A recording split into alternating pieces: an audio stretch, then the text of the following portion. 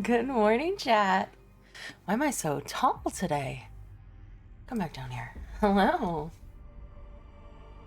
Good morning. Good morning, Gull, who's outside walking her dog and not listening to me. Good morning, Jean. Good morning, Robobo. Good morning, Ark. Yeah, Jean, unfortunately, we're cheese truthers here, and we think cheese is pointless. I say as I'm literally gonna have macaroni and cheese for lunch. So, Gull has to go out today. So we were like, she's getting blood work for just like general checkup stuff for the doctor next week. So she has to fast this morning. And I was like, well, you could grab breakfast on the way in. Because you can't have breakfast in the morning before she goes and gets her blood drawn. And she was like, oh, let's do Panera. And Panera just recently, like, revamped their menu. And I didn't even think they had breakfast.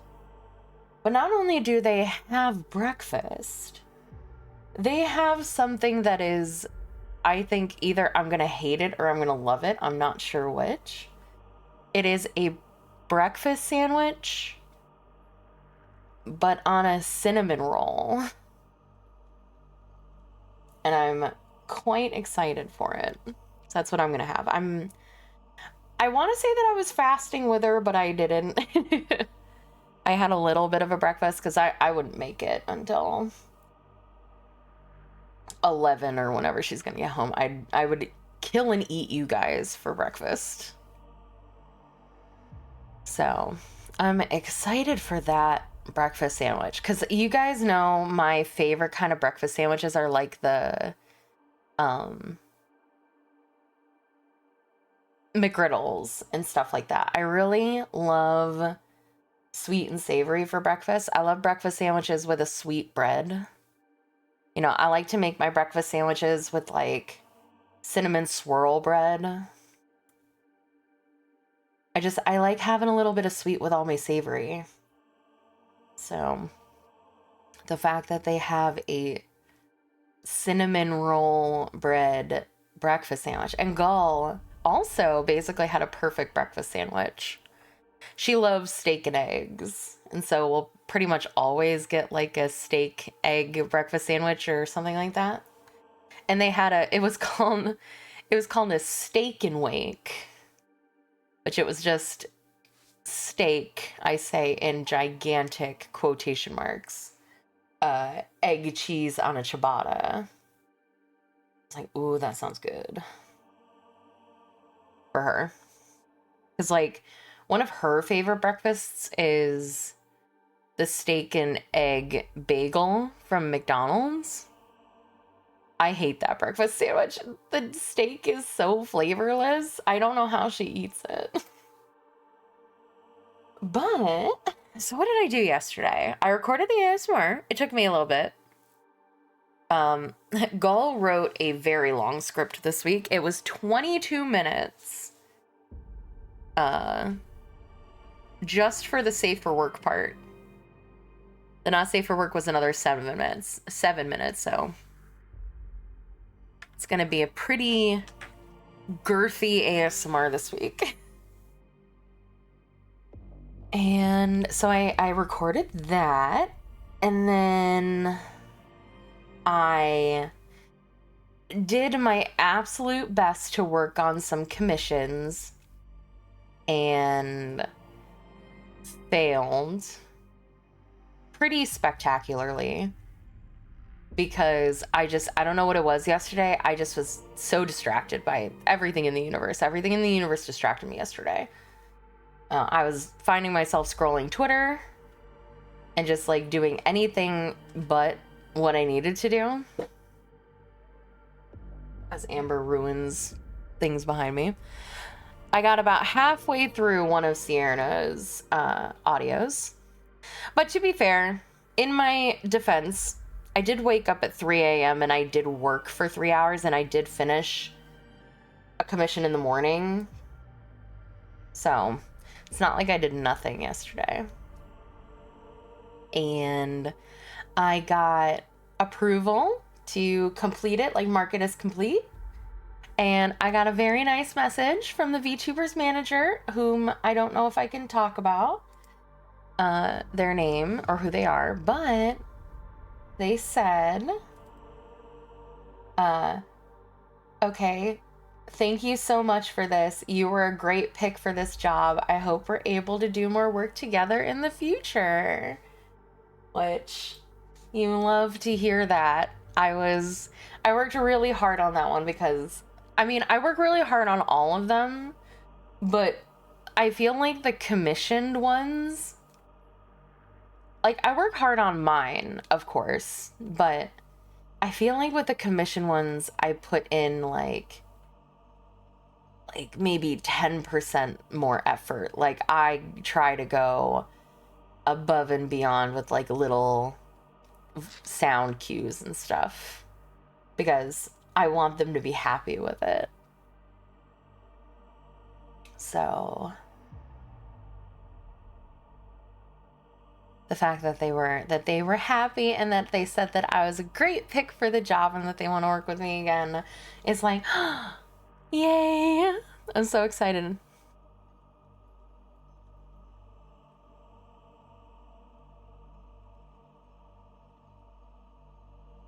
I'm just marking that off.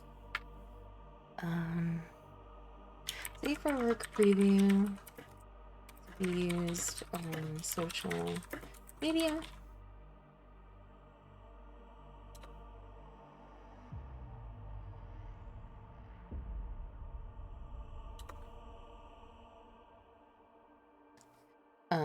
Wait, sorry. Project includes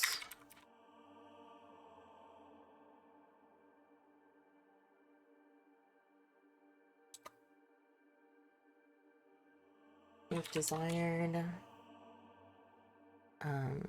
full audio mastering.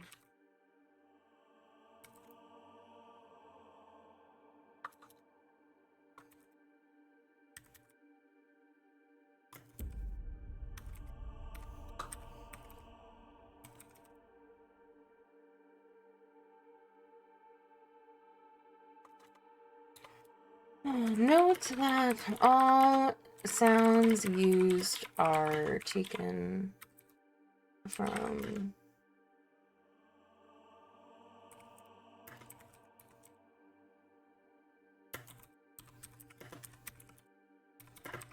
me and are covered by third-party attribution license. Here, spinning.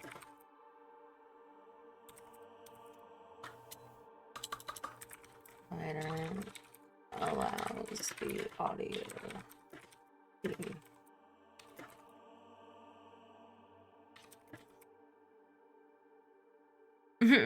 see, I'm not going to go into this again because I could go on a super long rant. But essentially, I agree that cheese is divine if it is the main ingredient. But if there is literally anything else, I think it's pointless. I think we think that we like it. I don't think that we do. I think that if you put cheese into things like, you know, sandwiches or like pastas with sauces and things like that, I think all they do is they add texture, they add thickness, they don't add flavor, and they do it. Yeah, because Jean is like, comes in here talking about cheese.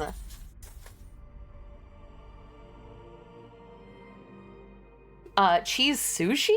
I don't think so, but yes, mac and cheese, grilled cheese, and cheese fondue. Like things where cheese is the main star. Absolutely. But like, I make the argument that cheese on tacos is pointless because there's so many other flavors going on.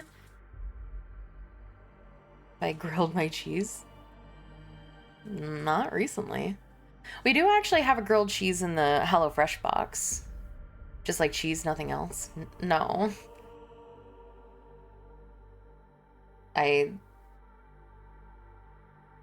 Cheese is so many calories that it's not worth it to do that. And like just putting cheese on a grill or like cooking it and flipping it, you don't get enough for it to be worth the caloric index that it in whatever. Anyway. No, I won't.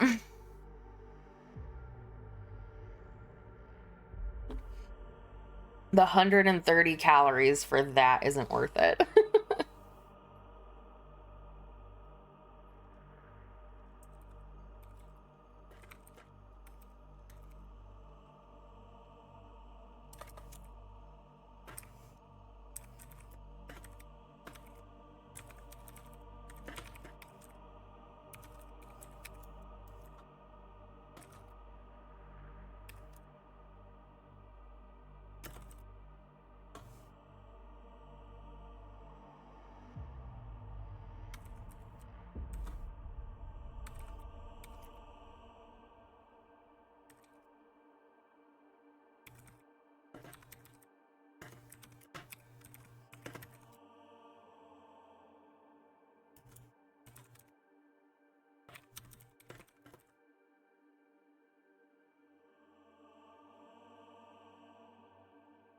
Ooh.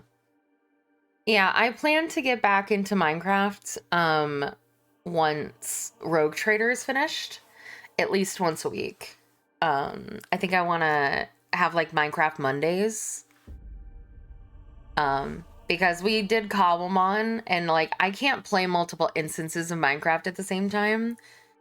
So we launched our Cobblemon server, so I was playing that, and then I started Rogue Trader, which has taken over my entire life. But once Rogue Trader is finished, I do intend to start doing like Minecraft on Mondays. Bye. Bye. Be safe.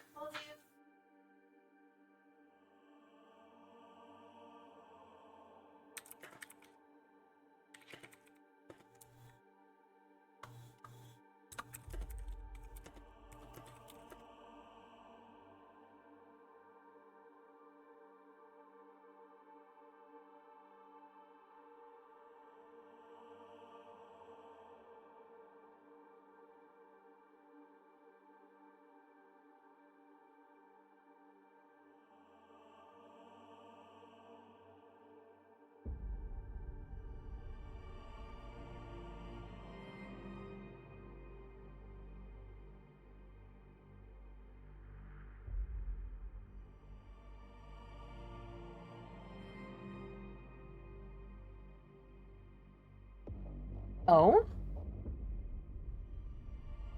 I'm about halfway in Rogue Trader. I don't believe you. All right, 1 second.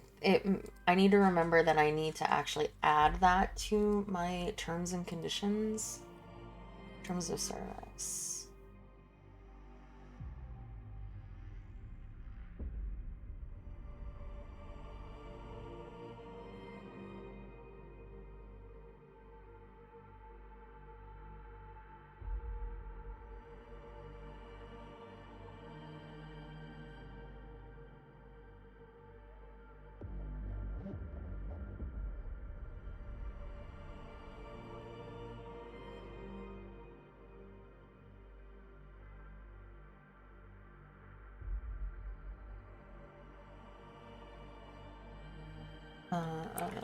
Complete.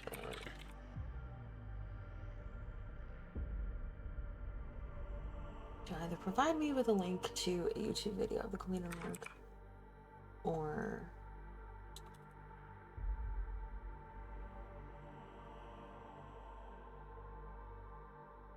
if they choose not to publish the work to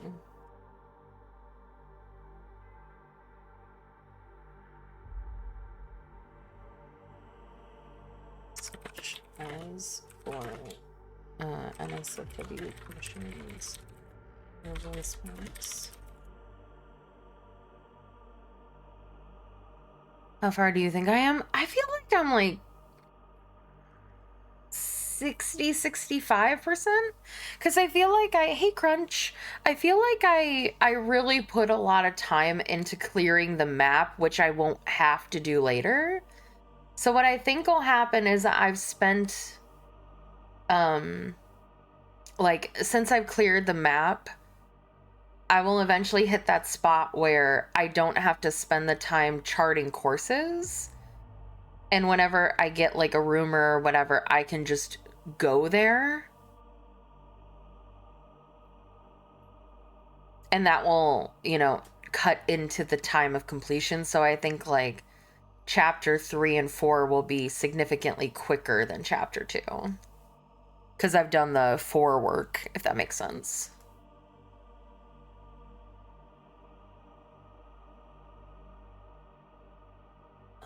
If they choose not to publish the work on to YouTube, such as for NSFW, the client consents that I may post a short review.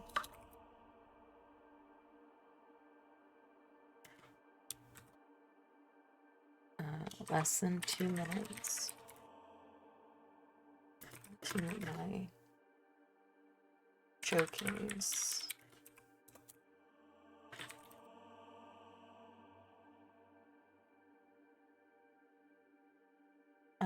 To my showcase YouTube channel. And the video may be privated or unlisted. Unlisted at the client's request. And with the sole purpose of displaying showcases in a region. What is the word for promotion? Unless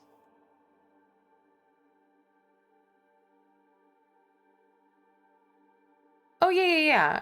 I looked up the I looked up the how long to beat, and it was 100 hours. Yeah. But I have like, I feel like I have 50, 60 hours in it already.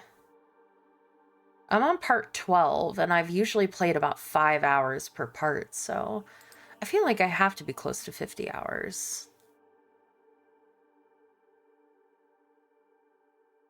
Yeah, I'm at 58 and a half hours, so like I said, about 60%, I feel like.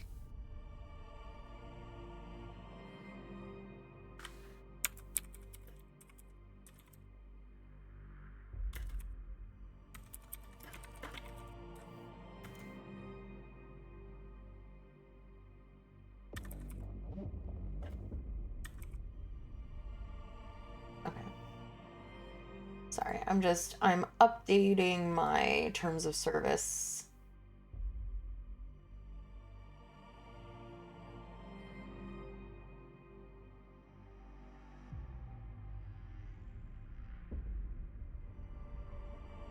Okay, and then I also want to add that into the, oh wait, not script. I did do this for...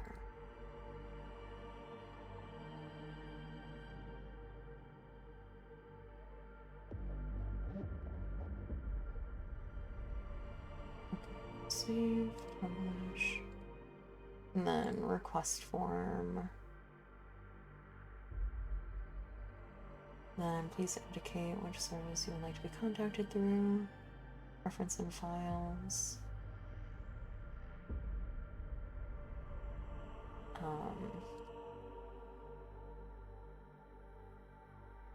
Let's see.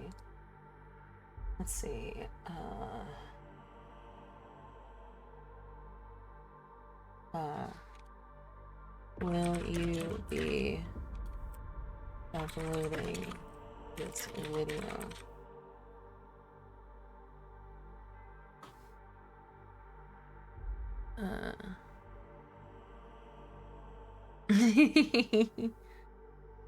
Okay.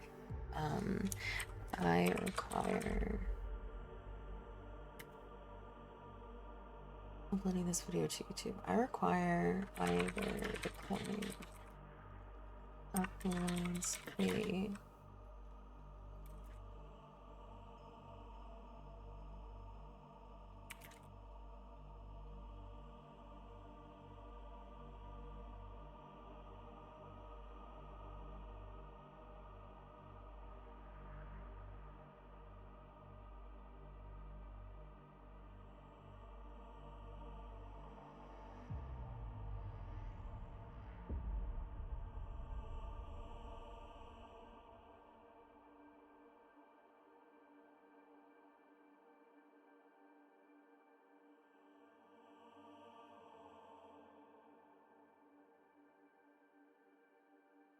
no, not profile, portfolio. Portfolio and verified showcases of region purposes.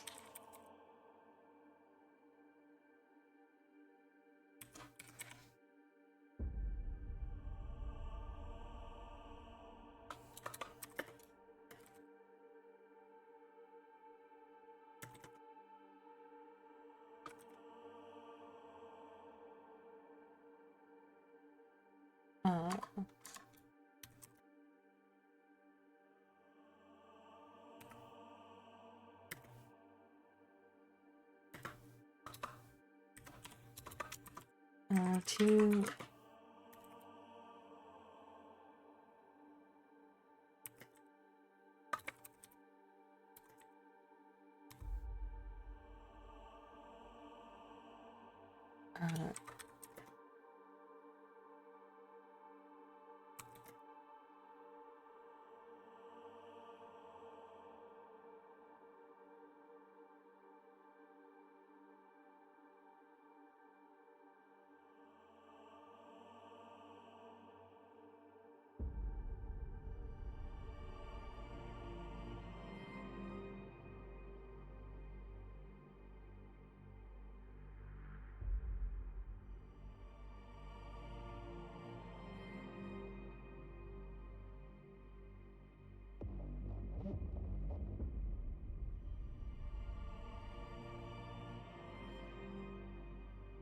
please provide links to raw audio files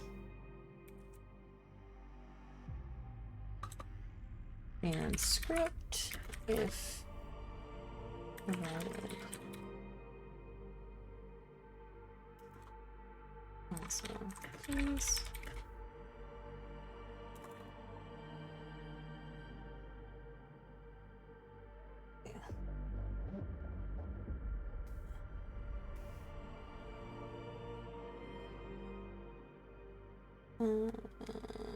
uploads.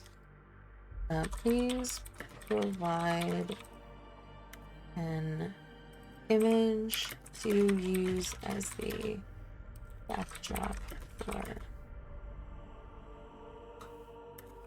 YouTube video if you select the option 2 above.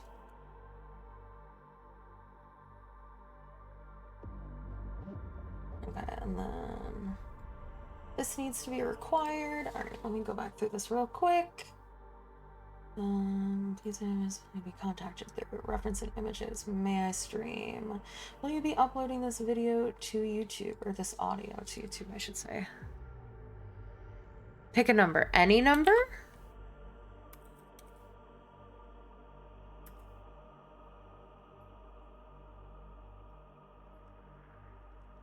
Hmm. 17.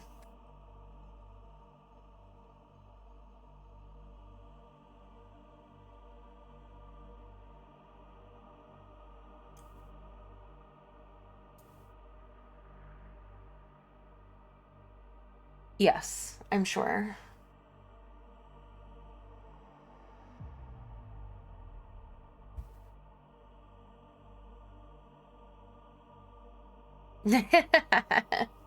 I had a feeling when you were like, "Are you sure?" I was like, "Ah." It's gonna be bits. I should have said 500,000.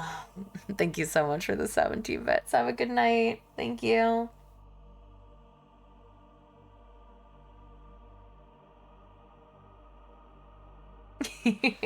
Have a good one.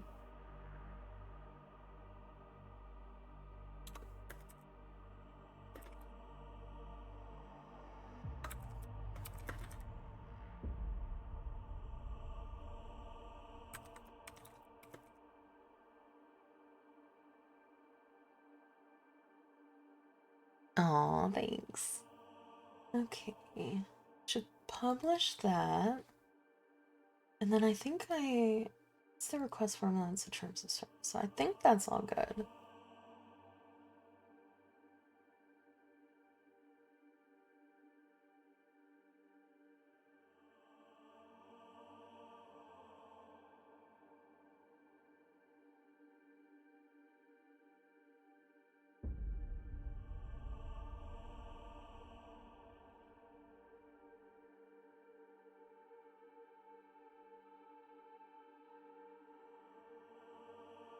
Wait. Did that not save what I... Did that... What? Me. Alright, hold on. I gotta do it again, apparently.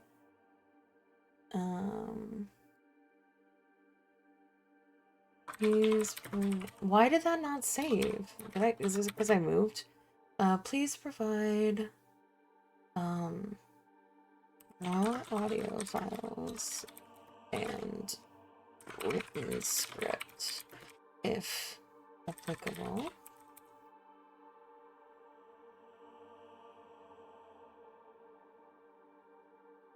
And then, oh, wait, that's not what I wanted. Hold on.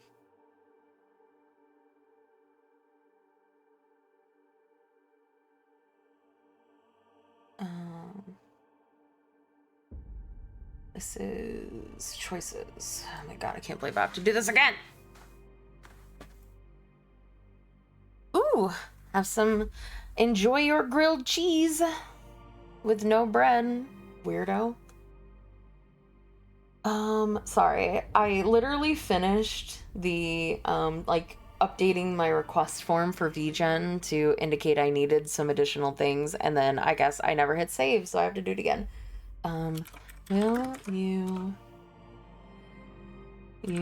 be uploading your audio to YouTube? I request either the client sends me a link to the uploaded audio through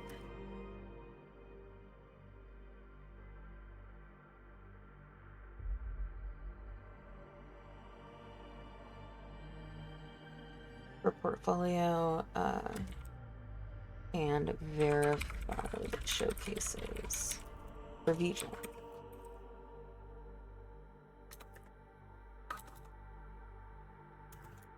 If you do not plan to upload the audio to YouTube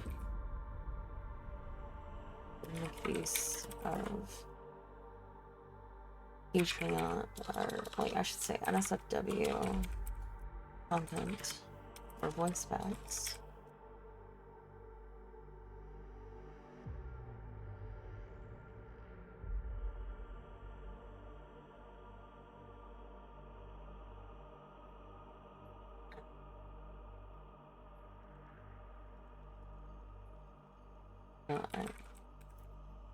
or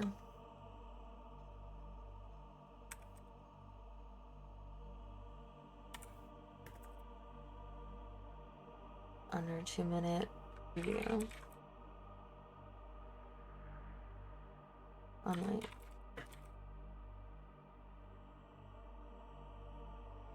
Video can be enlisted on client request.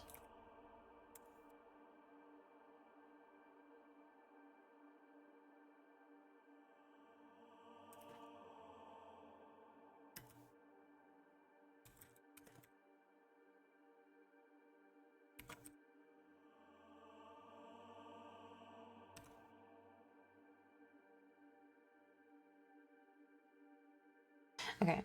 Yes. I agree.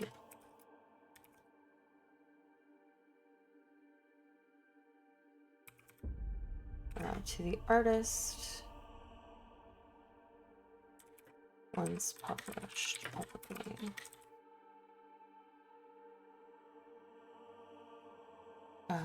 No, the artist. Hey, John! No, the artist may upload a...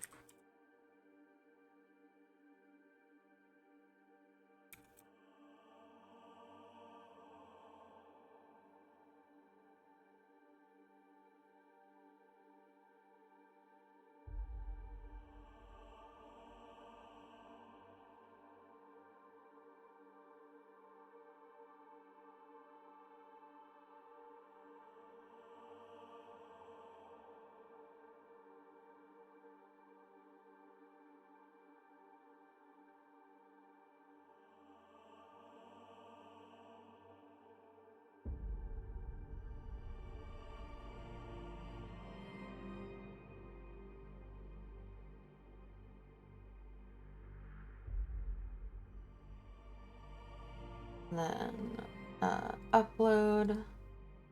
If you selected option 2 above, please provide an image to be used as backdrop.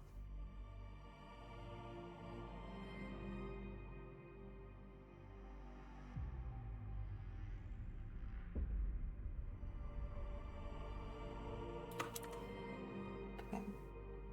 This needs to be marked as required, and then I save. Oh, man.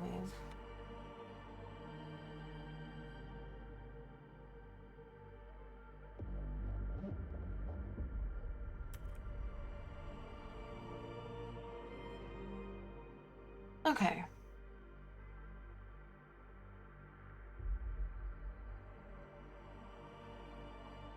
All right. Now it should be correct. Right? Yes, okay. Perfect. All right.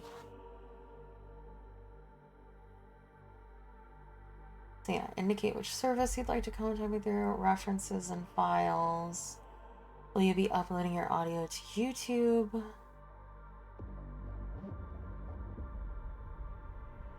No, not either.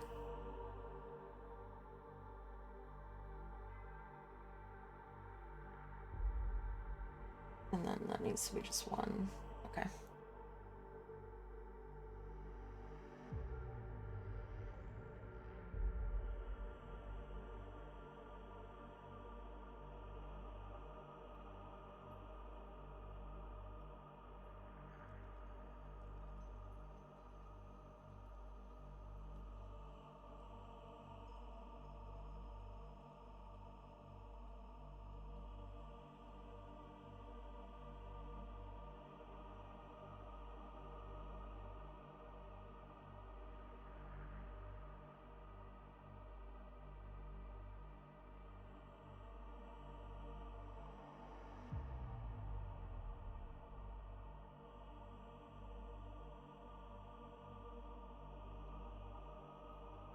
Or I should just copy this one.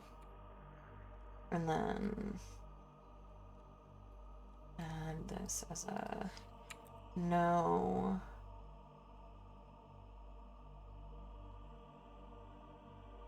Request the video be not unlisted. Okay. I think that's good.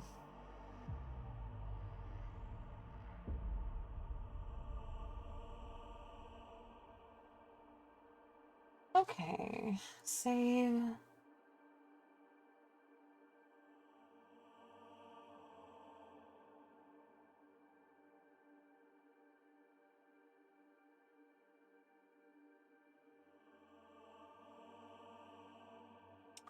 And then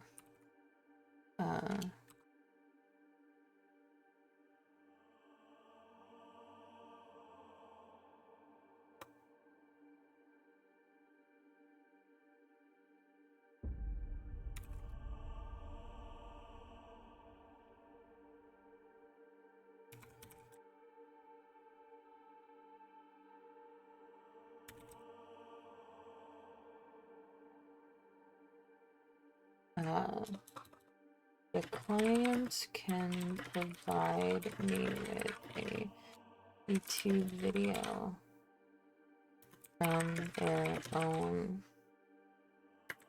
channel when published.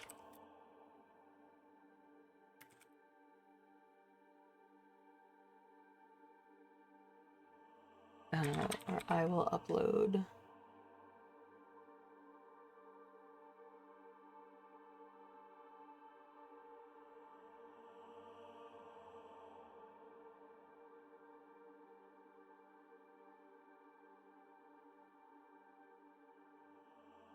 May include before, after examples, etc.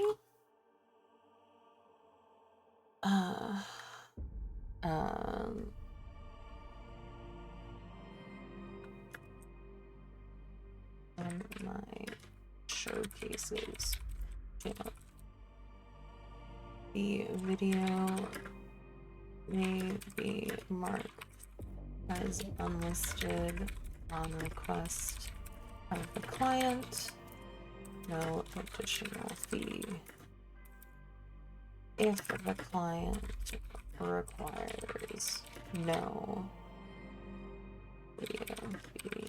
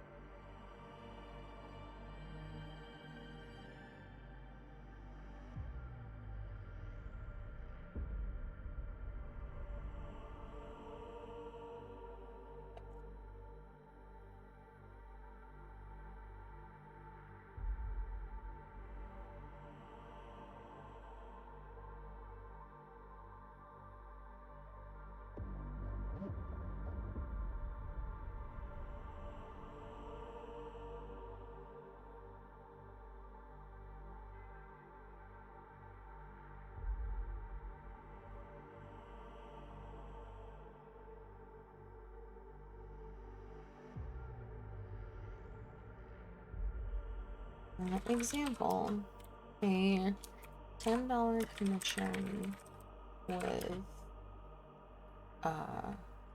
NSFW audio editing.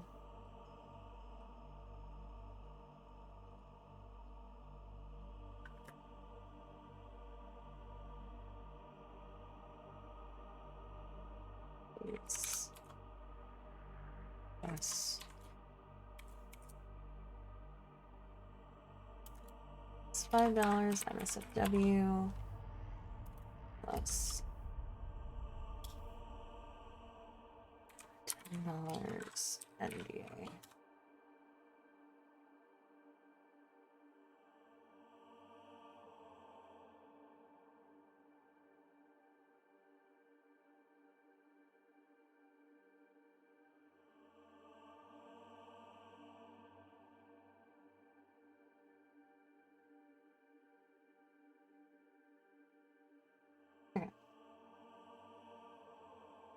I hope that saved that because I didn't go down to the bottom. And...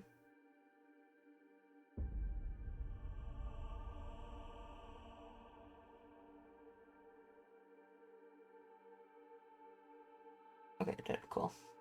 Alright, there isn't a bottom on here. Okay.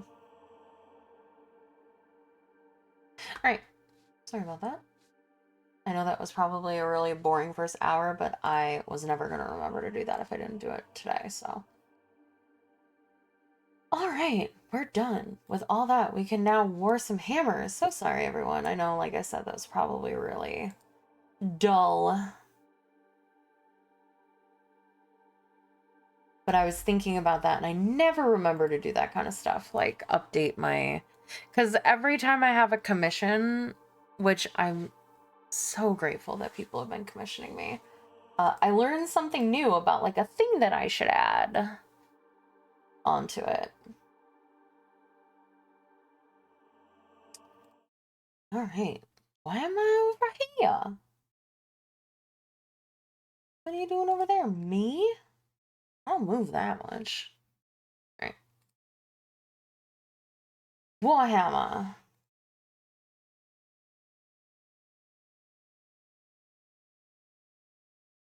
Or wait, war never changes.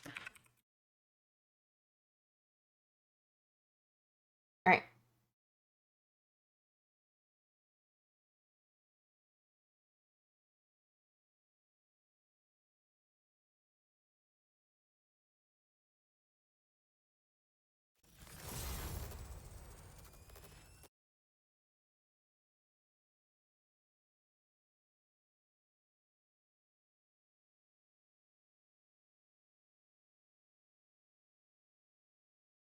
I need to turn off the ambience.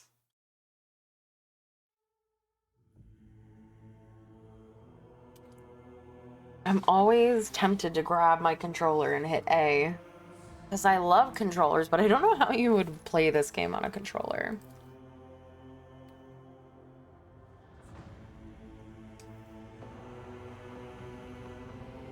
Also, Amber came up onto my desk like 3 times yesterday while I was editing.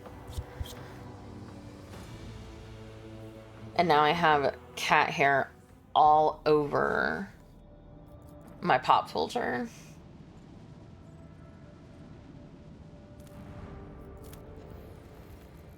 Begin scan. Dead world.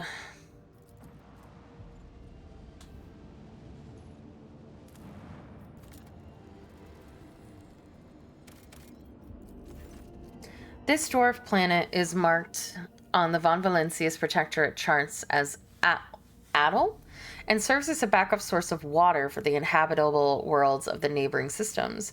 Due to the abundance of bacteria proliferating in the hydrosphere, the extraction of ice was stopped half a century ago. But much to your officer's surprise, the augurs detected an unidentified mining rig deep underground. Presumably, the excavation is aimed at extracting clay minerals near the planet's core, enriched with iron and other minerals. Send a scouting party. The extractium turns out to be Incendia Corda's latest investment, whose dimensity is located just within a few jumps from the Kranich system. While this world is of little value to the Von Valencia dynasty, your offers see this gesture as an attempt to test the boundaries of the newly minted rogue trader's leniency. The Seneschal considers this act unacceptable and insists on confiscating and rebasing this extractium that was illegally set up in Von Valencian territory. Magos Pascal notes the unusual composition of Atlal's core. Subsequent development will allow the extraction of rare refractory metals. Heeding his advice, the rogue trader decides to keep the extractium for herself. The rogue trader graciously allows Incendia Corda to feed on the crumbs unworthy of the Von Valencia dynasty attention.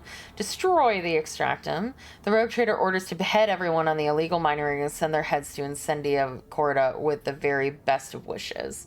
I mean, I'm always down for more stuff, so I'll go with what Pascal thinks. Your people easily assume control as the frightened workers, and the token security crew do not even attempt to resist. The extractium's machines are restarted shortly after. The amassed containers filled with precious ore are delivered to the flagship's cargo hold. Alright, sure. I'll put this down here, because it does have 3 instead of 2.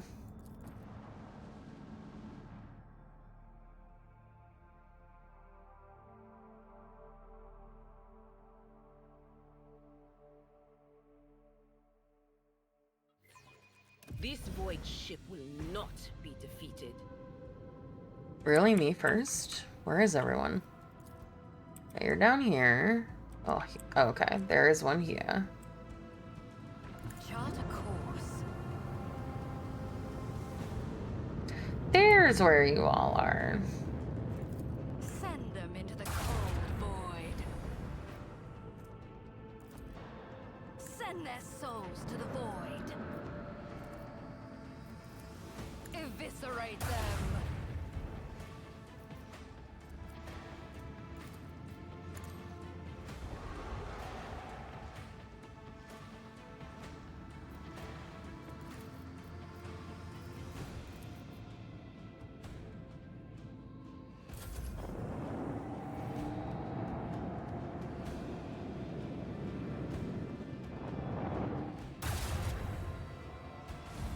I was about to say, yeah, they can shoot from far away. Sheesh.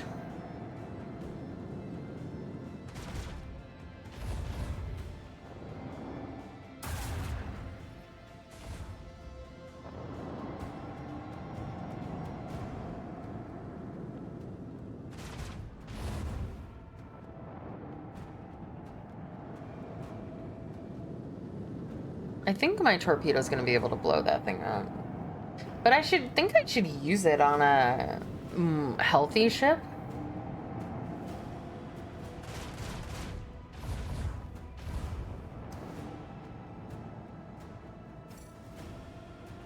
Oh, I actually can't. That's crazy. Yeah, I can't reach it. That's insane. I figured it could.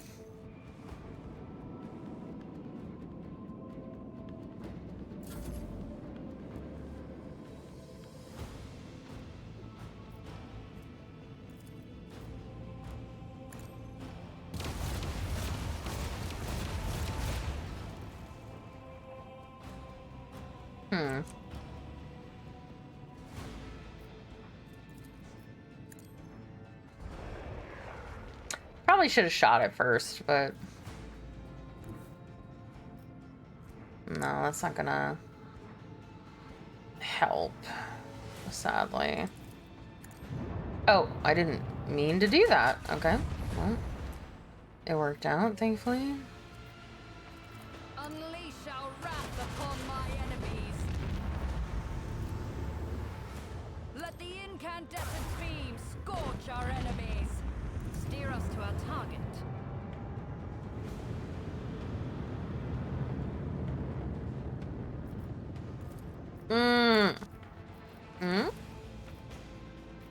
Yes.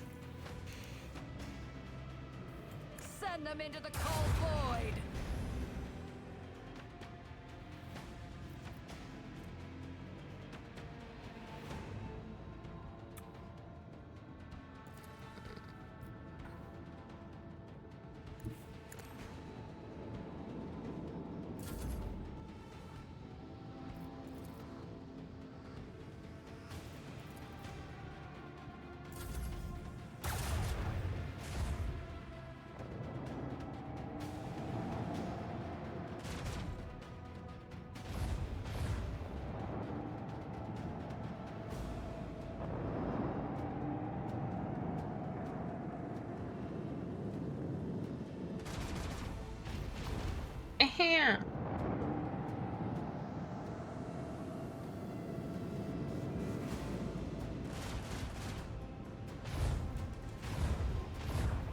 Nice.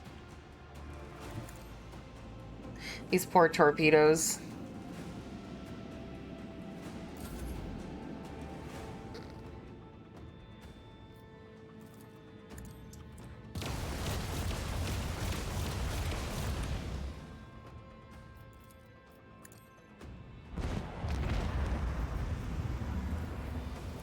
Macro cannons. Annihilate them. I Clap, clap, clap. supreme again. Ooh. I think that might be worth it.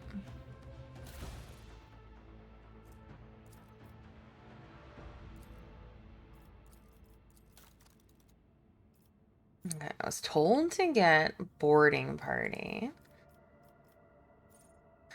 Torpedo tubes are really... Oh, I thought I got this last time. What did I get the time before? Or was it the... I don't know what I got.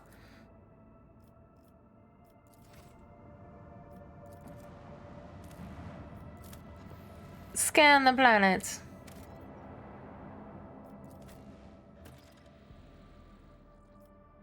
I must bring Heinrichs with me. Yes, yes. Oh, don't worry. I was always gonna bring you with me.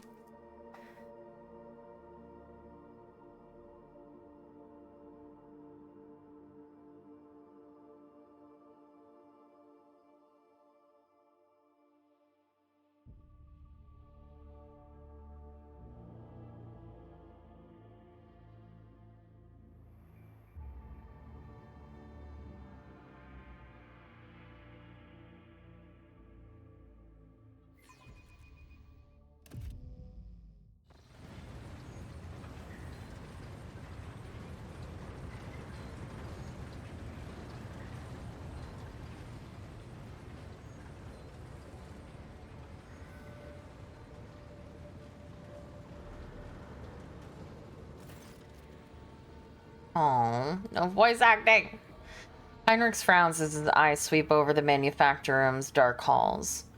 No solemn ceremony, no personal meeting with Magi. I fear we are too late, and we won't be dealing with clandestine heretics after all. Binaric arias of alarm stream out of Pascal's Vox synthesizer. In their neurotic, broken rhythm, you sense a call to arms and a warning of danger. Remind me, what is your mission? I assumed I would conduct an investigation and track down traces of the cult of the Final Dawn. I believe I can discard that plan now. Both the incident with the scrap code and the manner in which we are forced to land on Kiava Gamma indicates that the situation has taken a turn for the worst. Nevertheless, I must use this opportunity and try to determine what the cult was doing on an industrial world, and what specifically interested them in a planet full of sacred machines and servants of the Omnissiah. First, we must find someone who can tell us what's going on here. Heinrichs pauses, straining to hear something, if, that is, there's anyone left here to speak to. Any suggestions on how to proceed? To start, let's look around and find out why the arrival of the rogue trader did not elicit the usual fuss. To speak plainly, I would not count on a warm welcome at this rate. Better keep your weapon at the ready. We'll learn nothing by standing here. Let's go. The interrogator nods, continuing to stare into the surrounding gloom. Well, this is gonna happen on one of the planets, so I guess it's this one. Kind of sucks that it was on the like one of the planets that has two of my companions interested. Probably should have gone here first, but I didn't. Hello, corrupted starvator. Kiava Gamma.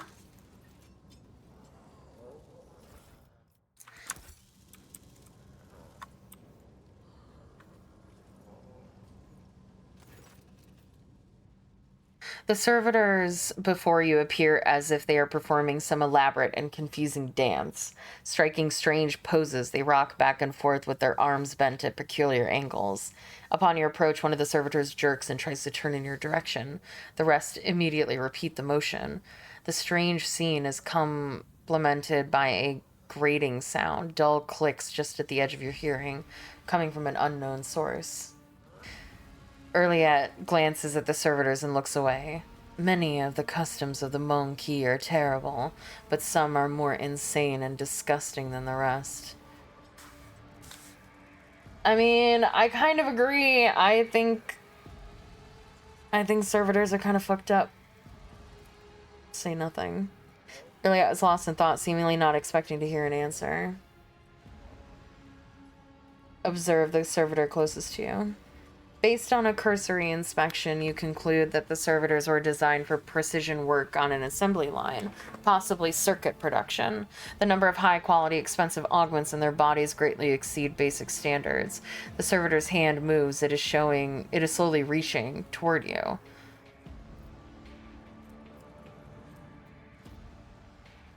Avoid its touch. Gently and swiftly you step away from the servitor. It stretches out its hand as if trying blindly to touch you in the space that you had already left, and stills once more. It seems its brain is incapable of quickly processing changes in its surrounding. Find the source of the repeated... Find the source of the clicking noise. Soon enough, you locate the source of the clicking. It's a pipe bomb! Yay!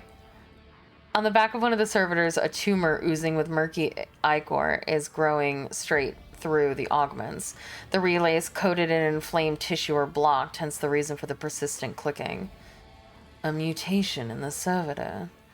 Tech priests typically reject the use of flawed soft tissue for their constructs. Perhaps something has caused this as aggressive growth, and quite recently. Cut away the tumor forming in the spinal conjugator. Without much difficulty, you cut the excess flesh from the mechanisms. The liberated relay lets out a rapid burst of clicks. Then a spark flashes before your eyes, and something begins to hum deep within the inside of the servitor's flesh. As if on cue, the servitors stop moving, lower their arms, and turn to you. Crew 24, second lane of the manufactorum, commencing work. State your request.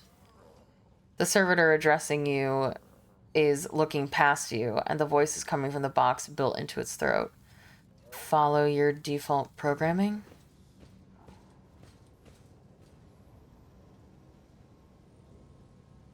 Are they with me now? Are they my friends? They are! They're my friends! The conjugator's panel has dozens of breakers, buttons, handles, switches, and other control mechanisms. View the log. You discover the local data crypt with contents collected by either previous operators or the machine spirit itself. Using your access, you study the archives and stored on this conjugator. View the first log data. Praise be to the Omnissiah, whose might and power transforms dead metal to make manifest the holy visions of the machine god. The new protocols received at the synod from the great fabricator censor have been executed, despite those who shuddered at the thought of changing a standard procedure. Embolden your hearts, those whose inner weaknesses breeds errors in personal calculations. For the fabricator censor is a conductor of the higher will and the wisest among us. View the second log data. Today, at the Supreme Assembly, the fabricator censor unsealed the vaults of the sacred designs and committed those deemed redundant or heretical to purifying disposal.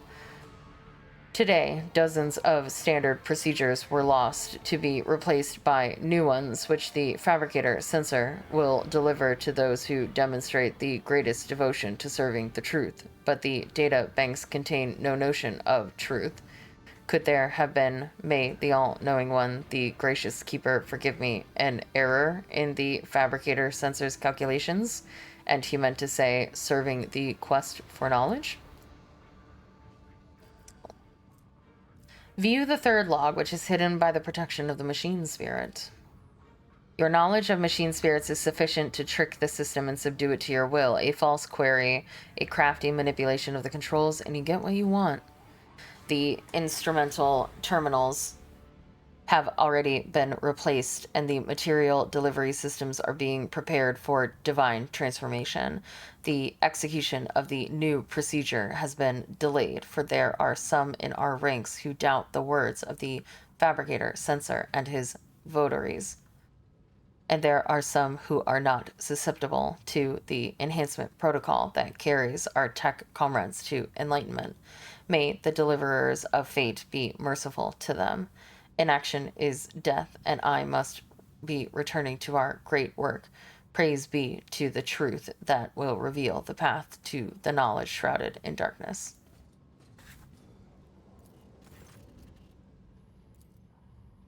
The content collected by either previous operators or the machine spirit itself. Using your access, you study the archives. The vast data repositories contain millions of strings related to receiving raw materials for processing, shipping processed metals, and schedules for sacred rituals to be performed over the machines coming off the production line.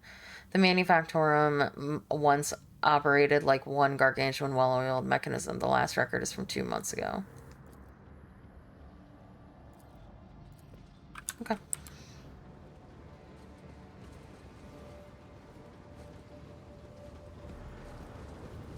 The world trembles beneath. Your mind is swathed in blue-grey smoke, Master Van Calox. A heavy color for heavy thoughts, I presume? You are a dangerous person, Lady Orcelia. Well, all navigators are, but your abilities place you in a special category. Stop flirting with each other! A massive cogwheel constantly drives the colossal gear system, which is lost in the haze. You hear dull thuds from within the thick metal, as if some process endlessly pounding is running in the depths of these pipes. Intriguing.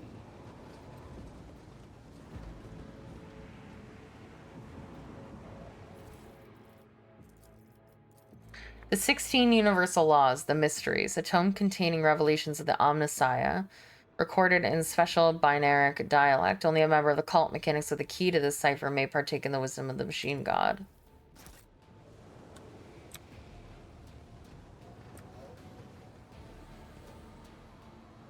Oh, there's a tech priest over here.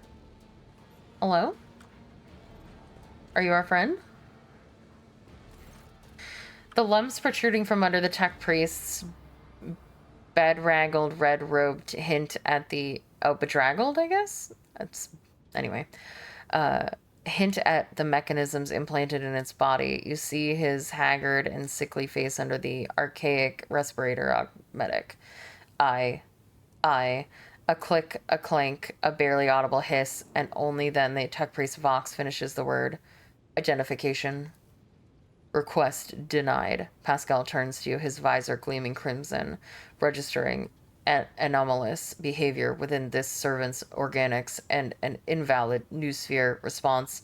This unit is compromised. Examine the tech priest. You carefully study the robe-clad figure. A black border of necrosis spreads out from under the tech priest's implants.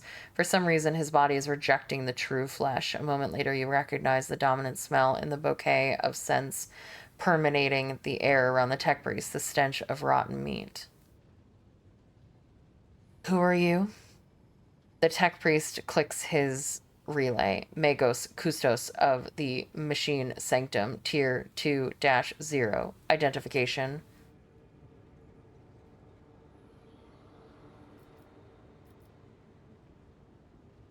What's happening on this planet? Why is the governor not responding to the ship's hails? What are heretic ships doing in the system? Denied. The irregularity demands execution of Protocol 39-42 in accordance with the Fabricator Censor's decree. I will not be doing anything until I meet with the Fabricator Censor. Anticipated process disrupted. Execution of disposal protocol recommended. The tech priest draws his weapon, and as his robe opens, your senses are hit by a fetid wave of rot. The absurdity of Well, your hello struggle there. amuses me.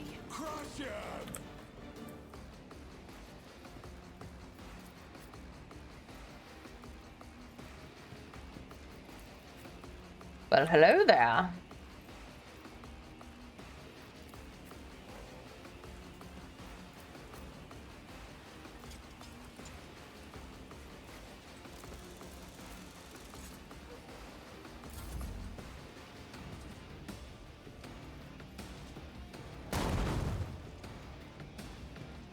Why are you like this? Will you quit that? Here we go. Ow!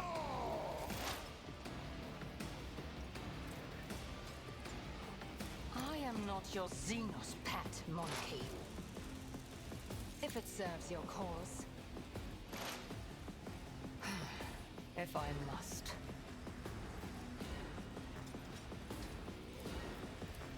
I am not your Xenos pet, monkey. Ancestors guide me. This tedium is beneath me. I understand your intent. Fortune favors the swift.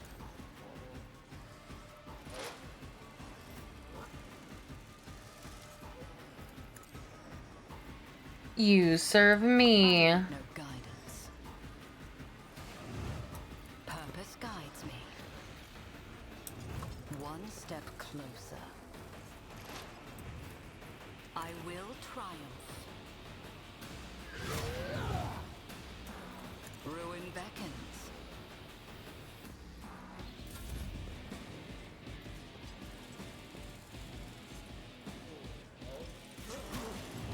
Nice. I've suffered worse.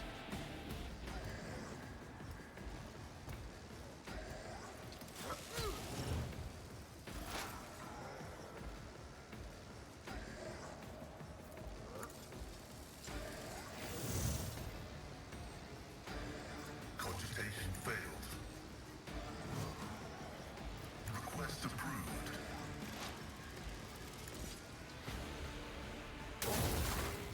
The order is contrary to dogmatic protocols.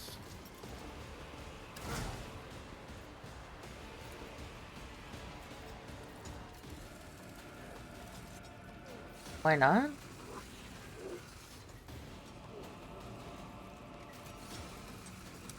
Is it just because I can't see them, or? I'm assuming it's because I can't see them. My vow is to serve.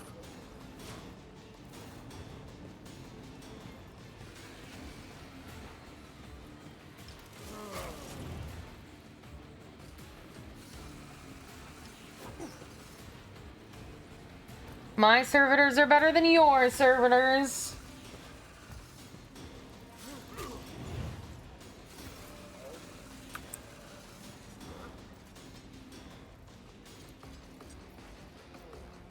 Isn't this a job for the serfs?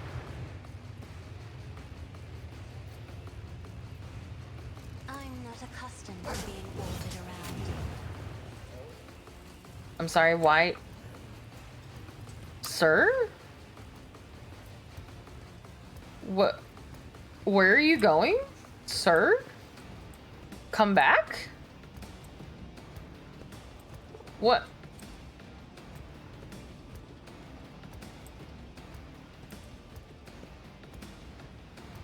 He's leaving?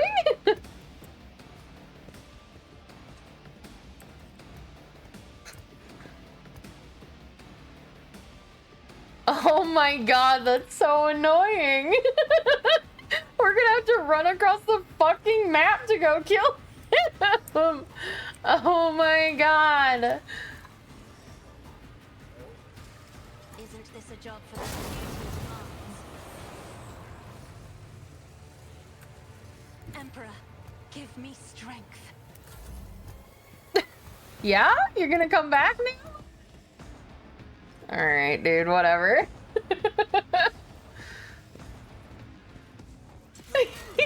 I don't know. I just... I didn't do anything. But of course, Lord Captain. Naturally. For the throne's glory. Let's see to it. But of course, the Inquisition sends their regards. Your reckoning, Well, I'll see our foes.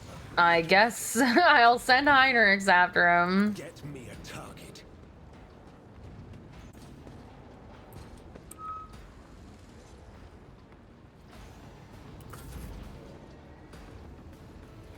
Hey, Beaches. I mean, to be fair, I haven't run into a whole lot of bugs, so I guess, you know. Running binaric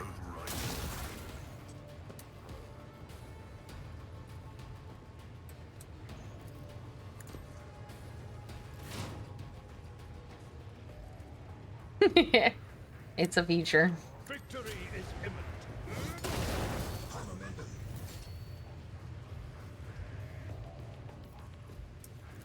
At your beck and call. Take care of this one. Indeed. At your beck and call. Someone else can do this.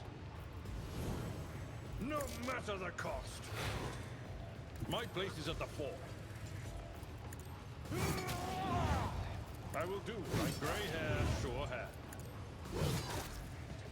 At your beck and call.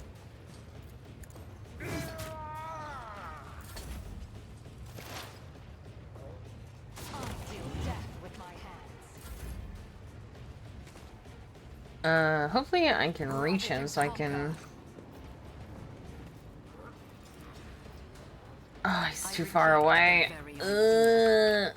Why am I so slow? Oh, wait. I have a thing. Hold on. Purpose guides me. I can give myself more movement speed I need no guidance. by buffing people. It comes in handy. Here, baby. You go after that rogue servitor that just ran across the planet. The Emperor is on our side.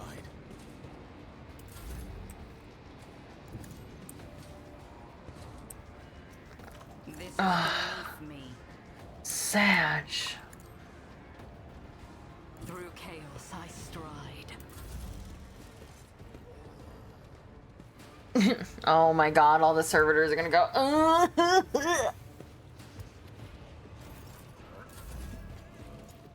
Heinrichs, please.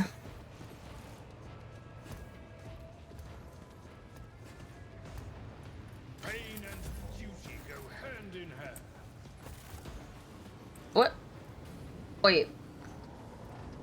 It ended? Where did the... Huh? I'm confused. The combat ended. True power. The servitor exploded, I guess?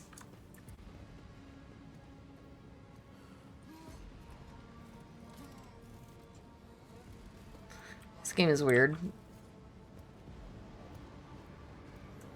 I don't even... Oh, all servitors don't have loot, but... What a weird game.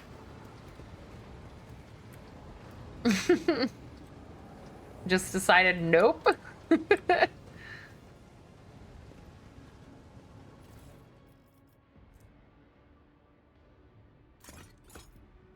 I mean, that's not going to be better than what he has, so...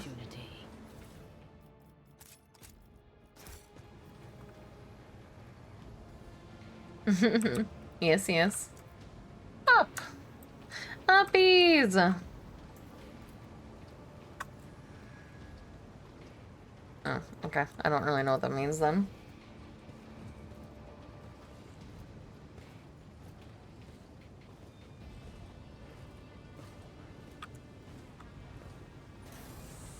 I had to wait for the fucking servitors, oh my god. I guess I'm okay. I was like, I guess I'm going into the abyss now. I'm spooked by this game right now, so I'm gonna hit save just in case. The world None will are bow. better at searching. There.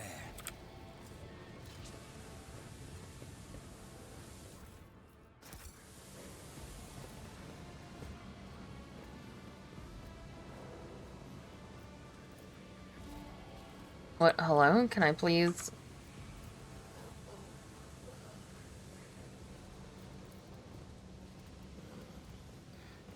These goddamn servitors. I hate you. Oh, it's on the other side. Okay, sorry. I thought it was up in the air. Blood mixed with machine oil is barely visible on the dark floor. I tread a path unexpected. Ow, I was gonna say, I thought that was bad. Choking me. What is happening? I literally clicked over here. Come here. Oh, I somehow unclicked people. How is this happening? Oh my god. Alright. Wait. Your service. You have work to do now. Fix Heinrichs Your first. assistance is much appreciated. Let me help Do you Wait. require inquisitorial approval? No. Yes.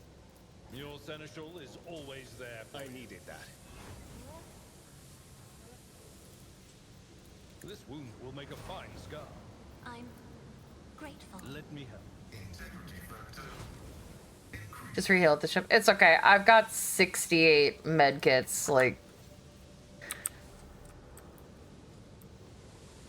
I'm okay with using some here. Oh, I didn't. Oh, fuck. This place sucks. I've suffered worse. Oh my god, fuck it. I'm just brute forcing. I don't care. I get it. Ow. Dark Pat. The fucking servitors. Oh my god, I hate you all. I can't even read the text. Dark patches can be seen on the floor. They are smudged as though someone walked through. Walked through what? Walked through what? On the way to the footbridge.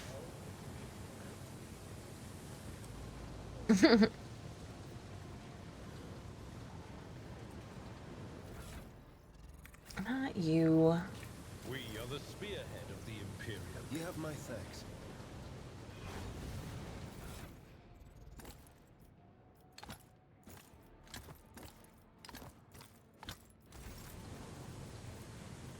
This wound will make a fine Might as well use my medkits. The healing is much appreciated. Let me help.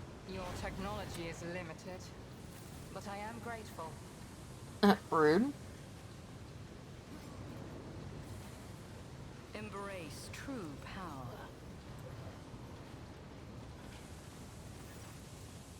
A small, heavily augmented man in a filthy, tattered robe stands before you. As you approach, he hesitantly looks up at you, his eyes filled with horror.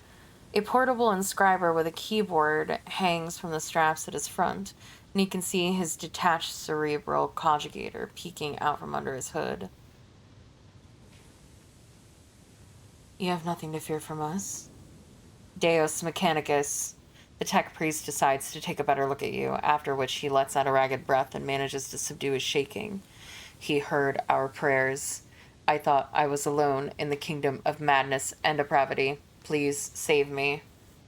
Tell us who you are and what happened to you. I am Manufacturer Lex Mechanic Zeta-86. I performed the rituals for the machine spirits of Foundry 9-5 up until we started going mad.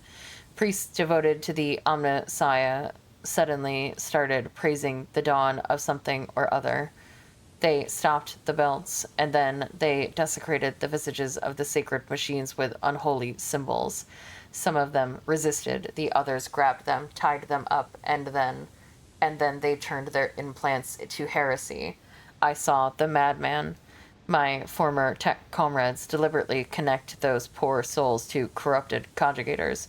I watched as they were infected with the scrap code and did nothing to stop them. I am recording a violation of the commandment of thine own forge, be a true sentinel.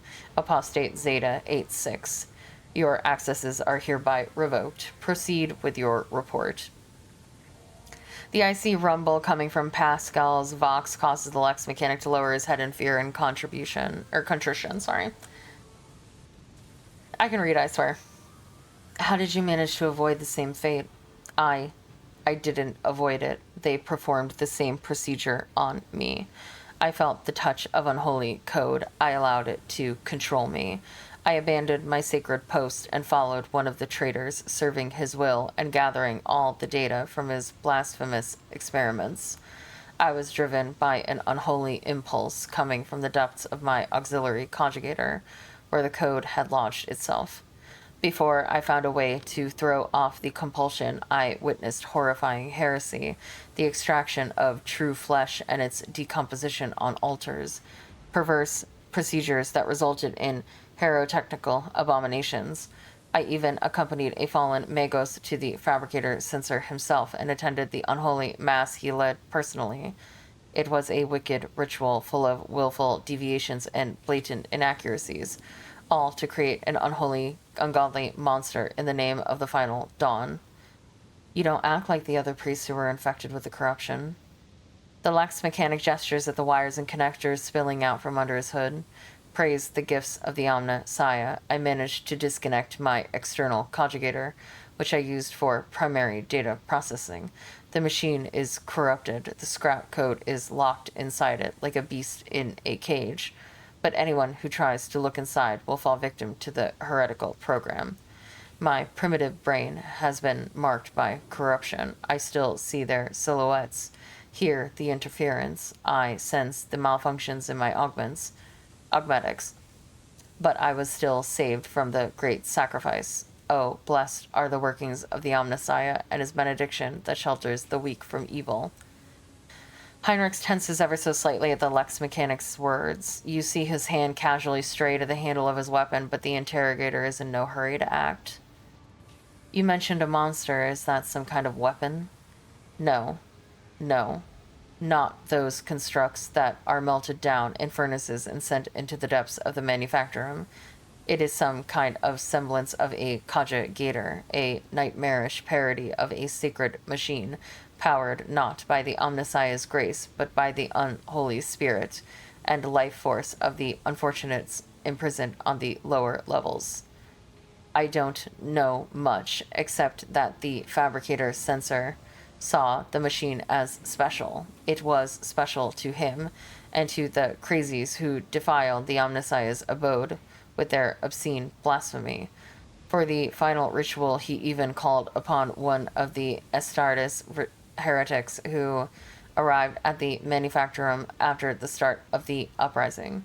He did something terrible, and only after that were they able to switch the machine on. It is a true abomination. Even standing near it is unbearable. I believe that even those who have been deprived of the Omnissiah's grace still feel its influence on them. Its monstrous power utilized for unholy computations and chaotic calculations. Whatever that conjugator might spew out at the end of its cycle, no righteous soul should accept its heinous offering. How did your crazed comrades behave? Like the grace of the Omnissiah had left them entirely, replacing free thought and progress with blackest corruption. I witnessed them desecrating structures blessed by the fabricator censor himself, though what do the blessings of that rotten traitor count for now? Like men possessed, they sent... Wow. Like men possessed, they set upon the sacred instruments and assembled shells and nodes that didn't match any diagram or blueprint I'd ever seen. Sacrilege. You mentioned someone imprisoned on the lower levels? The lay servants of the main units, they live in isolated segments under the sacred machine halls. I heard they were locked in there after the takeover when my crazed... I mean, I always was.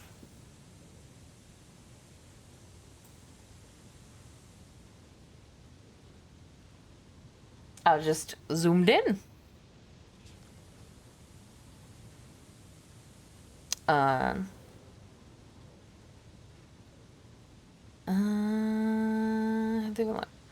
Then my crazed brethren changed the system for disposing of slag waste and covered the machines in cursed symbols. The Lex mechanic hesitates.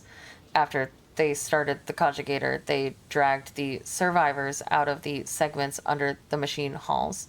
Well, what the survivors had turned into. You demonstrate exceptional powers of observation and recall for someone who just happened to survive. I'm a Lex mechanic. Gathering data is the purpose of my existence. That's even what they used me for. He trails off belatedly, understanding the subtext of the interrogator's words. They used me against my will. The scrap code turns everyone into their slave. Before I rid myself of the conjugator, I was forced to serve alongside those who perpetrated these atrocities and witnessed their obscenities. What do you make of it? The interrogator tilts his head. Servant of the Omnissiah, I must know more about the final dawn, the fabricator censor, his mass, and what about this machine as well. I could give you the coordinates, but the Lex mechanic drops his head. Even though I was present for many blasphemies committed by those heretics, all the details that were captured and processed by my true flesh are in the augmetic that was corrupted by the scrap code. I am convinced that if I hadn't fought off that foreign compulsion in time, I would have been doomed. The corruption would have spread to my biological conjugators as well. The Lex Mechanics taps a finger on the device hanging from his ear on several wires. I swear that no devout priest should come into contact with what's hidden in the once sacred device. Heinrich's expression shifts as he stares intently at the disconnected implant and the still intact connectors protruding from under the Lex Mechanic's collar. The corner of his mouth twitches involuntarily. Abelard notices the look. What am I? Abelard. What is he think? Is he thinking about connecting it to himself? No, right? That's not possible. What are you thinking? Heinrich does not speak for several seconds, gritting his teeth. Then, in a meditative tone, as though he is musing aloud, he addresses the Lex Mechanic. There may be a way to retrieve the conjugator's contents via another device. The Lex Mechanic shakes his head in reproach. Even if the very idea of exposing a holy machine to the scrap code wasn't profane in itself, my augmetics are not universally compatible. They cannot be connected to another machine's spirit. They were created to interact within the system of my true flesh, to innervate my compulsor unit and output data via the inscriber. Once I am safe, I swear that I will immediately perform a cleansing rite and destroy. In other words, there is only one way to extract the data stored in the conjugator. What are you talking about? If we connect the conjugator to the augmetic systems, the Lex Mechanic will serve as a conduit for transmitting the data. We will learn the details, even if they are incomplete, of the things he saw and heard, but is now unable to recall.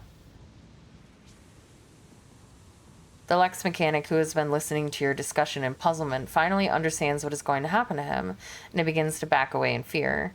No, anything but that. I'll die. No, it'll be worse than that. I'll succumb to the corruption. I'm begging you, please, I'd rather be burned as a heretic than have the scrap code in my biological conjugator. At these words, Heinrich pauses for a fraction of a second, almost as if he's reconsidering. I told you, chat, I can change him. I can fix him. He's fixable.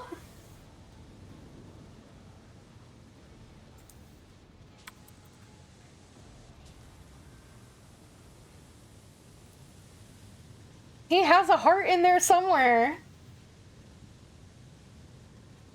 In failing to offer any resistance against the enemies of the Omnissiah, Unit Zeta 86 lost the grace of his machine rank and was recategorized as a resource of the manufacturer. The defilement and torment of said resource, if committed to advance the struggle against the heresy, will not be deemed an apostasy or malfaction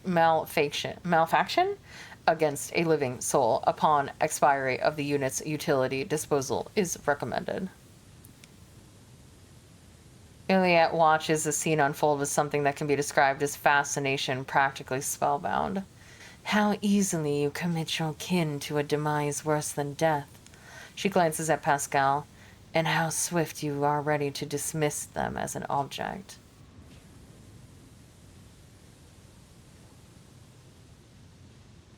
I mean,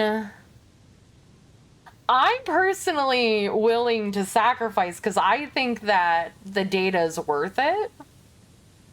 But the fact that Heinrichs is hesitating makes me want to, like, cultivate that. I can fix him.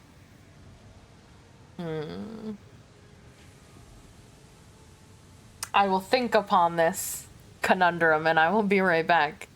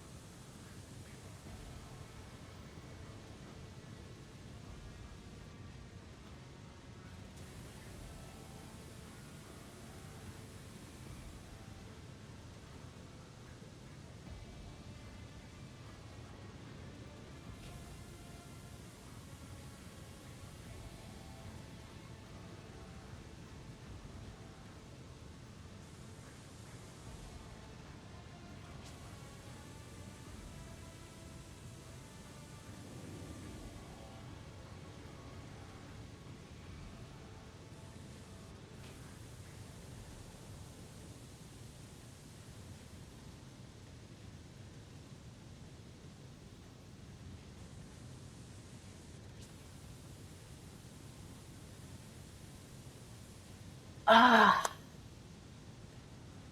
What do I do?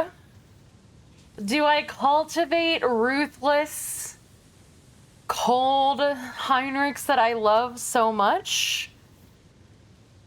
Or do I try to change him to be a softer person?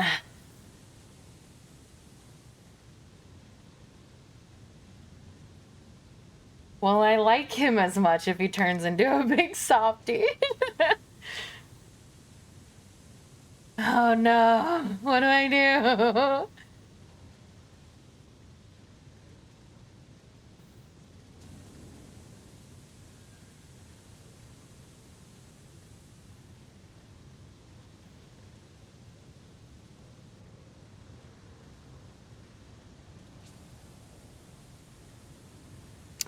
I'm legitimately struggling with this. Because, again, with Dogmatic, I'm definitely a sacrifice the few for the many kind in like games like this. Where I'm like, yeah, sacrificing this one fucking nameless guy in order to potentially get information, absolutely worth it. And also, potentiality for, like, I really love Heinrich's original, like, character of, like, cold and ruthless. Like, I love that archetype. But, you know, I also, when I play games like this, I absolutely like to follow what the character wants, like the NPC would want. I don't like to, like, I usually will bake decisions, even if they're contrary to how I played before, or even if I don't agree with it, if the companion, like, actively requests it. I did it with, no spoilers, I did it with what Karlach's story was in Baldur's Gate 3. Even though I very much wanted to do something different, I followed her wishes for her story. And I did the same with fucking, I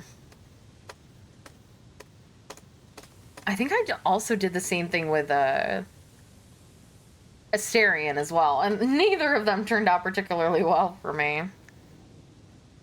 Because I'm always, like, basically, like, I'm very free, like, pro-choice, or free choice, I mean, or free will. I'm getting all confused. I'm very free will, where I'm, like, I'm also pro-choice, but I'm very free will, where I'm, like, even if I don't agree with your decision, I will support you. Because I think it's important for people to make mistakes in their lives and to learn from it, rather than have someone, like, dictate everything that they do.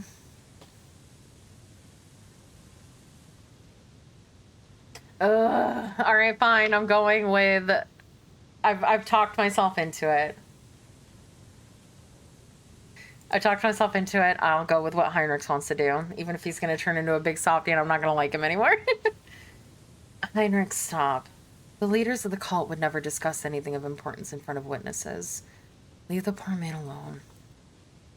We need to know where the conjugator is. Even if the heretics' conversations are unimportant, I must know why the machine was so valuable to them. I'll tell you. The Lex mechanic rummages in his ragged clothes until he produces a scrap of parchment. A different augmetic is responsible for my muscle memory. It has a data storage too. I remember where I walked and what I pressed with my fingers. Here are the coordinates and the code. It's probably the code to the bay. He scratches out the numbers with his fingernail and passes the parchment to Heinrich's. Heinrich's eyes bore into the smaller man's. At last, having reached some conclusion, he turns to you. He is a subject of your will, Celine. It is for you to decide his fate.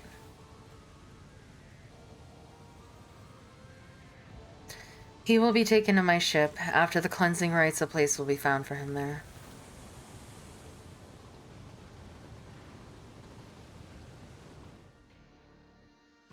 The Lex mechanic is given the shuttle coordinates and hurries away. Heinrich watches him go, then looks at you. Excessive kindness, Celine, gets good people into trouble. Let's hope that the corruption only affected...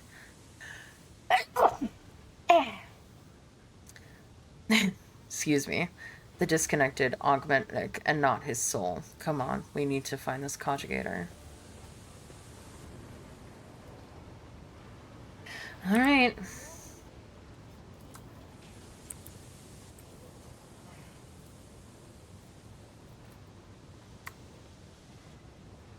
This explorator is blessed with multifunctionality. Ballistics and crit damage. What do...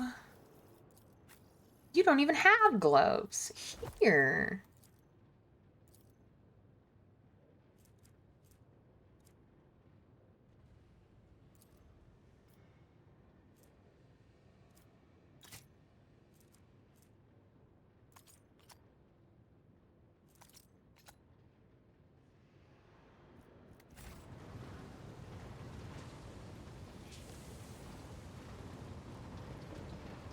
Let's seize Oh. the opportunity. Wait, what? Oh. I wouldn't have even thought you could come here. Gosh, you guys are so fast. Oh. An expected result. Have I been here before? That's where we were before, right? Yeah.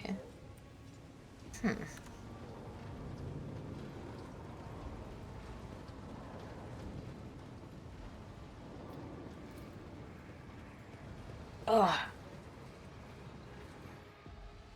I probably lose my servitors doing this, though.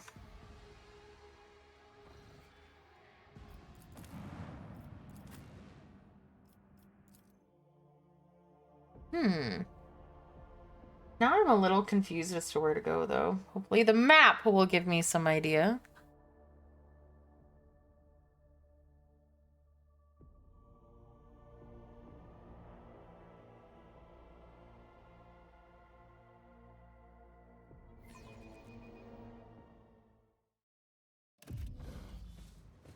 Oh, no, I do have my servitors. They didn't heal, though. Understandable.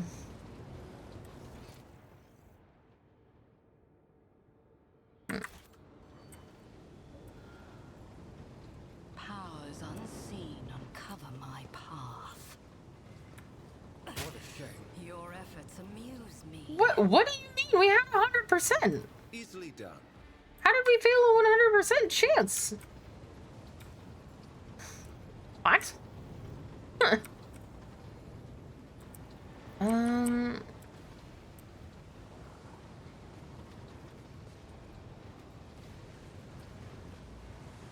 Yeah, this is where I found the... No, yeah. Oh, okay. Ah, I'm confused. Where am I going?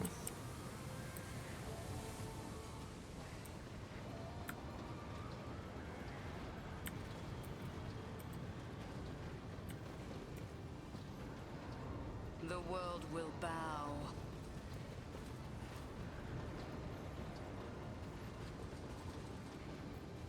Compared to naval service, that was barely a challenge.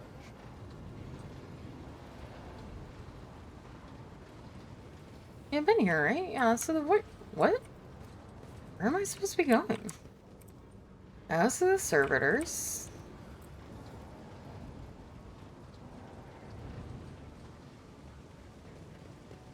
There's...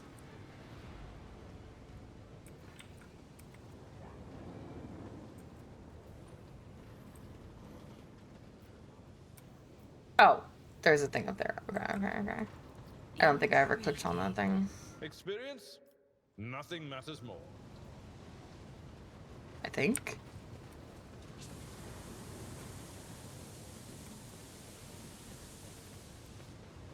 Did I come over here for no reason? Other than that?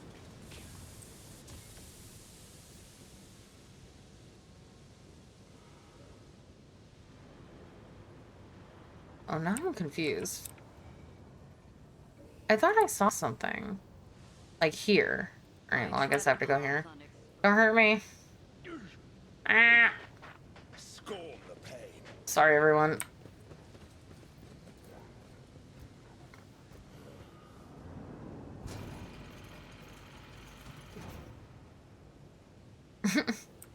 Sorry. Did I ever go over here? Yeah, I did, because it was the lore warp, but I was like, huh?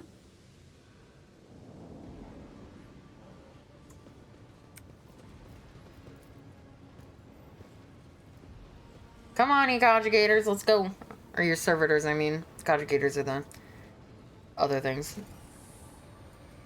Alright, we have to go back to the ship and heal again, because your captain's an idiot that refuses to be patient. The world trembles beneath my feet.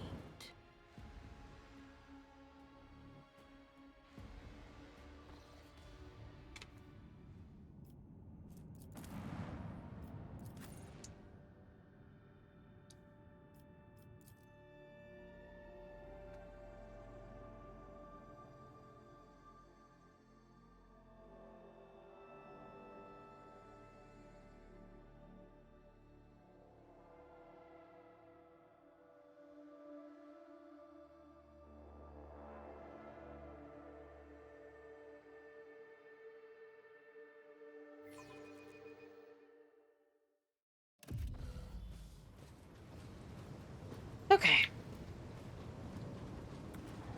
I have healed. We took a nap. Henrix and I cuddled for a bit. We all feel much better.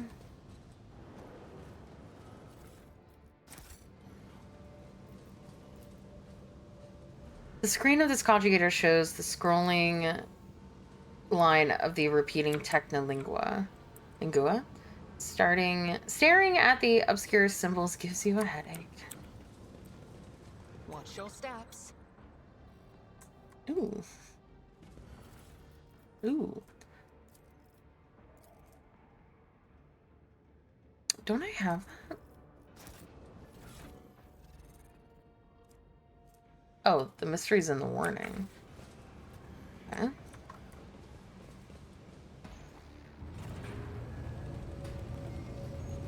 Oh.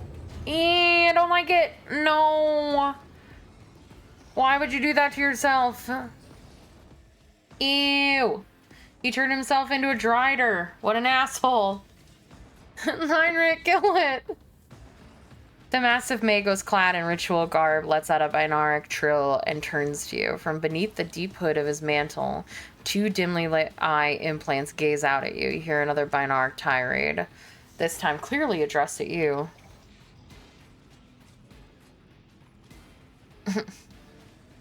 What's the matter, little tin comrade? Implants on the blink? Forgotten how to speak properly? You dare address me in the vile tongue of savages, me, the steward of Kiava Gamma, lord of the machine world? Kneel, pathetic spawn, if you seek swift disposal.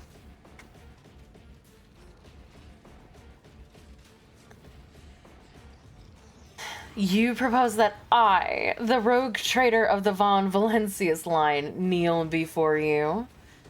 I'm giving you 5 minutes. No, not to beg forgiveness, to speak your last words and to offer your last confession. You are one of the troglodytes who once had the gall to oppress my comrades and resist my will. A messenger from the barbarian who drank the sacred unguents bestowed upon her through others' toil. Very well, then your appearance is the perfect opportunity to teach your ilk a lesson. My name is Cubus Delphim. I once held the title of Fabricator Censor of the Kiava Gamma Manufactorum, but I rejected it, along with the other fetters that hindered progress. Once my faith was flawed and led naive fools from the cult mechanicus into the darkness of ignorance. Now I am this world's master and serve the true gods. You tread upon their territory, and you do not number among their legion servants. Therefore, you must be subject to immediate disposal. As the senior functioning member of the priesthood of Mars, I, Magos Explorator Pascal Hinuman, declared this temple to the machine god compromised and forthwith forbid all service within it. I dethrone the fabricator censor, the ignorant heretic who has betrayed the Omnissiah and condemned as anathema any and all standard procedures implemented by him. Let the cycle of the blasphemous operations he has put in motion be discontinued. Pascal switches to binaric, and you hear dissonance burgeoning in the depths of the Forge Cathedral. Some of the giant mechanisms heed his order and go still, while others, obeying the fabricator sensor's will, continue their work. Crashes, explosions, and the clanging of crumpling metal signify that some dissent among the machines has interrupted the manufacturer's production cycle. Hanuman, liar, you are not him. Demence Hanuman obeys me. His mind is open to the voices of the void, and the scrap code he created protects my world. And I'll not have you, rusted refuse from the misfit caste of explorators, call me ignorant.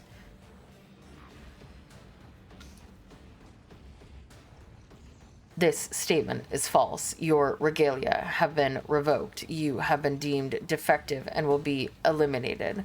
Pascal turns to you and says dryly, initiating heretic search designation, Demence Hanuman.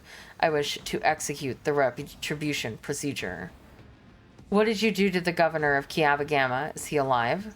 The removal of unserviceable artifacts was the first step toward retooling this world. Only my tech comrades heeded the call of truth that reached into their cognigators and allowed them to pierce the veil of empty dogmas. Poor old Gaprak. 10 or so years back, he told me he felt uneasy in the presence of the tin can comrades. I mean, the esteemed Adeptus Mechanicus. He casually complained about not having been dealt a normal planet. I'll have to honor his memory with a prayer once we have finished purging this place. Abelard brandishes his weapon. Thankfully, the fabricator censor here did not require my coercion to confess to treason. So you've traded one master for another. I would have accepted a fabricator censor to be smarter than that. The fabricator censor Vox lets out a piercing, barely audible sound that makes your inside shudder. I will rip out your spinal column and braid it around my staff, you arrogant creature. This is my world, and it will serve only me.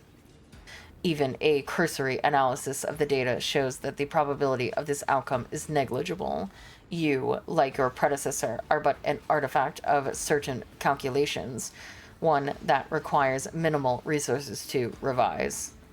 I do not know if I have ever seen anything more bizarre than two Monkey vying to prove who possesses the greatest hubris.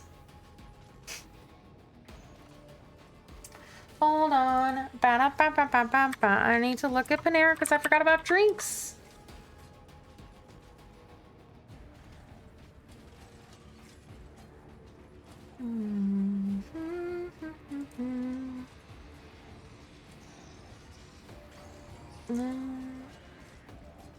Where are beverages? There we go.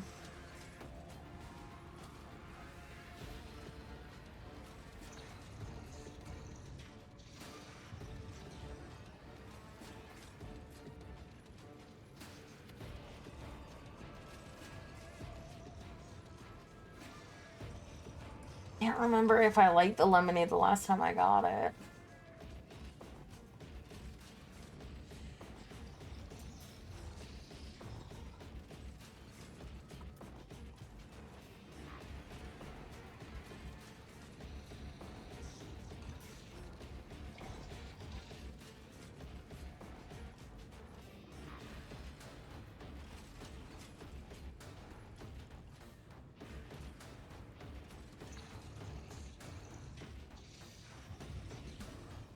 Okay, sorry about that. I'm back. Hey, Hidden! You may be driven by your will to fight, but know this. Kiava Gamma has already been converted, its lines have been restructured, and its servants have already tasted the fruits of progress. In the crucibles of this manufacturum, torrid liquid metals will be used to forge vessels for sacred spirits. The adepts are already tirelessly delving deeper into new mysteries that were once barred by false tenets. You, servants of fake gods, are too late. The entire might of this world will soon rise up against the anathema and his slaves.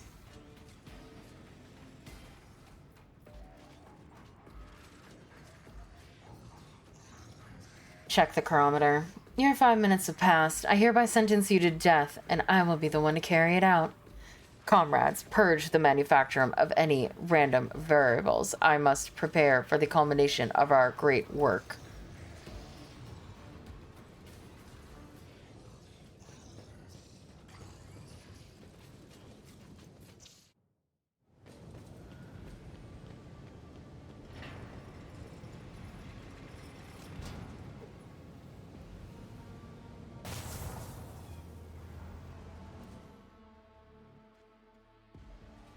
Well,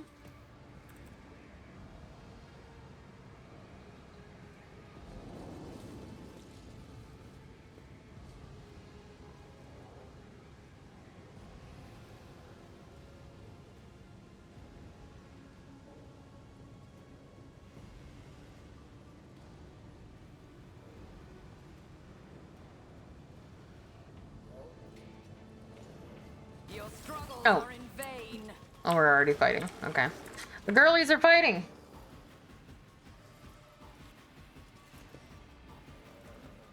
Actually, I think I can go here.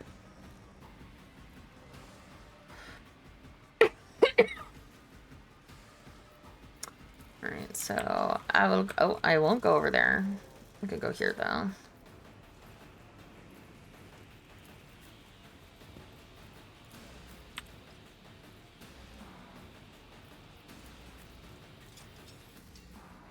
And then Pascal can start going here. And now we start. Alright. If it serves your cause.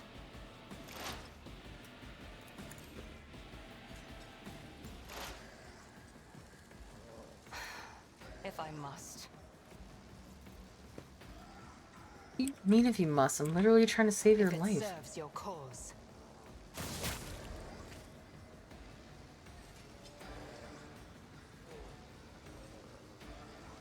I will not. I am not your Xenos pet, Molly. If it serves Alright, your well, I might as cause. well.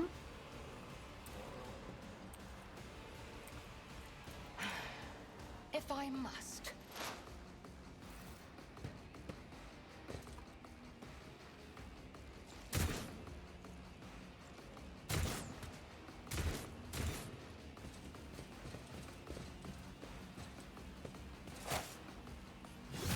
Damage to Morg. What'd you get hit by?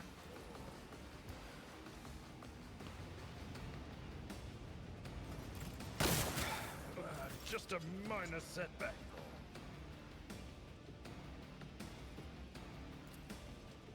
If I may, try to die with grace at least.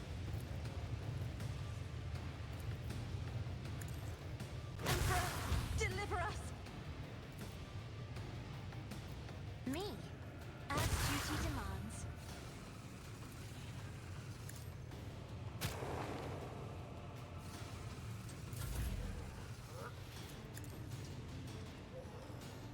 Purpose guides me. Ruin beckons. I won't waste my time on that.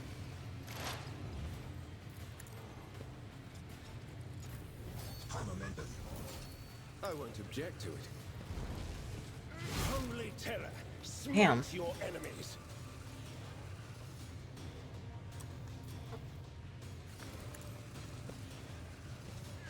The Inquisition sends their regards.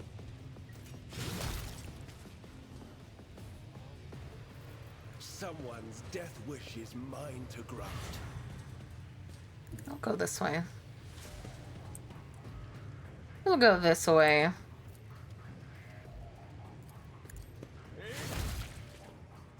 Everyone, step aside.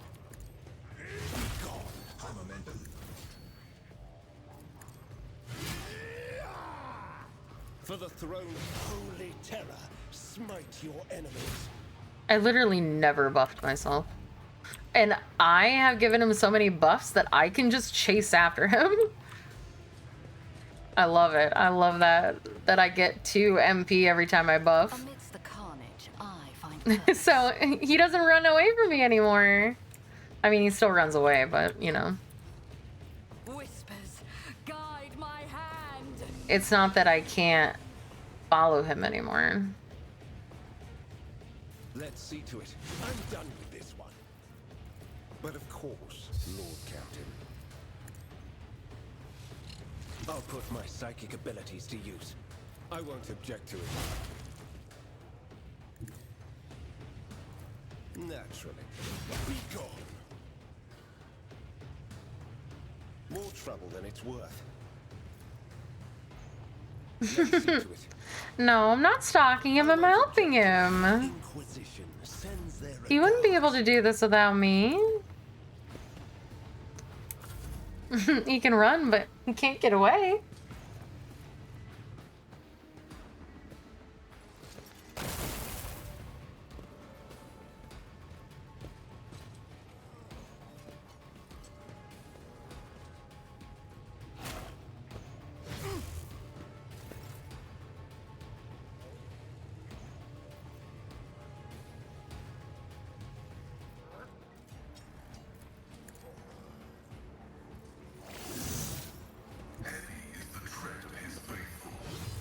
Oh, I didn't think he could hit me from down there. I mean, I guess that makes sense because he did last time.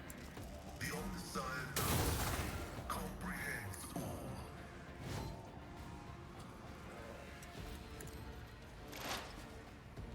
The scriptural. He fell down before I even hit him. My vow is to serve. Well, Abelard. I've seen worse battles than this in my time.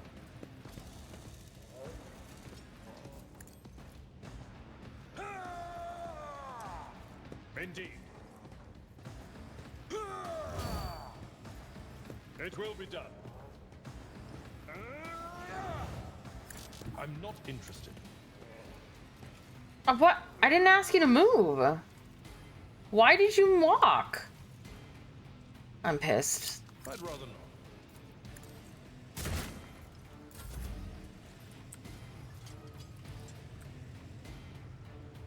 For the throne's glory. I won't object to it. Holy terror! Smite your enemies! I'm done with this one. Alright. Oh, there's somebody over here. Get me a Hello. charge.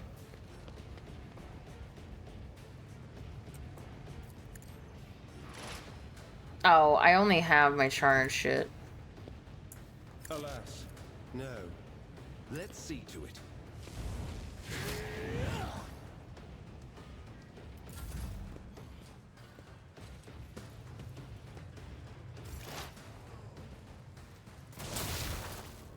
Nice. This tedium is beneath me.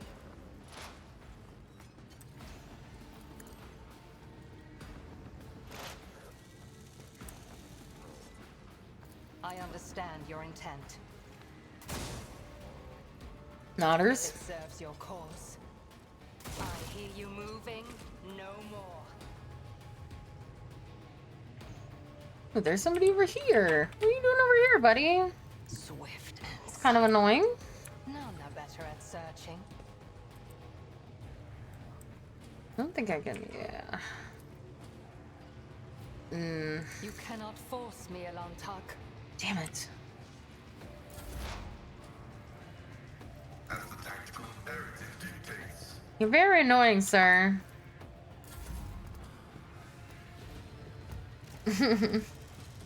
Exactly. The Inquisition sends their regards. Ow! Won't go down easy. Trust me, don't I know it.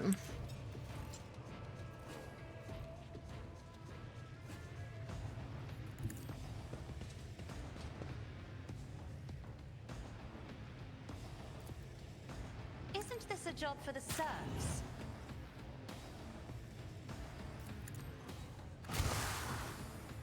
I am a navigator, not a servitor.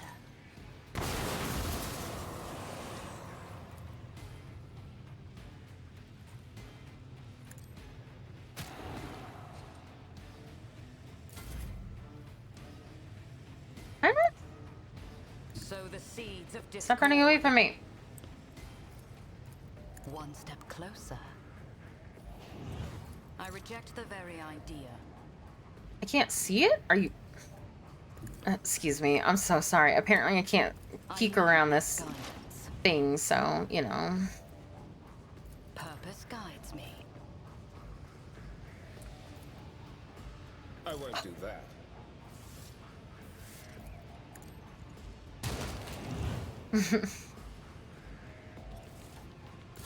Alright, well, we have some time. You want to make out?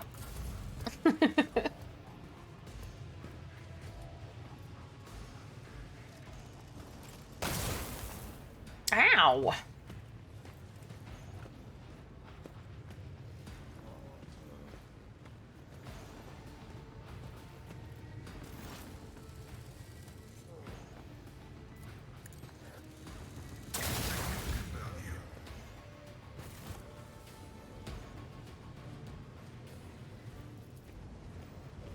Good work, everyone.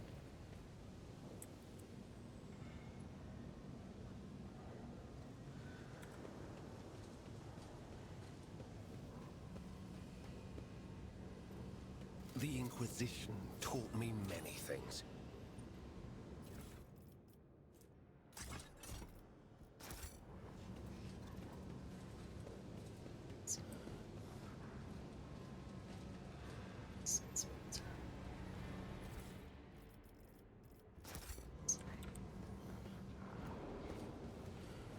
Alright, let's see what else there is.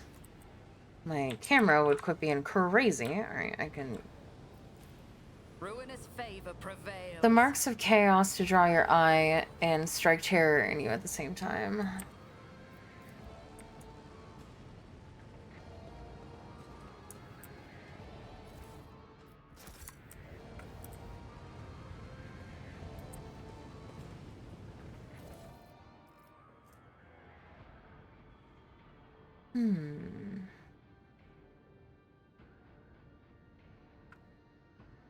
I'll look to see if that's better than what she has. I don't think it is, but... Uncover my path. Operation. The device, now evidently used to chop bodies into pieces, was once an ordinary cooling fan.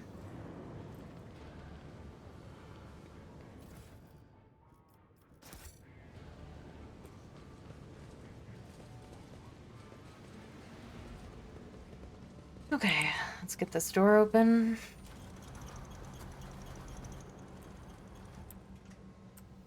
How far does this go?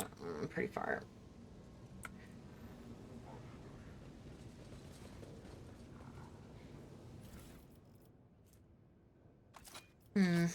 Indicates that it's probably not better than what she has, but... Oh, she can't even use it. And it's not better.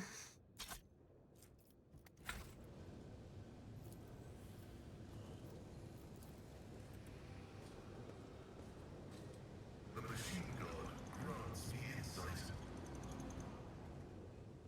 Let's seize the opportunity. Get in here. But I unlocked the door. Keep? Oh no. My treasure! My aspirations. State your intention. I have traveled Oh, far the game darker paths. is acting like this door isn't open. Oh, that's so sad. I can't get in here. That gives me depression. My fucking loot. Embrace true power. Empyrean guides my gaze.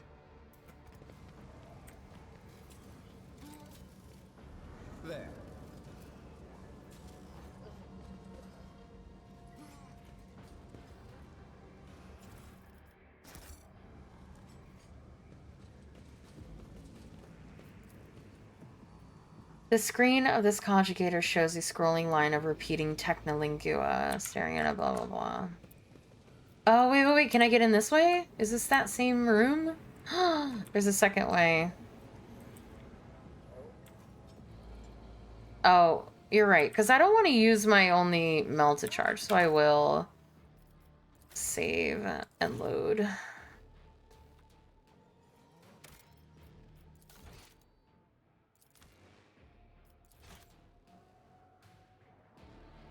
Because I only have one charge, and I would like to not waste it. If I can. Especially since I technically already opened the area.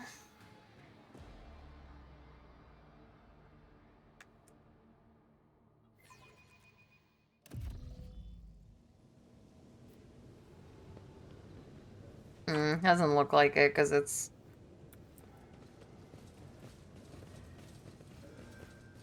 Yeah, it's still broken. I'm gonna have to waste it in order to get in here. God damn it.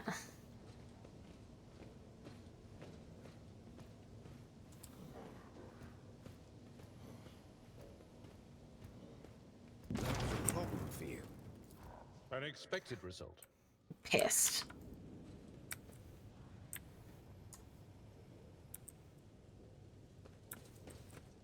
I had to waste my melta charge. Something is howling within the metal housing as if the machine spirits of this conjugator are lamenting some irreparable loss. Tech 50. Force access to the conjugator systems. Your knowledge of machine spirits is sufficient to trick the system and subdue it to your will. You get what you want. You gain access to the conjugator's system. The device's machine spirit can do nothing to thwart you. Subdued by its defeat, it hides in the depths of its lair. Awaken. You touch the levers and the reels on the control panel and disturb the slumber of the spirits that reside within this conjugator. The machine dulls as if it's still drowsy, but nevertheless performs its assigned function.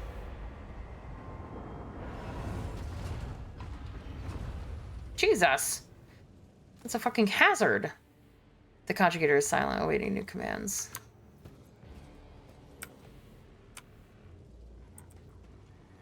This is not OSHA compliant.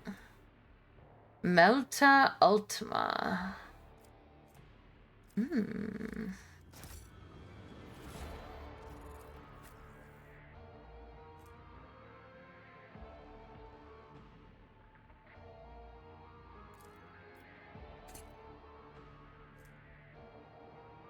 Ooh, this is way better. And I can also change his gloves then, because he doesn't need the plasma weapon anymore. Okay, well.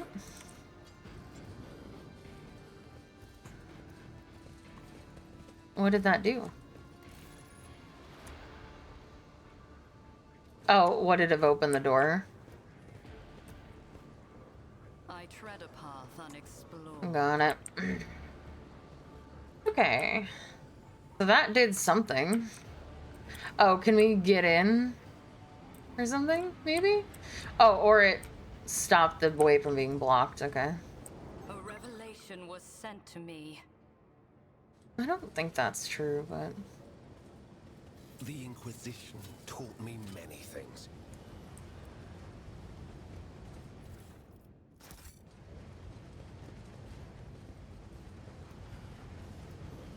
The world.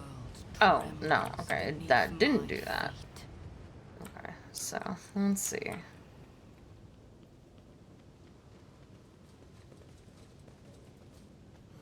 Wait, what did that do?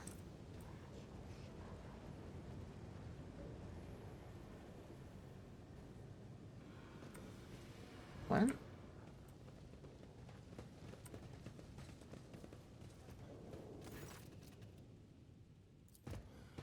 Wait. What?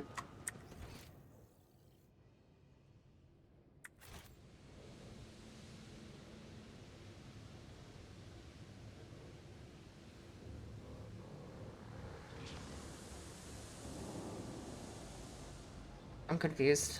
Oh, hello.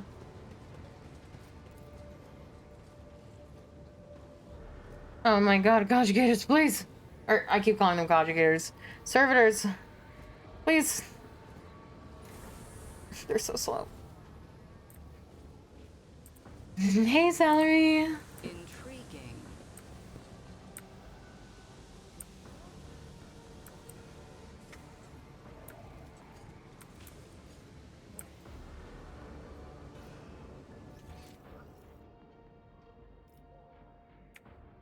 I'm confused on what that did for me. Because I can't interact with it at all over there.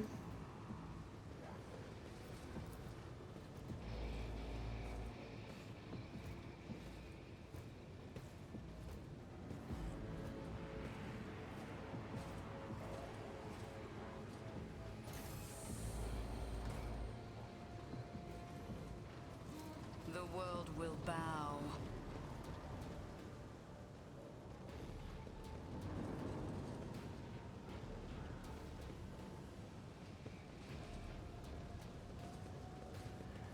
Like, this got thrown out of here, but, like, what did that do?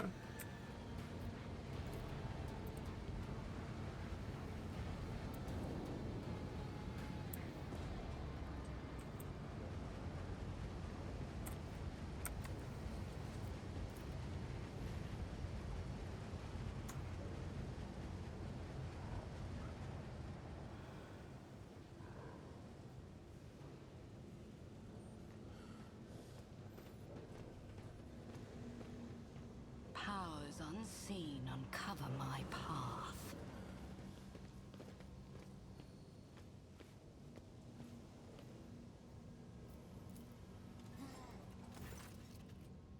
Oh. I never even messed with this. Oh my god. I never even touched this. I ran by it to finish everything else first. And I got distracted by that useless cutscene of it getting thrown, and I was like, I must have to do something with this, right? Okay. As you approach the conjugator, you notice a number of deep scratches left by huge claws on its metal surface. Despite the apparent damage, the machine seems to be in working condition. View the log. The log contains nothing of interest: the maintenance ritual schedule for the sacred machine that moves the bridge, an activation log, and a few notes of a religious nature entered by tech priests. Activate the emergency bridge lowering protocol. You touch the levers and the reels on the control panel and disturb the slumber of the spirits that reside. The machine, blah, blah, blah, blah, but nevertheless does its function. Okay, step away. Thank you.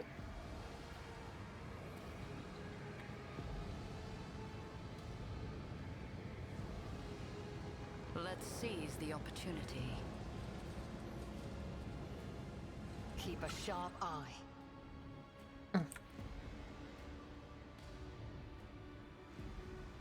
Okay, one, you're all gonna go there. Pay attention.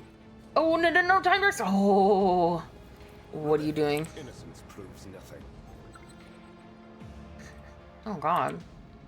All right, we'll go this way.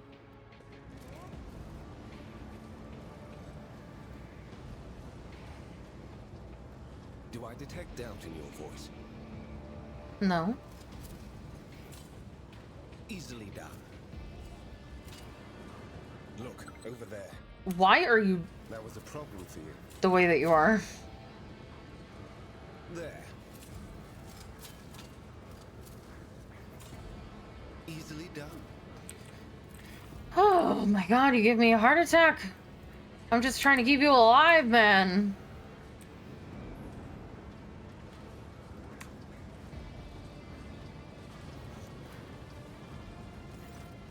The breakers, buttons, handles, switches, and other control mechanisms. View the log. You discover the local data crypt with contents collected by either previous operators or the machine spirit itself. Using your access, you study the archive stored on the conjugator. Review the supply protocol. At first glance, the records look like a typical shipping report, but after further reading, it becomes apparent that the focus here is not ore or assembly parts, but augments extracted from living tech priests and spent mass, the flesh of the victims killed either during or for the sake of machine rituals. No. Review the production protocol. The logs look damaged, the lines are uneven, and some of the values seem impossible. After a few minutes of studying the records, you feel your head begin to swim. The stored data can only be comprehended by a twisted mind touched by chaos corruption. Review the ascension protocol. This record looks like a sermon of some mad chaos worshiper. The log, clearly written for someone else's words, mentions the heart that exudes virtue and the cradle that rocks the child of truth. Ugh, children.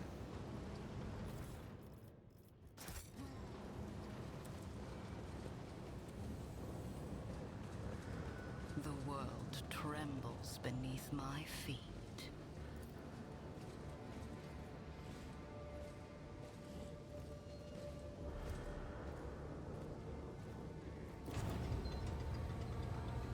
Oh, wait.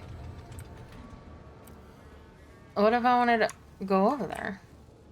I mean, it probably doesn't do anything, but I want to be able to.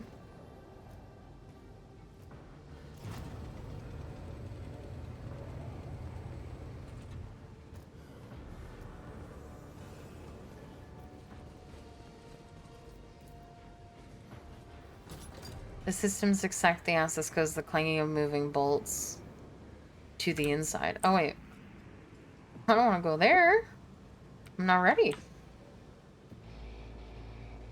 Intriguing.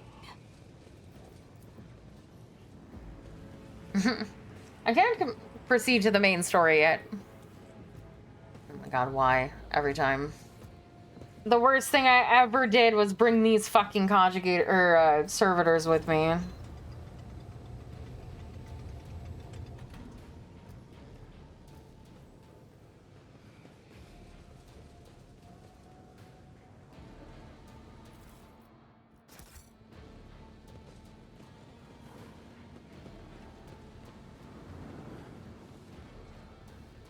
Oh my god, there's so many places to go.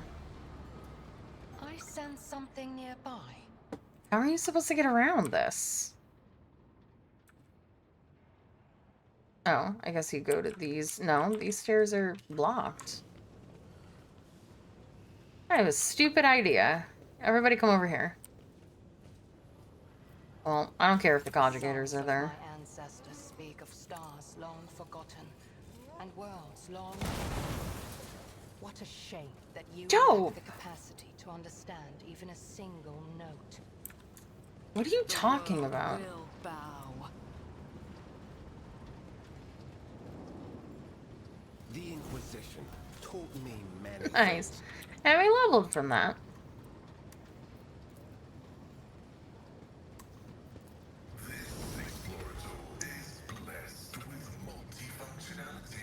This large device is a cargo lift used for transporting parts.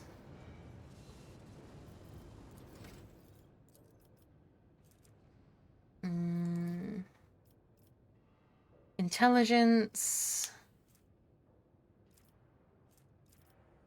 and persuasion.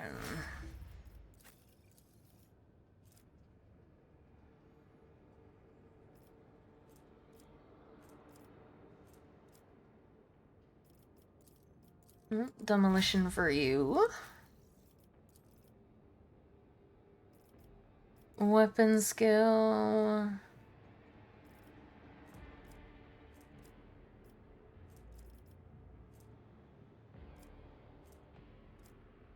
I mean, he should be Medicaid. Did I never...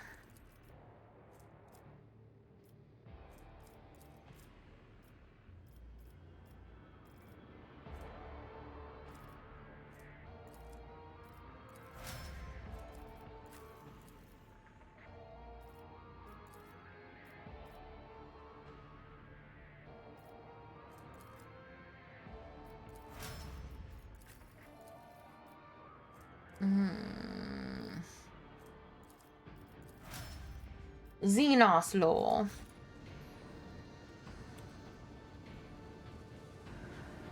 The cyber guard is asking for access codes you do not have.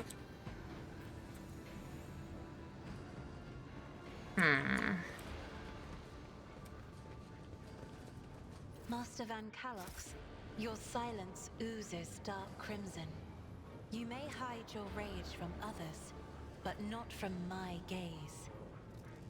What can I say, Lady Navigator? It is rare that I find myself forced to allow, let alone tolerate, xeno-heresy in my orbit. Embrace true power. Okay.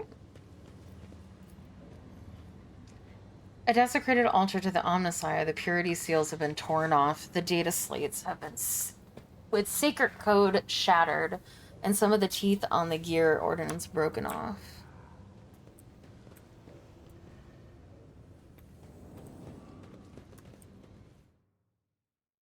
Why is the game saving?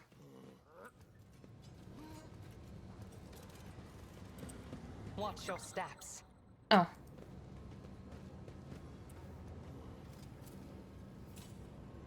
There. I tread a path unexplored. Good morning, Pablo. A Chaos Marine. Hey, I've been killing you guys all game. Revenge is the time you killed me that one time. The Chaos Space Marine towers over the tech priest's bowed heads like a dark cliff. He's reciting his sermon, slowly, almost chanting. From the mere sound of his deep, low voice, you break into a cold sweat and your gorge rises. Listen, for my words reveal to you a path from the darkness unto the primordial truth, which has thrown open its gates for wayward souls seeking deliverance from the shroud of lies and torment of enslavement. Ooh, congratulations on having a free day, and thank you for spending it with me. Good to see ya.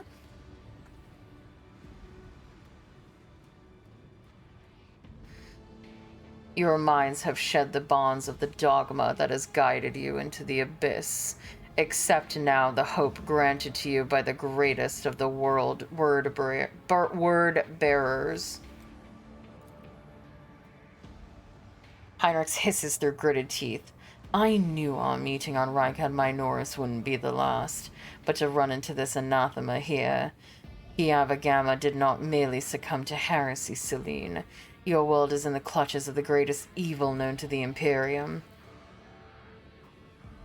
Pascal gazes at his former brethren and whispers dryly, the Noosphere signature of the defective units has been archived.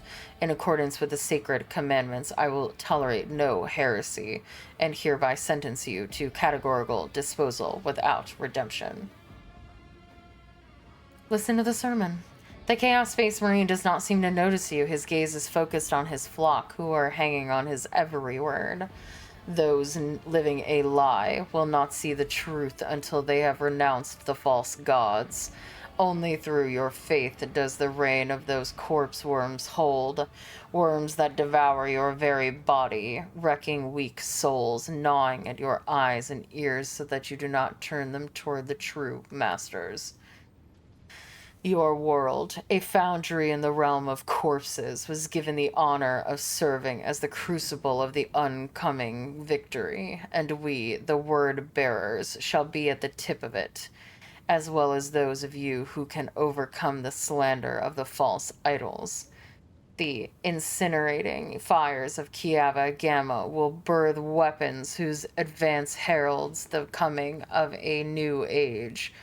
An age wreathed by the glory and resplendence of chaos undivided. It feels as if with each of the Chaos Space Marines' world, the light around you dims, something tickles your face. A thin rivulet of blood is streaming from your nose, dripping into your lips, onto your lips and chin, registering encroachment upon sacred furnaces through both thought and action, initiating virtuous eradication procedure. Pascal's voice is a bloodthirsty growl, its sound reminiscent of the whirring of the chainsword. Some of his mechadendrites snap its pincers as he charges into the fray. The Chaos Space Marine roars in fury at the tech priest's turn and charge you as if on cue. Your Emperor won't save you!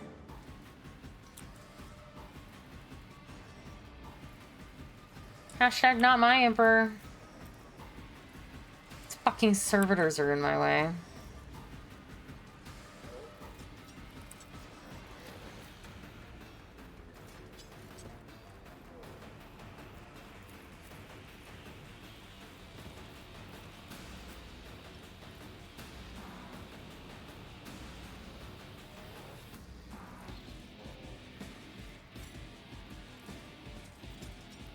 trying to get him 2 squares away from...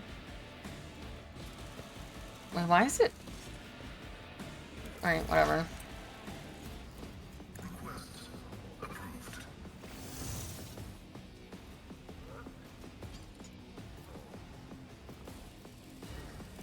Oh, are none of them... Okay. Well, I guess I'll put it on him. Reduce his damage. The Omnissiah knows all, comprehends all.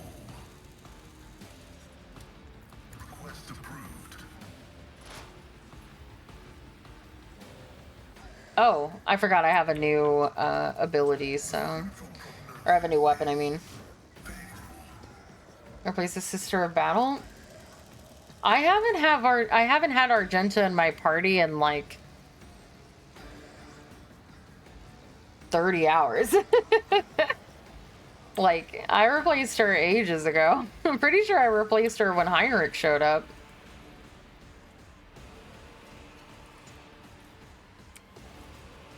It's not good. And also, Ruin beckons.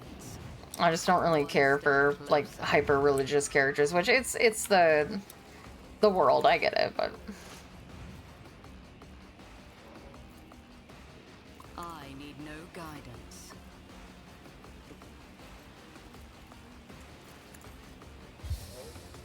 I won't object to it. yeah. Well, okay then. For the throne's glory. No, they do not, unfortunately. People leave. No, come back.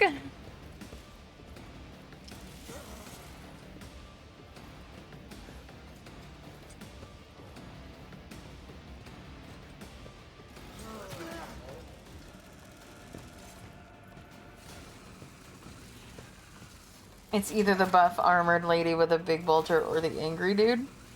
Which one's the angry dude? Is it Ulfar?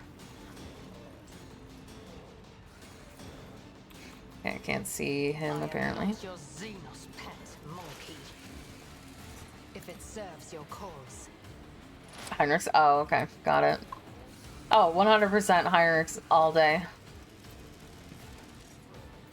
I understand your intent. If it serves your cause, I deal death with my hands. This tedium is beneath me. Ancestors guide me. I am not your Xenos pet monkey. Death to non-believers! See my great works, masters! Okay, dude, relax. I don't know, Heinrichs doesn't really come off as angry.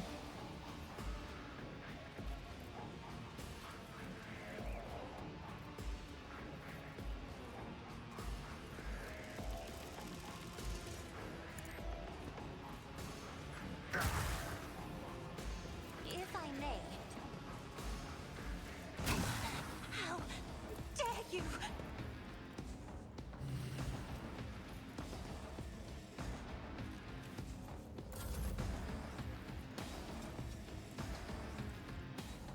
I need a foothold.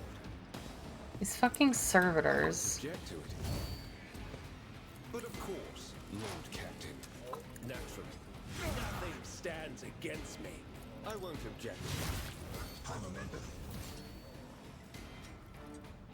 I'll see our foes obliterated. Everyone, step aside.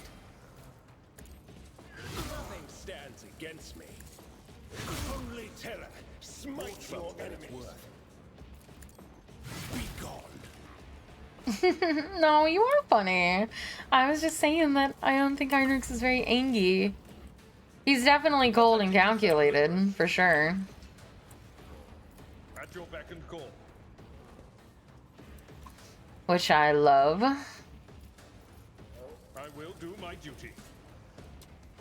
At your beck and call. Indeed. Which he seems to not be as cold as he appears, though. You attack. Oh my god, dude exploded. Death to the weak!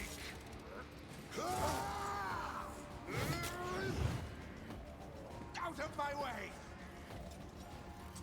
Ah!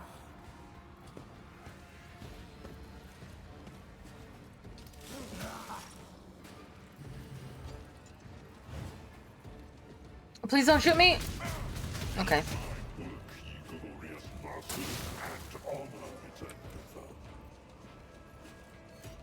Oh, nice. He killed the last one, so I don't even have to worry about him.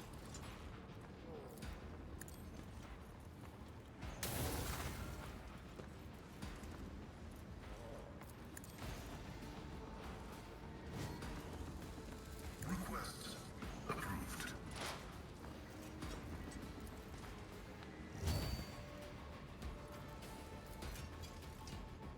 Or, wait, no. Oh, hello. Oh, wow. Thank you. Here. Okay. Well, I want to go, like, here, please. Ravage and conquer. Want to be... This is beneath me.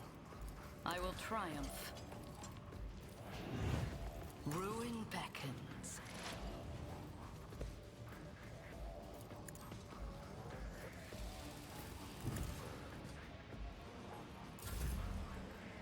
And then here's a turn for you. For the throne's glory.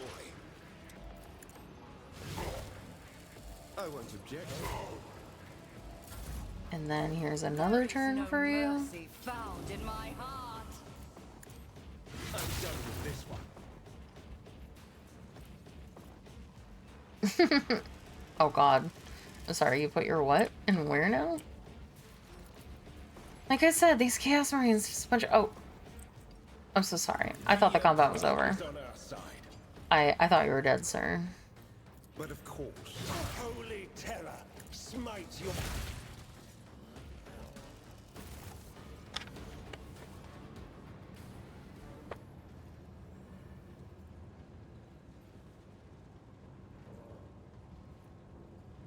What is this? Get a bagel for tomorrow.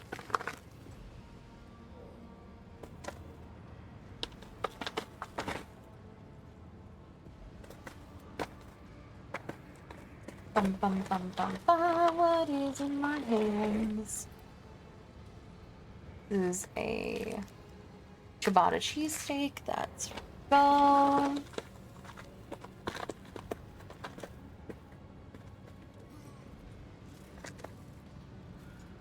And what is this?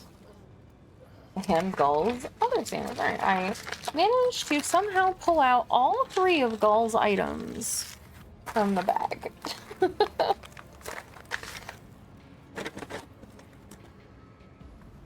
How I manage this, I do not know. They're still warm though. There we go.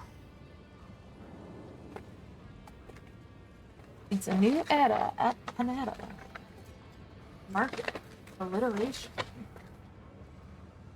This is mine. I think that's what. Not gonna choose though. Damn it!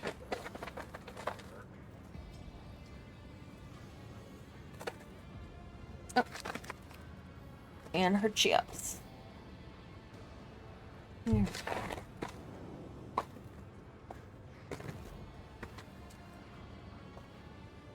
I somehow managed to pull out every single one of your items before I got mine. Of course. That's how it always is. Mm-hmm. Thank you. Hope it's good. I'm sure it is, and it's still very warm too. Oh, So that's good. enjoy. Oh, hot. Steaming. Nara macaroni and cheese is so good. Okay. Chaos Space Marine, you better have some good loot. All bonuses from the wearer's combat tactics areas are increased by 5% for 1 round. Oh, I already just saw it on the menu before. What?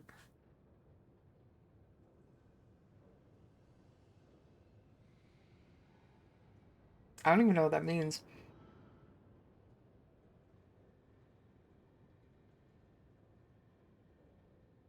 There's combat tactics areas.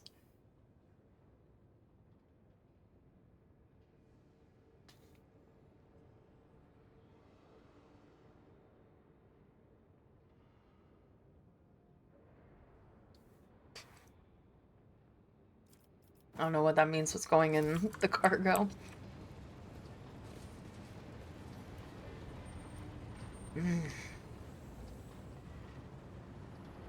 Nothing hits quite like Panera macaroni and cheese. They're so good.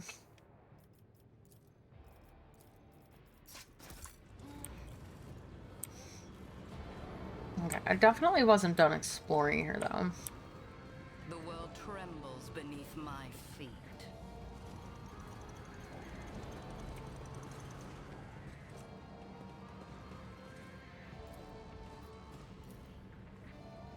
Oh yeah? My success. Yeah, my macaroni and cheese is amazing. It tastes so good.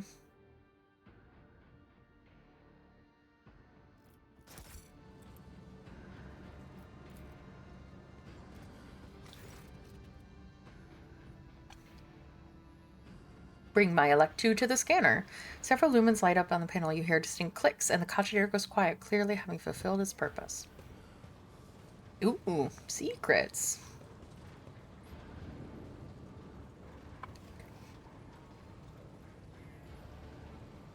I see the forbidden.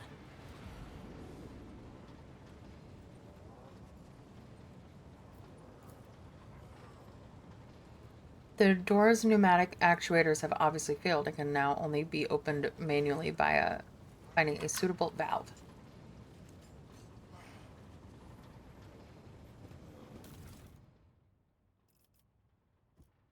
I have not found the valve yet. I will have to try to remember to come back here. Good luck with that.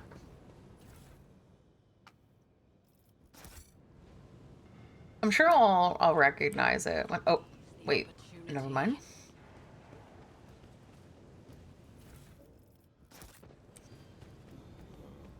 Never mind, don't have to remember, it's here.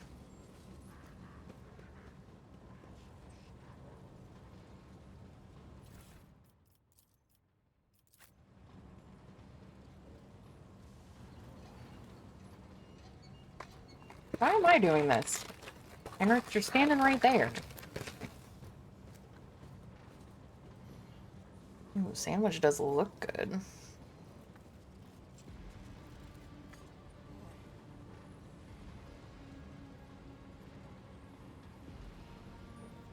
Was that servitor repairing that other servitor?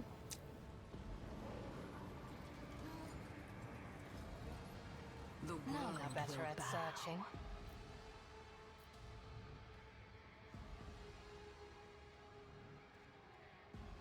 Yeah, but where do I?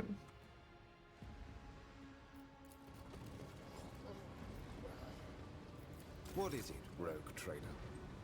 Intriguing.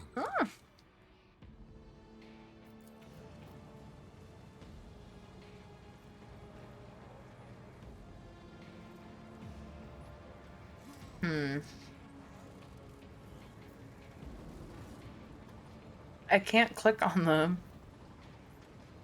Or maybe you can't disarm them?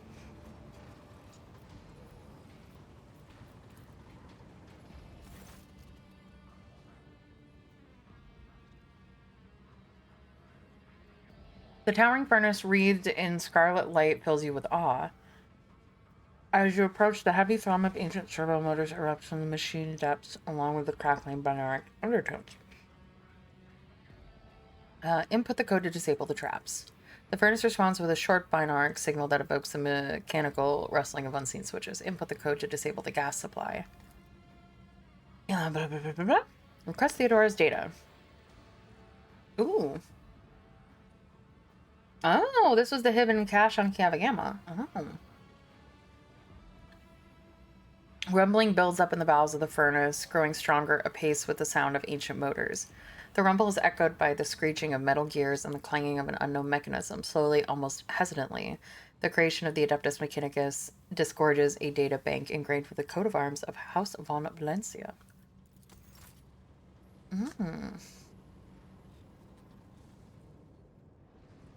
Wait.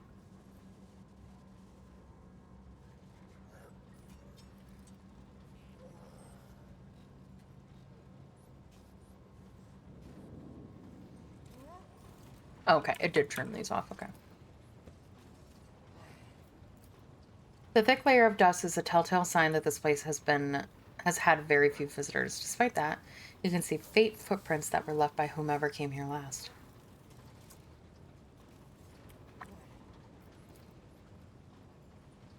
These old research conjugators are unpowered.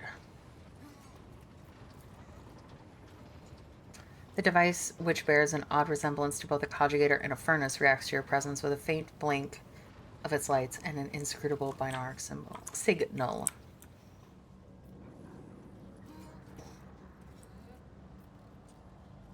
And I messed with this, right? Okay, I did. Hey, Pedro. Good to see you. Hope everything's all right.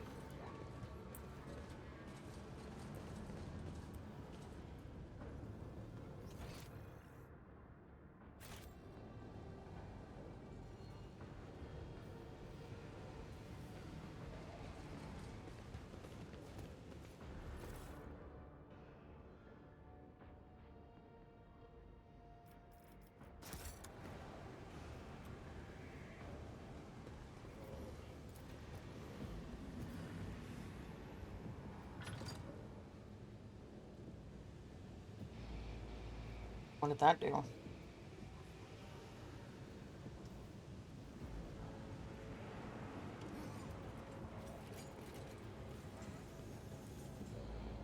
Intriguing. The machine gun grants me insight. The car is filled with refuse, broken pieces of spare parts, chopped up lumps of flesh, bits of wire, and other rubbish. Okay. I don't know why that was tech use, because that's just using your eyeballs.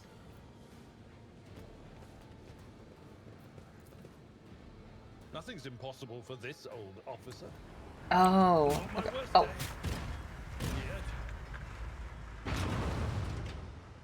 Yet. Oh my fucking god. I just got run over. Oh, have a good lunch. Everyone is hurt because we got run over by a fucking machine. For what purpose, even? I don't even need this. Maybe I need it for somewhere else.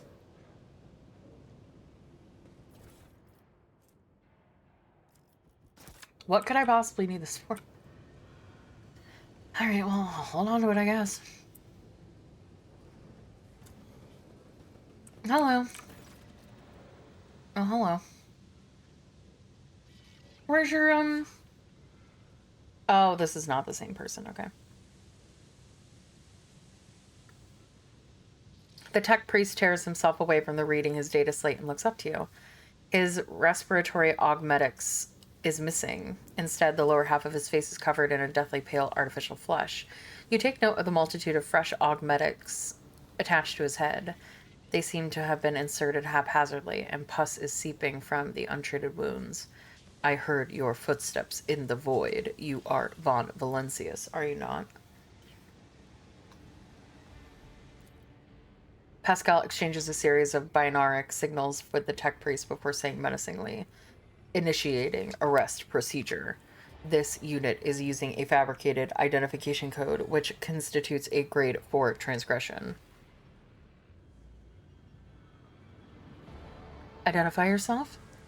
His white and lifeless lips stretch into a smile. My name is Demence Hanuman. I believe it is familiar to you.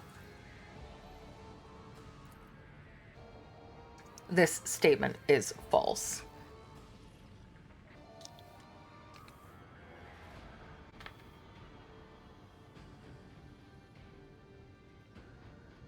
This unit stands accused of identity theft,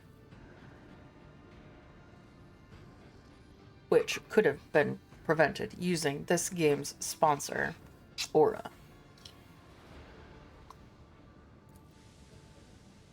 I am guilty of many things, but not the transgression you speak of.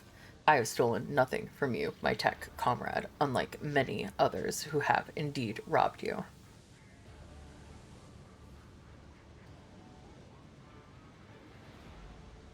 Are you the one who stole Magos Tarz's personal code and made an attempt on his life? No. Why would I do that? It was the work of the maimed hunter.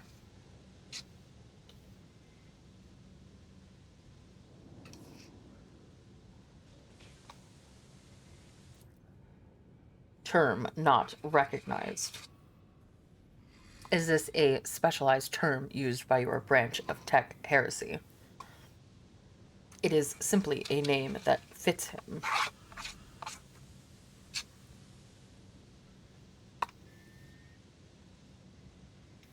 You must have noticed by now that names are full of lies, haven't you, Pascal and Newman? Mocking laughter bursts from the heretic's lips.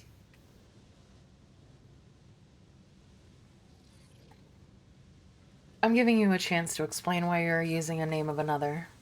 Another. I have the right to bear this name. It is my humble inheritance, which I received from Archmagos Amarnet. To renounce it is to betray his ideas. The blessed Amarnet taught us the cycle must be discontinued, and it seems I have become his best student. Now I aspire to know all, comprehend all, as is the Omnissiah's will.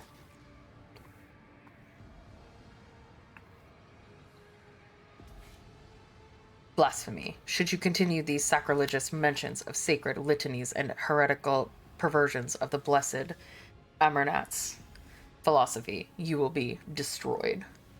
You wish to sound outraged, but I sense your curiosity. I understand. Knowledge is intoxicating. This craving is for new knowledge gnaws on me as well, but be patient. I am deciphering a great mystery, and my name became the start of the key. I analyzed the archives and found it in places where it should not be. Hanuman, Hanuman, Hanuman. I kept seeing this marker upon the traces of a great plot, of the deception created by Archmagos Amarnet. No sound mind is capable of such twisted cunning, but my mind was no longer sane. It could no longer stay within the narrow confines of the norm. Each new discovery loosened the imperatives of obedience and granted even greater freedom. I avoided the traps of the maimed hunter who seeks to hide the truth. But words mean little. Do you want me to show you the truth? His pale lips spread into a smile. All right, show me your truth. The tech priest turns his data slate around. Its vid screen is covered with green runes performing an ungodly dance of computation. Pascal casts a quick glance of the data slate and says with contempt, the sacred logic is impaired. Your calculations are irrational. Yet they are correct. Pascal, what is this mishmash of numbers? It is all unholy nonsense, a betrayal of pure logic, the fruit of a diseased mind that has renounced the fundamental laws. Pascal's vox is raspy, like the dry throat of an ailing man. Your calculations lack sense. They're riddled with errors. They do, and they are in this place. But there is another place where they have the right to exist, where nothing and nothing can add up to become something, where the mathematical zero can perish and decay, and infinity can measure itself. A wail comes from Pascal's vox. The warp. You used warp technology. It is forbidden. But why? The heretic's insinuating voice sounds surprisingly calm. I altered the planetary vox array. I replaced promethium with fuel made from the souls of servo servants. The sum of all knowledge that exists in the world lies in the warp, and I am extracting it. Do you think it's sacrilege? I think it's sacrilege not to do it. I think it's hypocrisy to reject warp technology, to betray the Omnissiah's commandment that we are to know and comprehend all of creation. With an icy smile, the heretic hands Pascal his data slate showing the dancing, blasphemous green symbols. Do you want to know anything about yourself, about me, about the maimed hunter, about Amernat? Absolutely everything? Pascal's mechadendrite carefully accepts the data slate and, after a brief pause, shatters it with its hydraulic servo pincer. His voice is resolute, not at such a cost. Pascal, do you have any preferences regarding the killing of your former tech comrade? Pascal switches to Technolingua, his vox erupting into a series of binaric signals. There is no need for secrecy. Let her understand. The heretic nods in your direction with a smile. Pascal glances at you with worry and says in Gothic, his voice doubtful. Following a voluntary surrender, I will be willing to commute the punishment from immediate destruction to arrest and isolation for the purpose of conducting an exhaustive interrogation. Does that not violate some protocol or other? Indeed, tech comrade, does it not violate the dogma of purity? Pascal says nervously, your possible familiarity with matters related to the fate of the blessed Emernat justifies this violation. If you think it's best. The heretic's deranged smile remains on his dead lips. Request denied, tech comrade. You will have to pull what I know out of my head. Good morning, Cam. The absurdity of your struggle amuses me. I will take you down. Promise?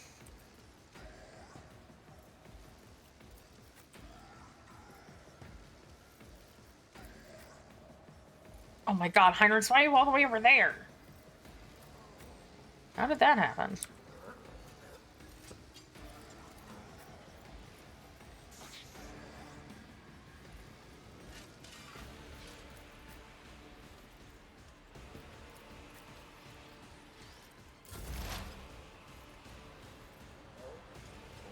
If it serves your cause.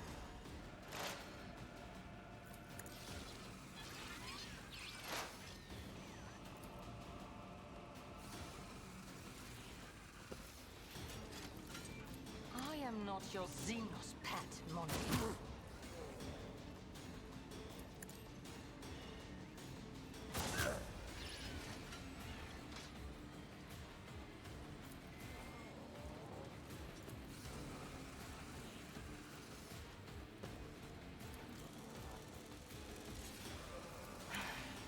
If I must.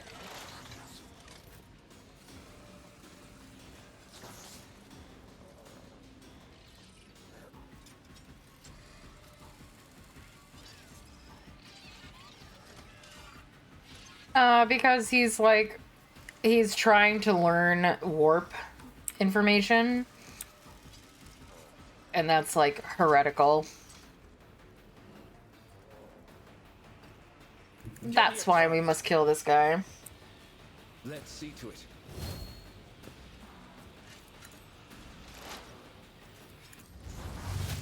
Oh. For the throne's glory.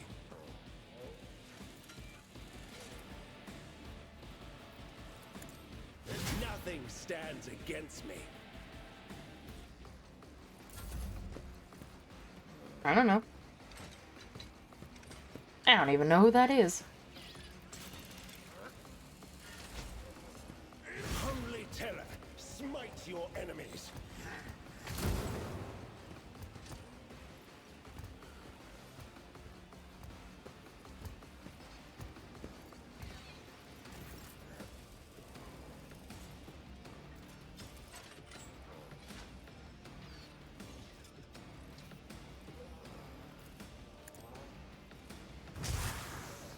Me? If you insist, Lord Captain. I do insist.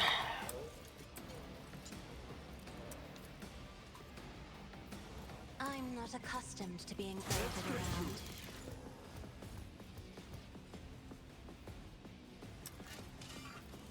Isn't this a job for the serf? Another foe painted black. My vow is to serve.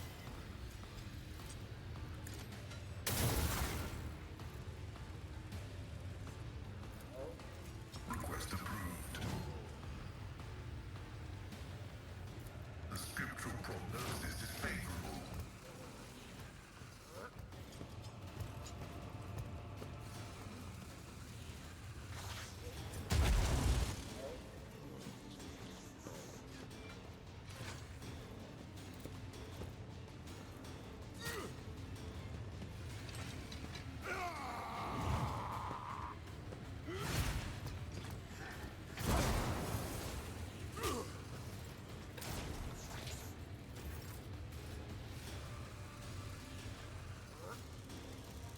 Descend upon the weak.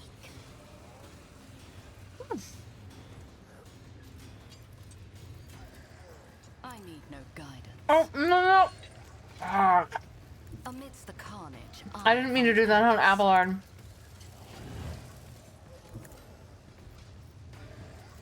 I will triumph.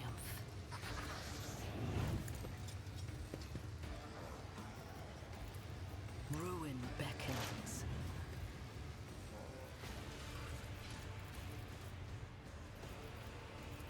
I will not stoop to this.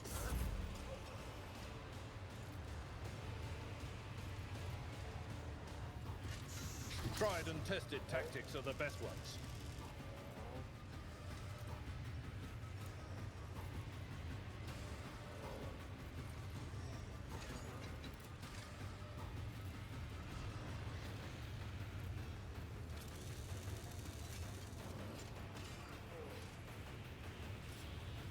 I will do my duty.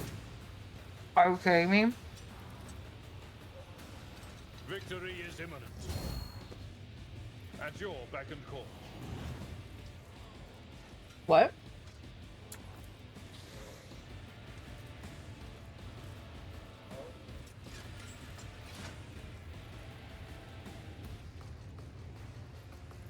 Indeed.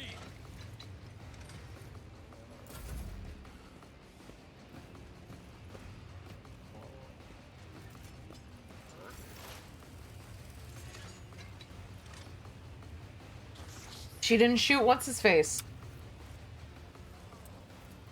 She can't see him.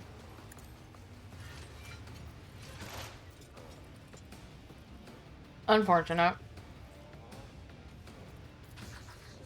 This tedium is beneath me.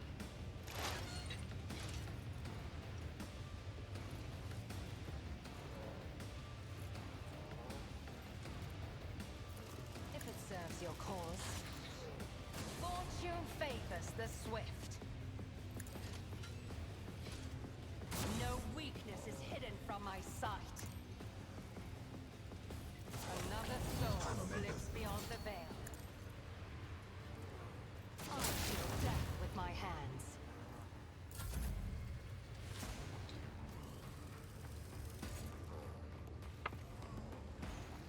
I'll put my psychic abilities to use.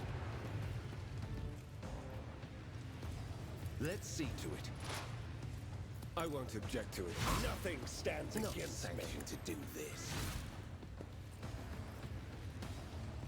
I feel the power surging. Naturally, your reckoning is few.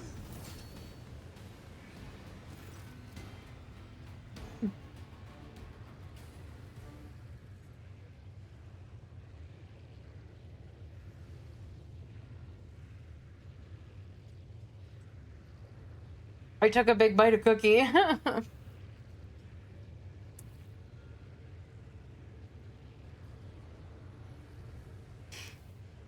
Pascal stands motionless as he stares at the heretic's corpse. After a long silence, he finally says in a hollow voice, I am taking his neural conjugator. The data contained within must be analyzed to supplement the catechism of maintenance and operation. We'll be eating.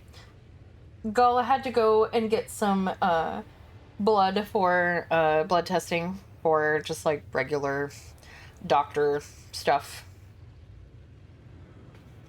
And she brought home Panera, so I'm eating a Panera cookie. It's called the Kitchen Sink, which is like... It's like a chocolate chip cookie, but it's got like pieces of pretzel and caramel and...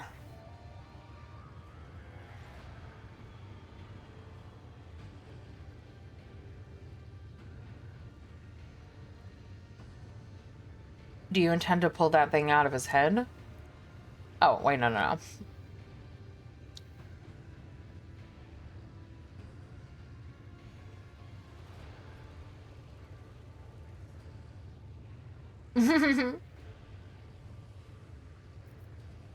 Do whatever you deem necessary.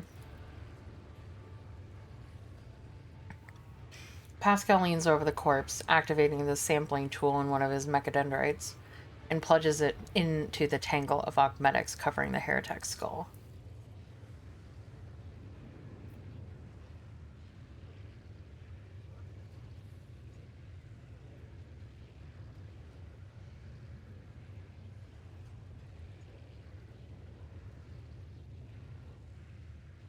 Oh, I had some of their macaroni and cheese earlier. That's what I was talking about. Not spaghetti, though. I don't like spaghetti.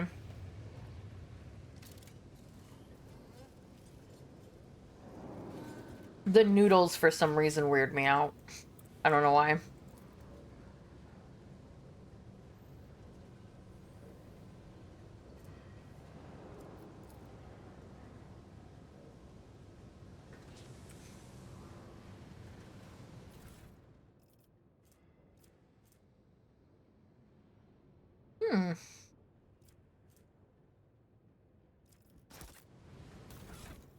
Let's see.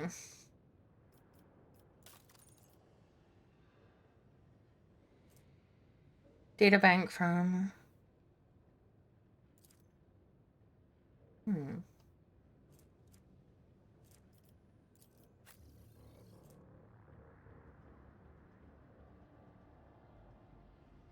Not having a 1 AP attack is not good, I don't think.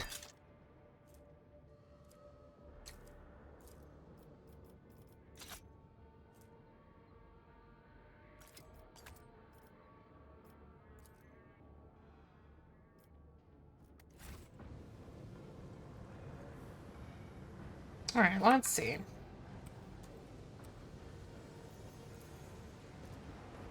The curved parts appear foreign compared to the ordinary geometry of the manufactorum. The many holes and fasteners indicate that each component serves as but a single part of some wicked design. Powers unseen uncover my path. Okay, there's nothing up there.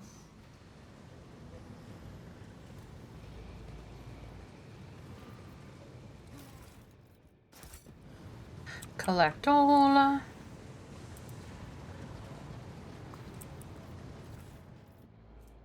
Redemption gauntlets. The wearer's melee attacks made against enemies under the effect of exposed weakness increase the enemy's strength and or decrease by. Nah, I don't think that's worth equipping over what I think Heinrich's has.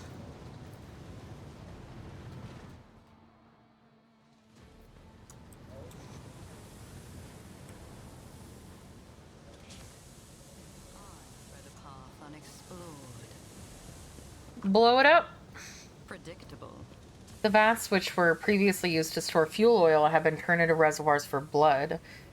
An ingredient for the vile rituals that have been replaced the ordinary protocols of the blah blah blah manufacturer.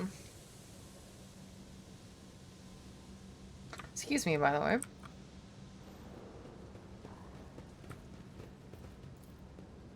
Failure stings. Damn.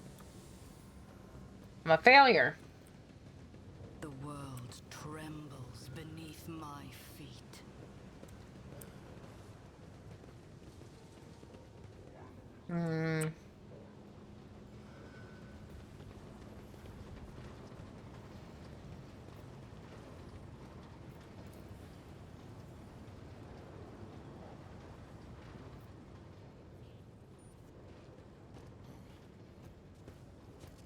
I still don't have the CyberGuard codes. Alright, well.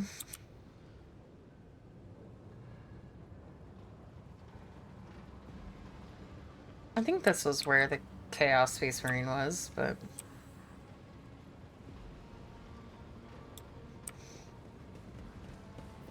I forget where I saw them. Oh, I haven't been here yet.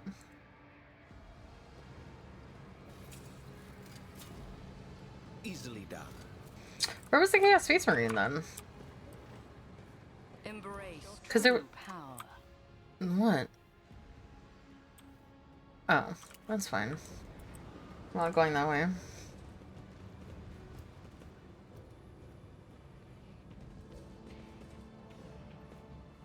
Was it here? I don't remember.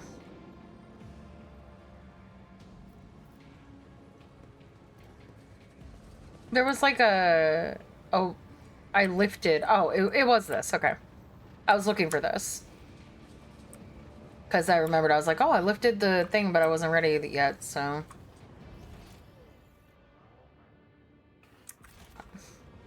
Intriguing. The Inquisition taught me many things. Oh. I didn't think you'd be here. Then where's the go inside? Where does that go? Alright, well...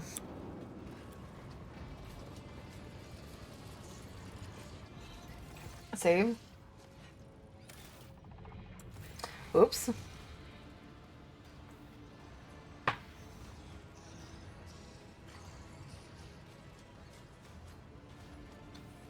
Big scary man on big scary legs.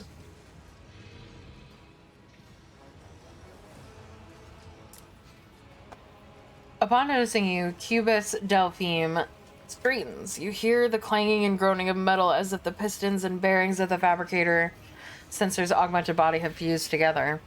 Repellent scrapes and screeches punctuate his voice. You. The probability of navigating your way, of reaching the inner line, was negligible.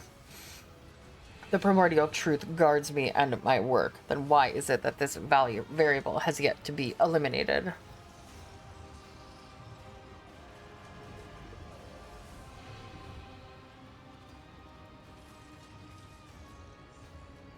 It appears that your masters have turned their back on you, and now you're on your own. An impossibility.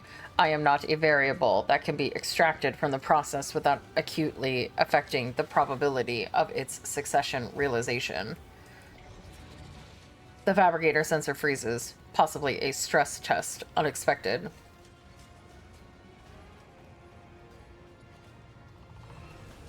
I saw the strange constructs... What? I saw the state... Oh my god. I saw the strange constructs on the lines of the manufacturer. What mad machines are you creating here? Steel creations destined to serve the designs of truth. Did you see the elegance of their form, their flawless ergonomics? And those are mere shells. True perfection fills them when they are instilled with the spark of life and granted purpose to bring their wrath upon the heads of apostates. Once this army is assembled, but why waste words? You will see for yourself a modicum of the splendor that is in store for the Coronis expanse. The fabricator sensor straightens his back and shoulders. You hear a mounting hum as if from some powerful turbines, followed by heavy footsteps and the grinding of metal against metal.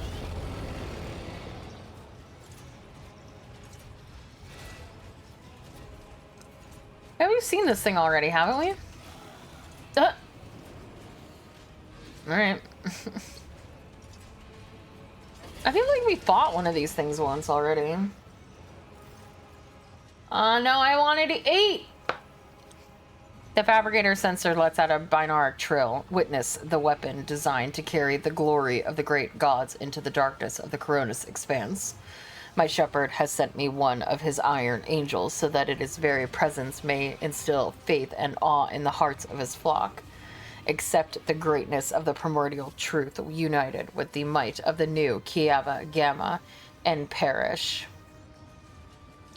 I shall purge Kiava Gamma of your corruption. Accept this new sacrifice sacred truth. But I will triumph.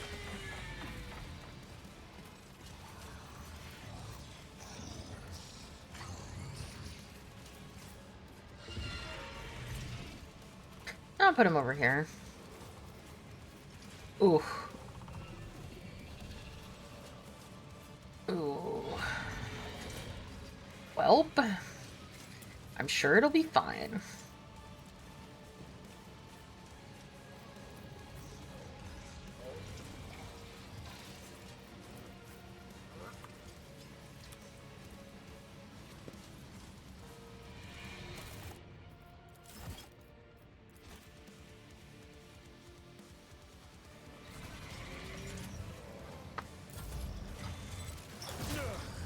My ears are ringing.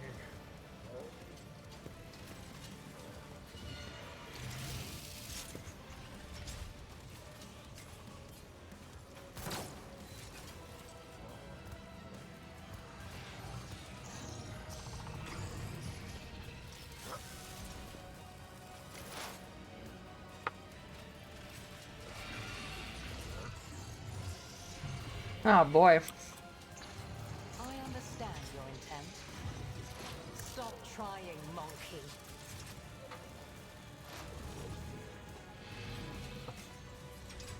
If it serves your cause.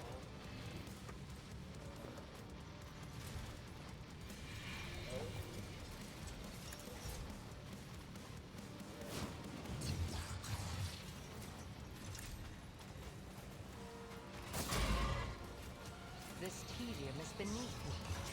Ancestors guide me. I am not your Xenos pet. Fortune favors the swift.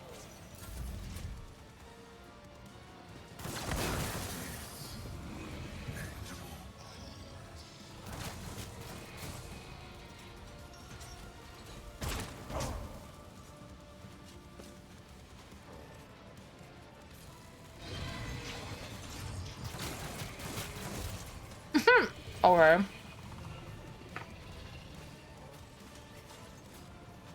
I think that one's broken.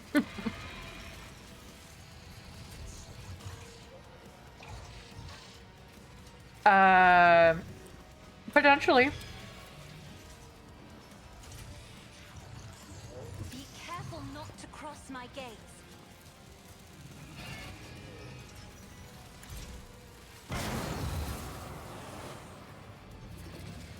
I am a navigator. Me? If you insist, Lord Captain.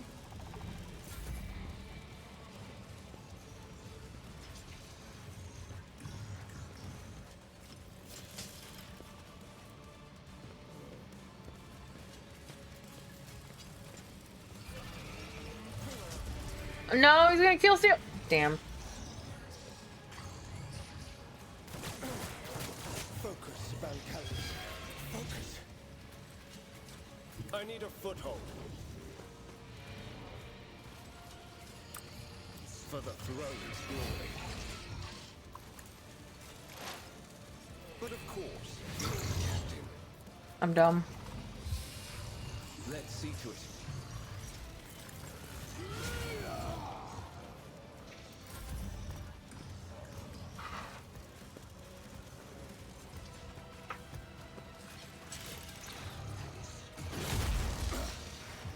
Ow. Sow the seeds of discord. One step closer. I will triumph. I need no guidance. I reject the very idea. Purpose guides me.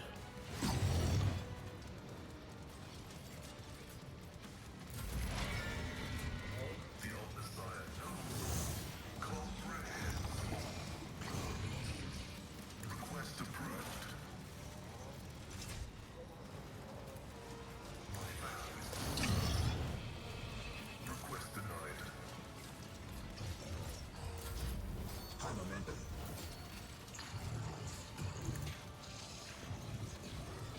It will be done. At your beck and call. Victory is imminent.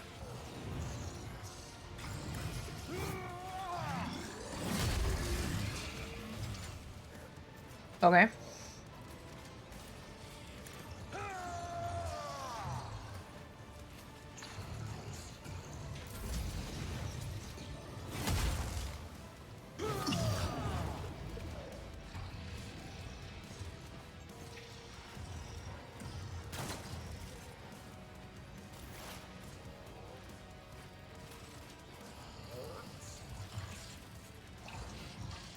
move swiftly to strike.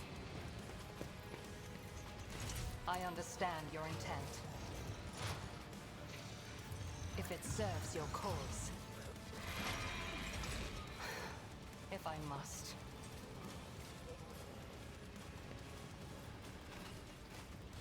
I am not your Xenos pet monkey. If it serves your cause. This tedium is beneath me.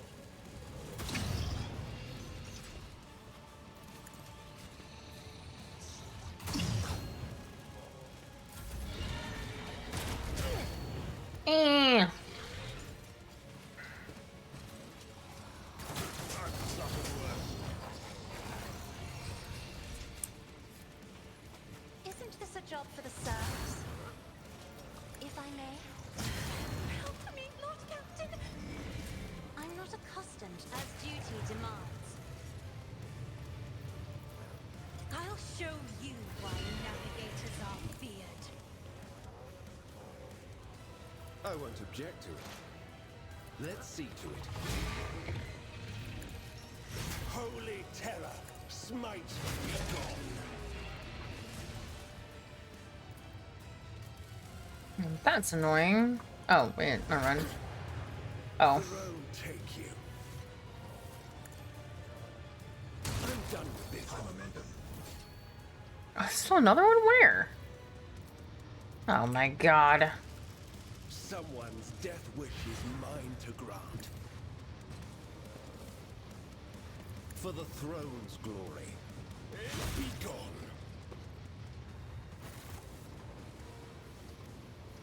Did he just three-shot a Forge Fiend? Yeah. I buff my man and then watch him run fucking rampant.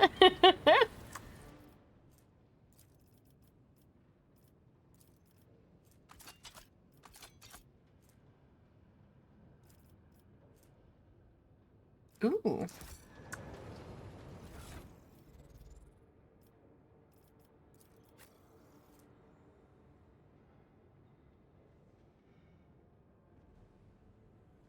He's not a little dude. Big dude. Fucking massive.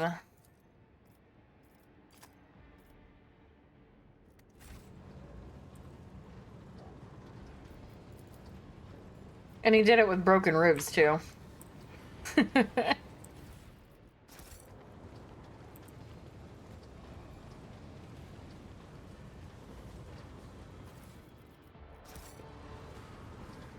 Well, we did it. Good job, everyone.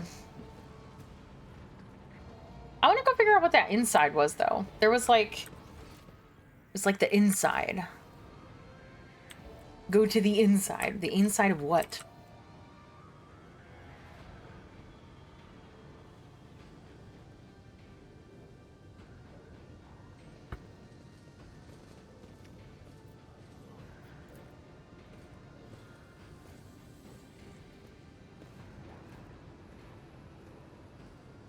I don't think so, but maybe.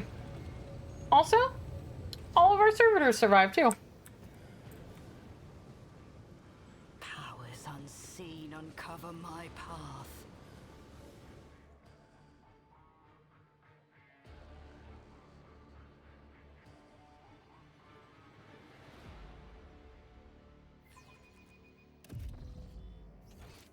I haven't been in here. I don't think.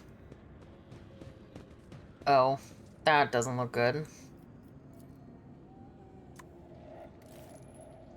The screen of this conjugator shows a scrolling line of repeating technolinguae. Staring at it gives you a headache. I still have a headache. I have a headache. Oh, I don't like the sound of these noises. Oh, I don't like it. Exterminatus. Exterminatus, I don't need this planet. Honestly, it's just gonna ask me to come back all the time anyway. Numerous wires and pipes run to the filthy cages, which are filled with what looks like a conglomeration of human bodies. You cannot make out who is in the cage, but bright blue sparks flash intermittently in the darkness while the massive flesh twitches and shudders. I don't like it. Heinrichs, why are you going there alone?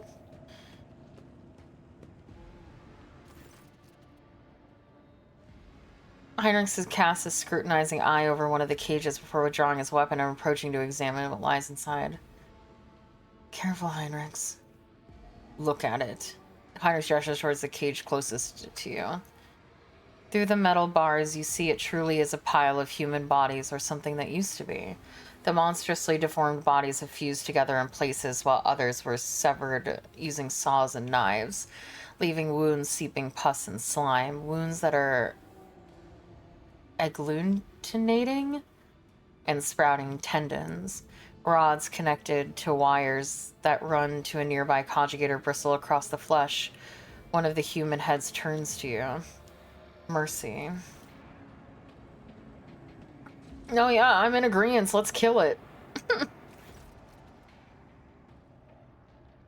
Even attempting to speak causes the mutant pain, but he bears the agony and forces out the words. Mercy. Make it stop. You examine the pulsating mass of flesh. The creature in the cage seems to be composed of several bodies joined together. You see no sutures or any other means by which the separating parts could have been connected. Along the layers of meat, you can discern large knots of muscle, various limbs, exposed bones, parts of faces, and entire heads. Only warp sorcery is capable of creating such an abomination, while preserving its ability to live on. What is this? Heinrich takes in his surroundings and once again fixes his attention on the contents of the nearest cage. I'm beginning to have some idea. The Lex mechanic mentioned the inhabitants of the lower levels who have been imprisoned in their homes. He said some of them were brought here. The cultists did something to these poor people in their own homes, and now they are studying the result.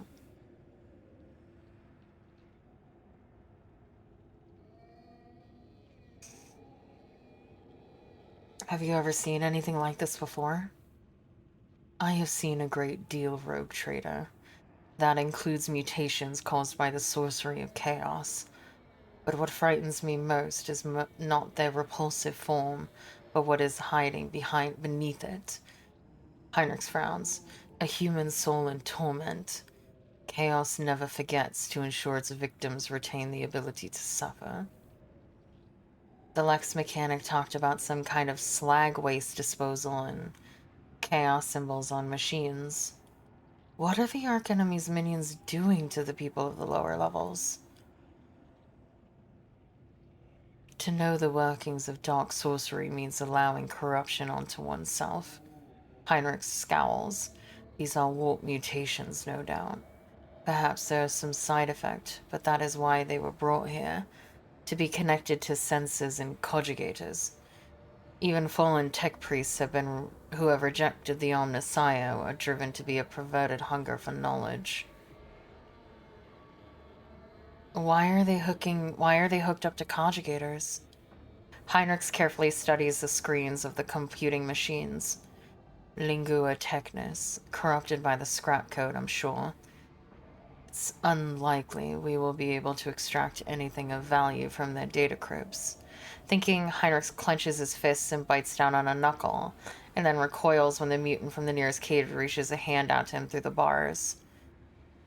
You... A female face watches you from within the gloom of the cage. Even through half of her head has been turned into a mess of bone. And limp and gross, her single eye looks at you with a surprising amount of intelligence. You promised. You promised us. Her words are echoed by other voices in the depths of the cage. Heinrich leans toward the cage, but at sufficient distance to ensure that the mutant cannot reach him. Who are you talking to? What did they promise you? Who are they? You took us from the inferno. You promised us a reward. Her face contorts into a grimace and the creature's lips stick together like melted wax.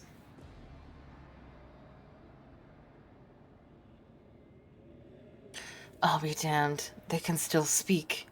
They remember the people who did this to them. Heinrich balls his fists in powerless rage, then he frowns in thought. Perhaps a little biomancy will allow them to draw the fragments of knowledge out of them, or it will trigger further changes.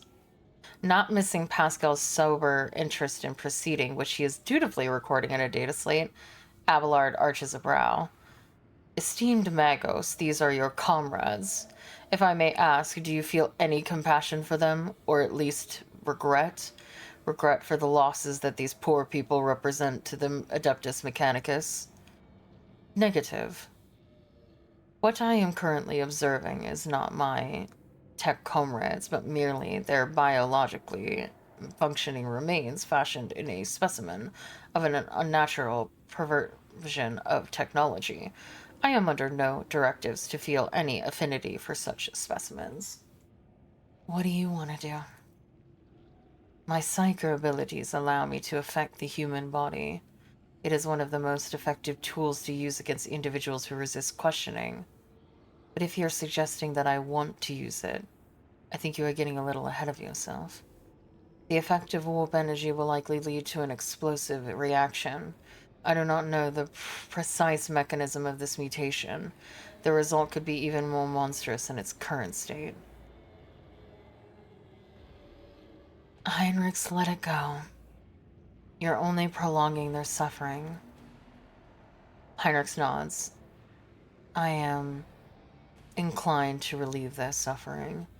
Every moment of existence in such a state is pure torture for people locked in these sheaths.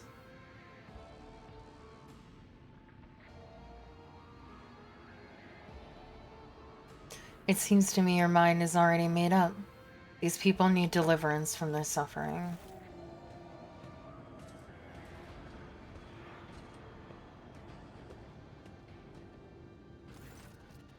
Heinrichs wavers for another moment and then leads over the conjugators. Each mutant has cables attached to it. I may not know the nature of these machines, but it isn't too difficult to increase the voltage. I don't know why I went so British there. Voltage. The switch here.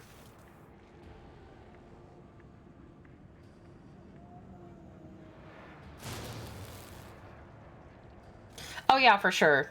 It was definitely implying that we were gonna have a fight, but I would have been happy to fight, but, you know, I want to go with what Heinrichs wants to do.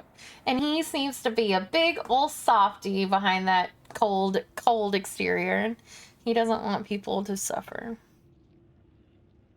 You hear the crackle of electricity, the wires glow with blue sparks, and the creatures locked in the cage drop lifelessly to the floor. The sharp tang of burned meat hangs in the air. That's that, then. But do you know what bothers me, Rogue Trader? The number of people here. There are too few. The lower levels of similar manufactorums are inhabited by millions. What happened to the rest of them? Heinrich shakes his head. I know I won't like the answer. Let's go. We still haven't done what we came here to do. Didn't we? Not? I thought I did this in the wrong order. And I think maybe the game expected me to do this first. I didn't, because I'm dumb. I was like, go inside. I don't want to go inside. I guess I didn't expect.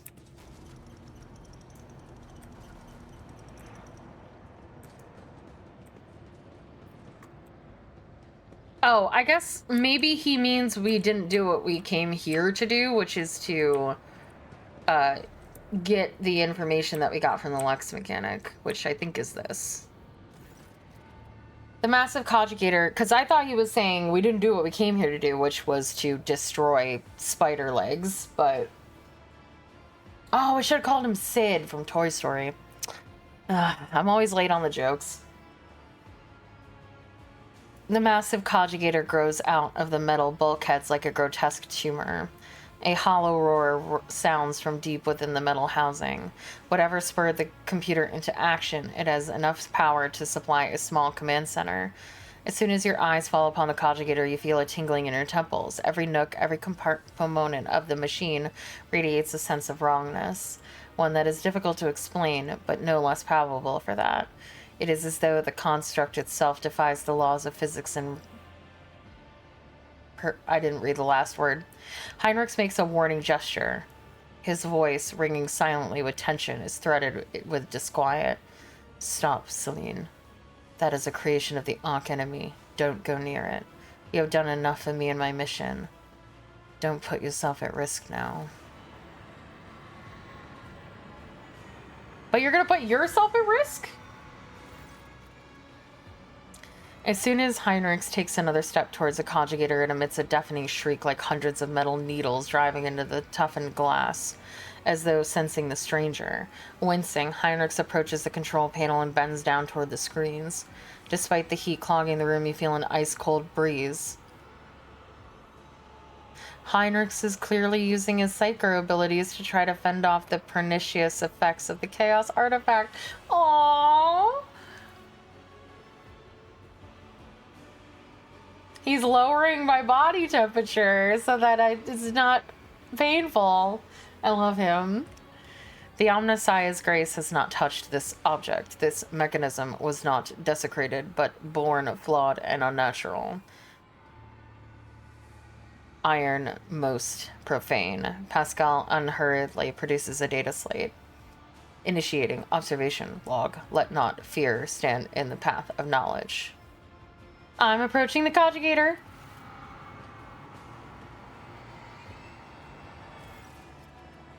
Heinrichs is too engrossed in his experimentation of the control panel to stop you. You draw closer to the side section of the conjugator housing, which has several thick cables running from it. With each step toward the flickering screens, you're feeling that the conjugator is watching you with rapid blinking eyes grow stronger and stronger. Up close, you see that besides buttons, switches, and toggles, the conjugator casing is also covered in strange writing. Study the screens. The conjugator displays a wall of text on its screens. The string of symbols is a senseless mixture of numbers, formulas, and unfamiliar characters.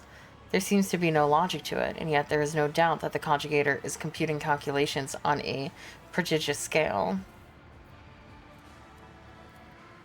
One glance is enough to tell you that these are chaos runes, within which lurks a grim threat to mind and soul. You hastily avert your eyes, trying to wipe the foul symbols from your mind. Look at the cables. A bundle of cables is coming from the broken side panel of the conjugator. They were clearly added after the machine came off the manufacturer's production line.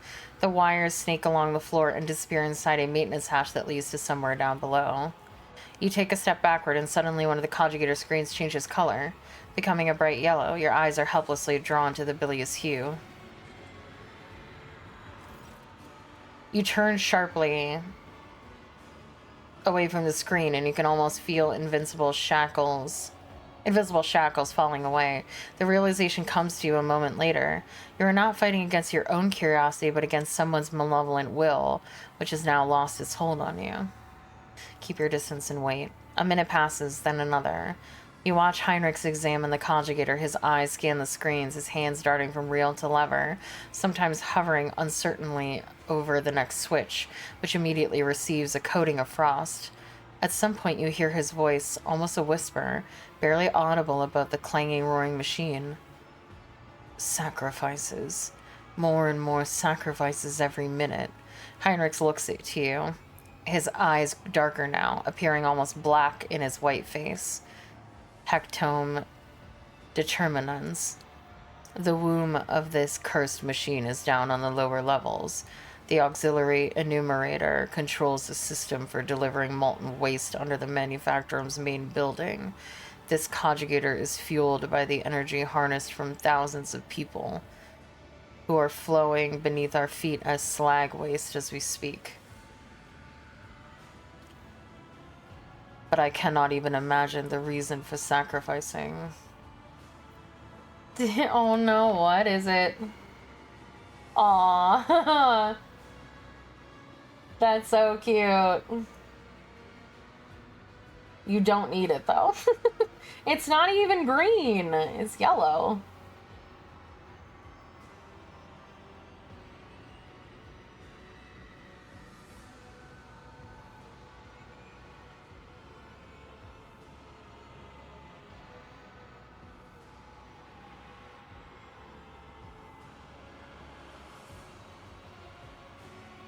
You want me to put it on throne?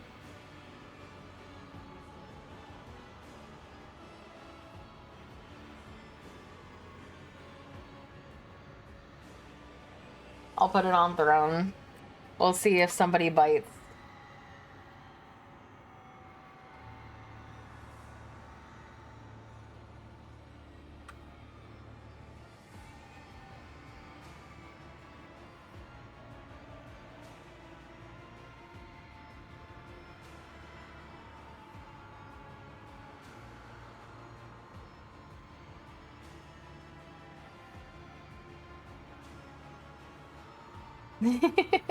Alright, I put it on throne.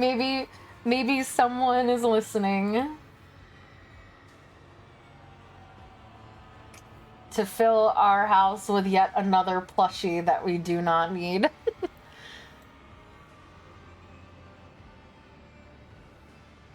But I cannot even imagine the reason for sacrificing all these people. It's inconceivable. Now we know why the Fabricator's censor prized this monster so highly. The cursed tech priest and his associates created something that went beyond the limits of the Omnissiah's power. This machine is designed to process myriad possibilities using warp sorcery. It has almost finished its task. It predicts the future, Celine. Heinrichs, are you alright?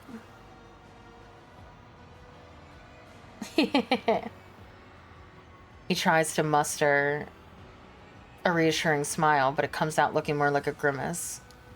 I'll be fine. It predicts the future. How is that even possible? Do not attempt to gain any insight into the essence of machines corrupted by the Arch Enemy. At least not if you value your soul. I have encountered the heretic's mechanical abominations before. To truly fathom their nature is to allow a particle of death into your heart.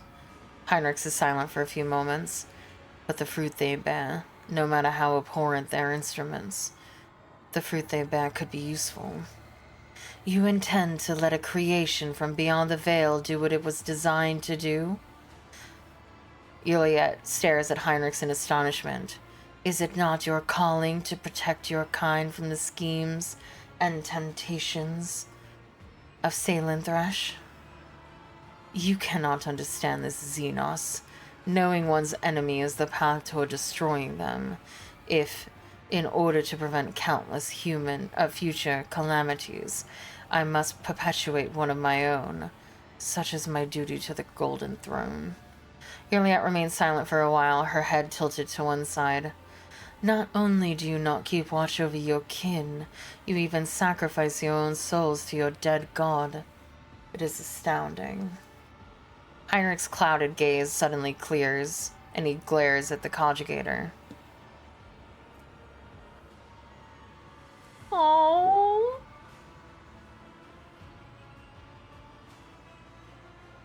No. No, the cult's filthy ravings are not worth that. What we can exact from its storage drives will be enough. Your influence has made Heinrichs more merciful.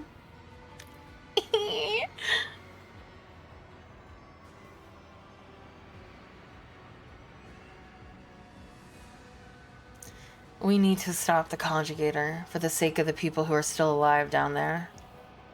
Heinrichs facilitates for another second, then shakes his head as though clearing away a fog. I almost succumbed to the Arch Enemy's old trick, the lure of the unattainable, the primary of all the traps that chaos sets on for unwary souls. Heinrich's movements are exact and purposeful, unlike his earlier operations of the conjugator. One after another, the conjugator screens begin to fade to black, and the roar coming from inside the machine quietens to a barely perceptible howl, in which you imagine you hear notes of dejection. Heinrichs bends over the keys and flinches as if from an electrical shock. His head snaps back unnaturally, and you see his lips moving. The conjugator lets out a roar that grows louder by the second.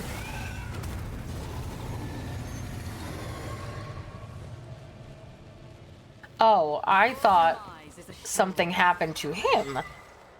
But he's fine.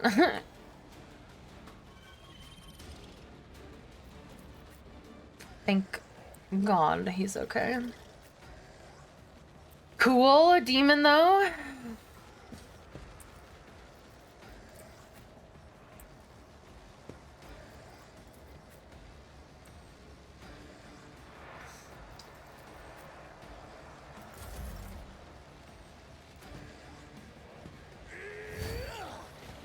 But of course, Lord Captain. I won't object to it. Naturally.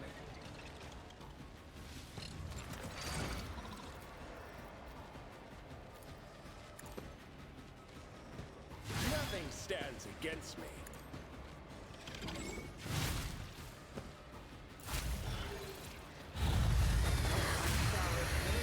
strike, shan't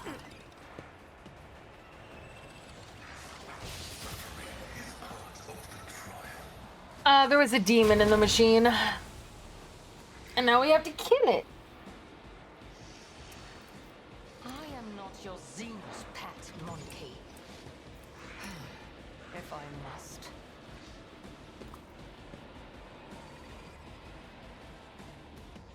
I understand your intent. This tedium is beneath me. I missed it on a fucking 95% chance. Sag. You cannot force me, Elantark, if it serves your cause.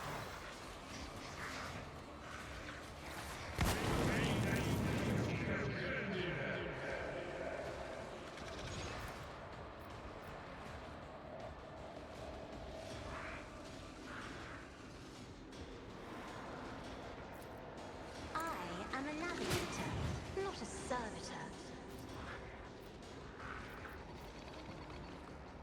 Me? If you insist, Lord Captain.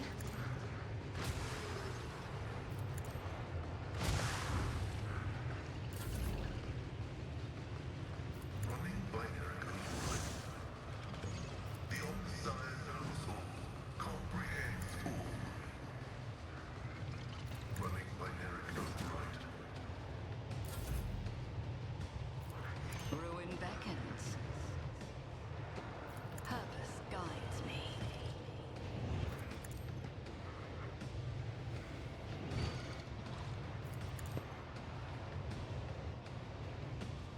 I won't waste my time on that. I need no guidance. Holy terror, smite your enemies.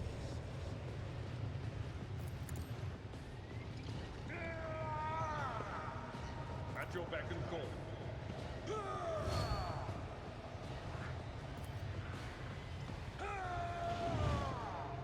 Yeah, I'm pretty sure these guys usually appear when like demons are around. So I'm just assuming it's like the quote unquote the veil being weakened, I think. Ow!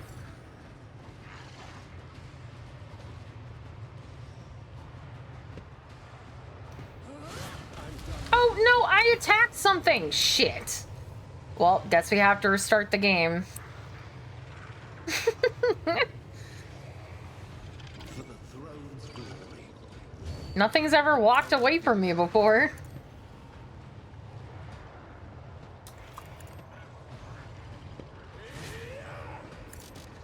But of course, Lord Captain.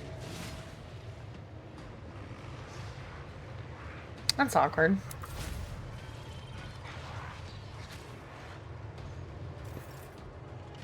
Another soul slips beyond the veil. If I must. I understand your intent. I am not your Xenos pet, monkey. This Oh, I'm about to shoot myself. I deal death with my Oh, hands. I'm fine. If I must. If it serves your cause.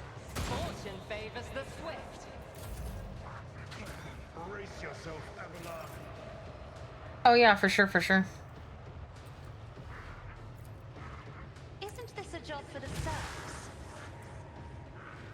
I'm not accustomed to being ordered around.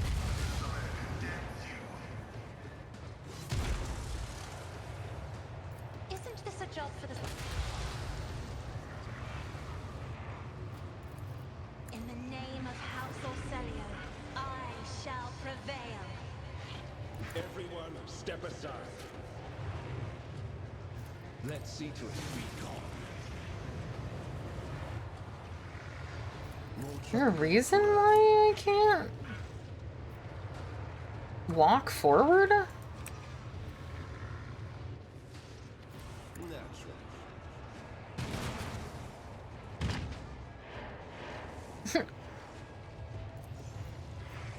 I still can't do it. I won't object to it.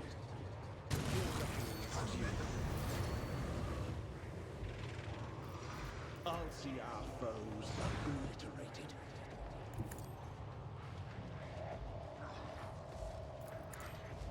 I'm done with this one.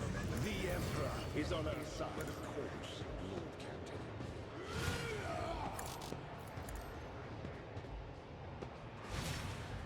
Not sanctioned to do this. Your reckoning is due. Heinrich stares at the smoldering ashes of the demon and then at the destroyed conjugator. The furrow on his brow slowly smooths out. His face looks almost contented. The creation of chaos is no more. I hope that Fabricator Sensor did not have time to pass on the secrets of his creature to his associates, and I hope that the survivors down in the lower levels can hold on until we liberate Kiavagama. Juliet looks at Heinrichs. There's no more wisdom in you than I thought at first. There is more wisdom in you than I thought at first. One must never touch what was created by... I can do without the Xenos moralizing. Know your place. Okay, it could be nice, but alright, we're getting somewhere. Juliet momentarily unfurrowed brow quickly tenses again. I never forget it, monkey. I saw something happen to you, Heinrichs. What happened when you touched the machine? Yeah, baby steps. Heinrich jerks his head and waves away the question, his movements sharp and unnatural. We'll talk about it later, but right now. Heinrich's eyes settle on you. I must thank you, Celine. Without your help and cooperation, I doubt I would have reached the depths of Kiavagama and learned the truth behind my agent's dispatches and reports. I would never have ended up here. And I would never have succeeded in hampering the cult's activities. Dare I hope, esteemed interrogator, that your keen interest in this von Valencius world has been satisfied. Oh. Apart from the fact that the world is still seized by the Arch-Enemy's corruption, its populace is infested with heresy, and the once sacred machines of this manufactorum have been turned into weapons against humanity. Quite satisfied, yes. You do?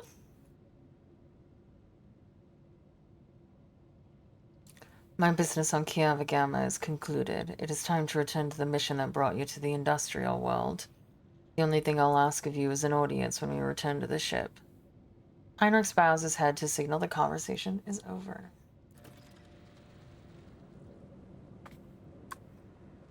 Yay! We did it. Good job, everyone. I think we can go home. The world will bow.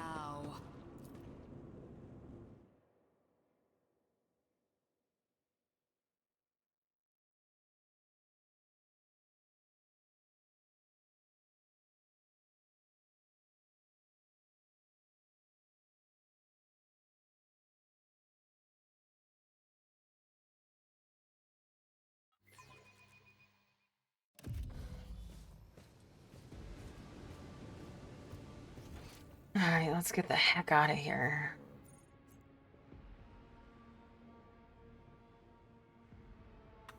I think no, I don't. I think I can just run from here. And I don't think I'll get stuck on anything. I might have to climb up something.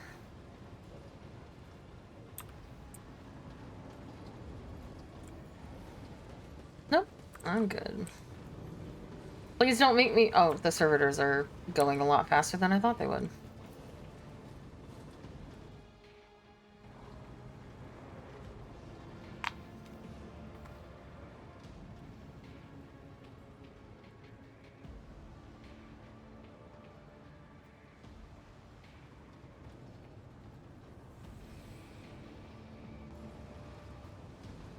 Oh, hello? Sharp pain pierces your head and the light dims in your eyes. You smell smoke and burning. You feel a wave of nausea. Your legs buckle and your knees hit the metal floor. In that same moment, the manufactorum surrounding you disappears in a whirlwind of mist, ash, and gray shadows. Fuck are you? Struggling against the elements, he can barely... The fact is that I think his... Oh, wait. Where are these chains coming from? Are they going to my companions, or...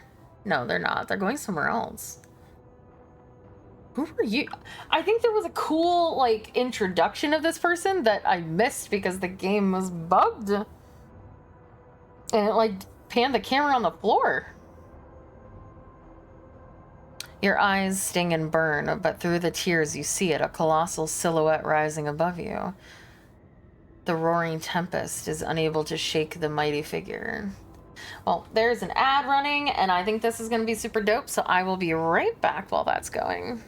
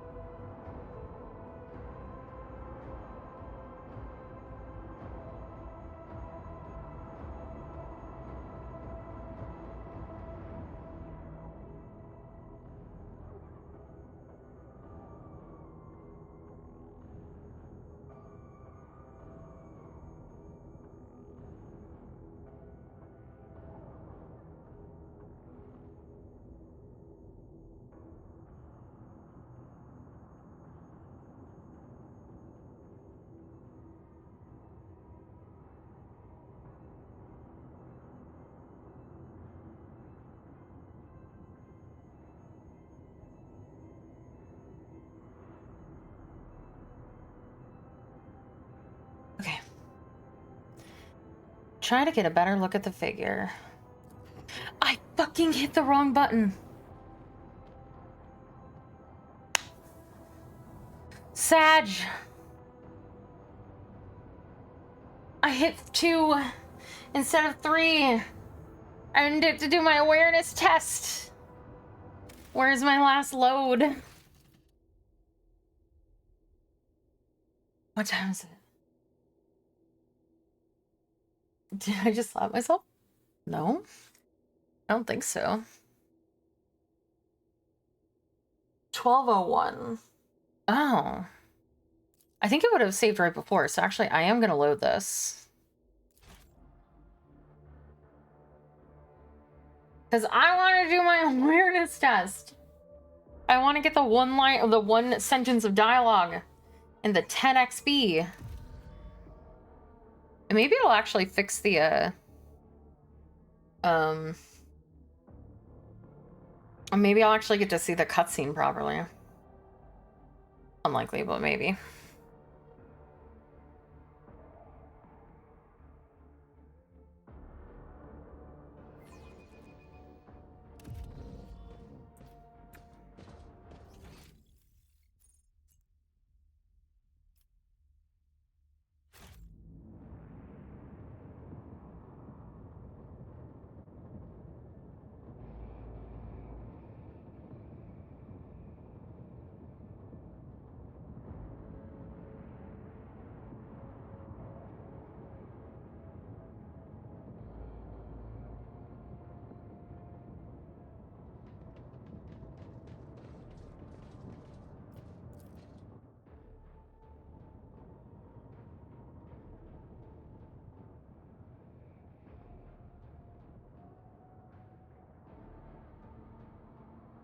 No. I didn't get to see it. Maybe it's because I went to the wrong door?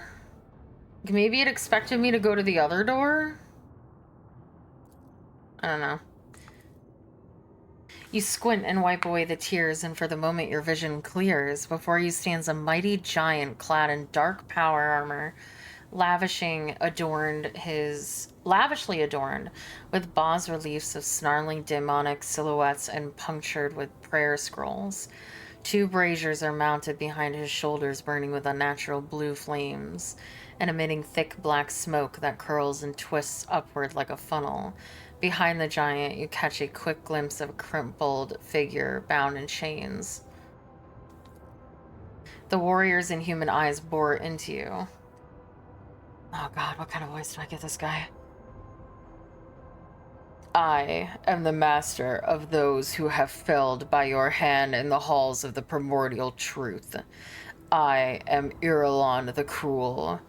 The souls of my followers returned to the fount of power they served, crying out for me to cast my gaze toward this sacrilege. And what do I see? Yet another lackey of the corpse emperor. They call you a hero. Where do the great past deeds travel in the entire... Oh. An empty word, a worthless pedestal among hundreds like it, all built by the lackeys of the false god in their hubris and ignorance. This pedestal will soon become a sacrificial altar, and you will become yet another reminder to the expanse that no hero can save it from the truth. The giant's voice causes the storm raging around you to die down somewhat, as if the very sound of his voice is enough to make the whirlwind subside. You glance at the huge warrior and notice on his chest a winding azure symbol. The shades of blue seem to glimmer and mingle together. Well, where are we? Where have you taken me? I say as I stand in the...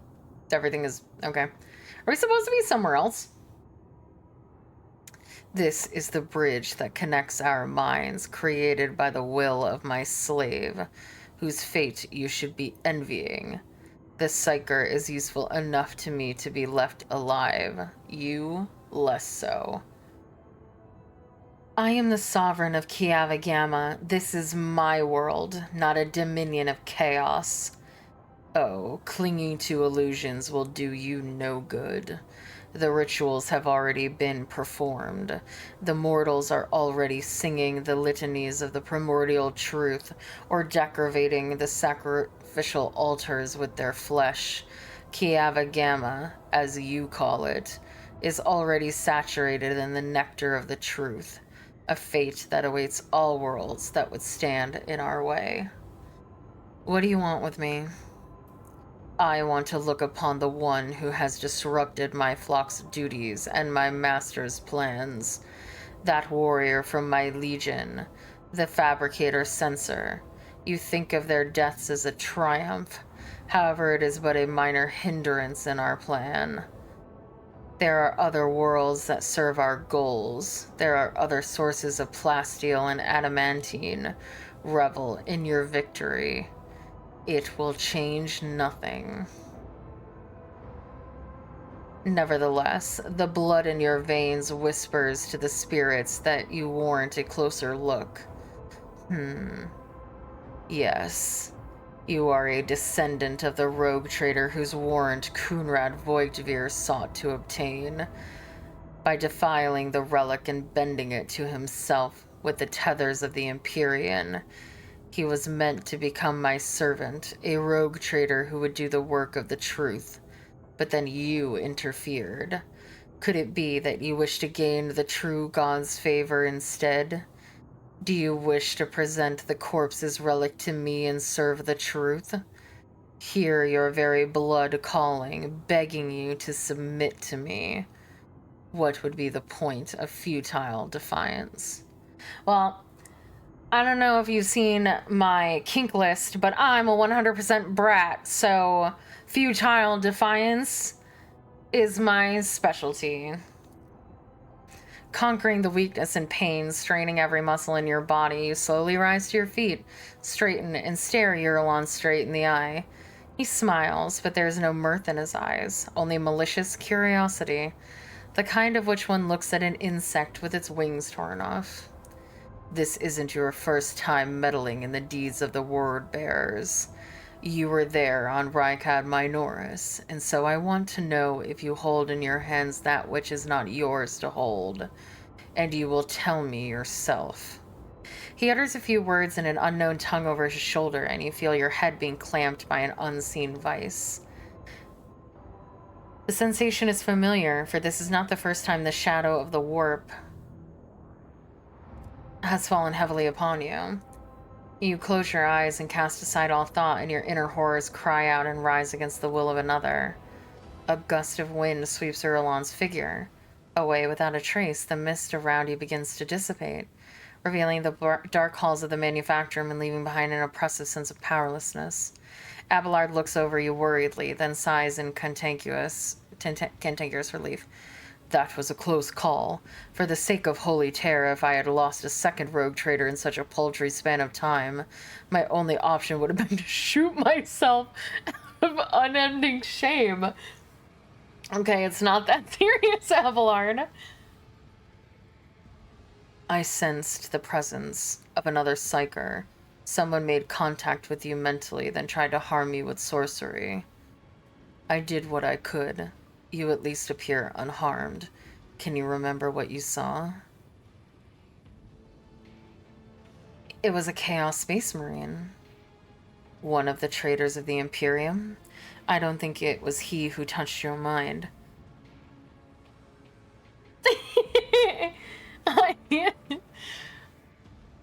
Yeah, basically that's what he just said. He's like, if you die, I'm literally gonna kill myself.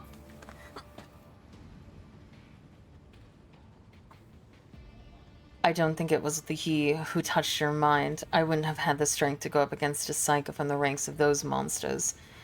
He might have forced some mortal to do his bidding. Perhaps it has seen through the same hapless medium that he sensed the death of his henchman.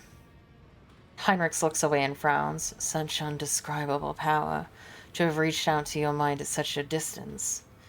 He said something about Theodora, about how the blood in my veins will lead me to serve chaos. Heinrich stares at you, whether in surprise or anger you do not know, then he gives a curt nod.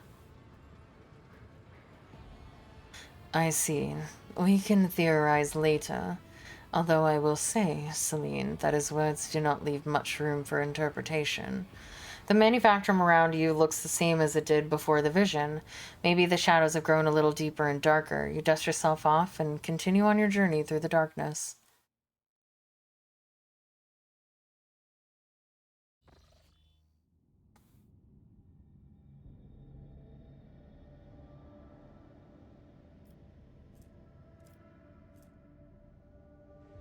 Oh, we can do either.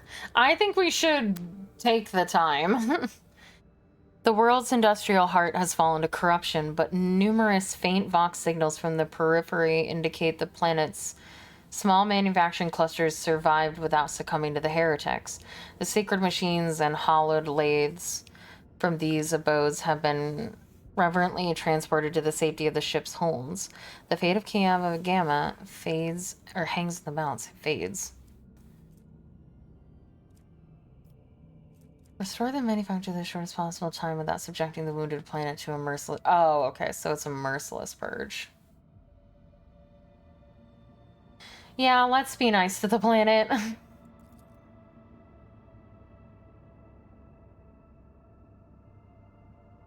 The blast furnaces are lit again. Machines once more fill the air with screeches and squeals, and mag trains of wagons stretch in lines from one workshop to the next. But the conjugators, binaric chants carry alarming rumors of malevolent and foul traces of corruption, still lurking in the deepest chambers of the manufactorum.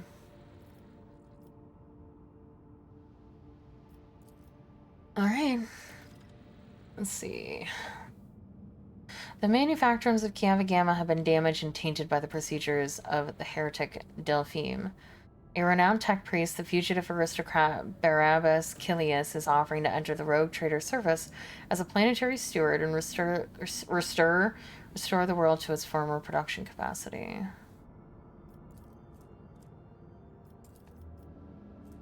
Whenever the wearer ends their turn, they deal number to each.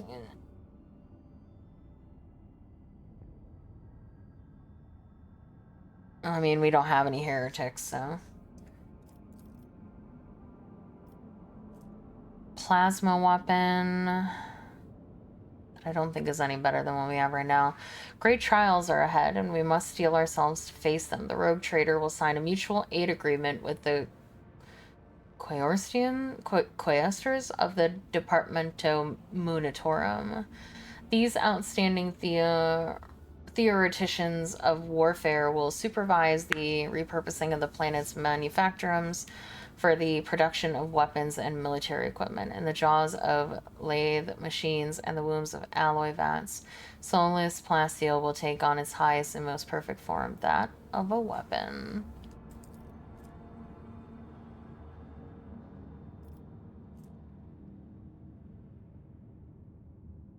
For generations, the Adeptus Mechanicus have been custodians of the machinery and conjugators of Kiava Gamma. Recognizing the value of this tragedy-stricken world, they are willing to deploy a forge cathedral on it as a token of sympathy. Therein, the blessed fabricator sensor Fortron will envision and lay out a new and more perfect design for the planet.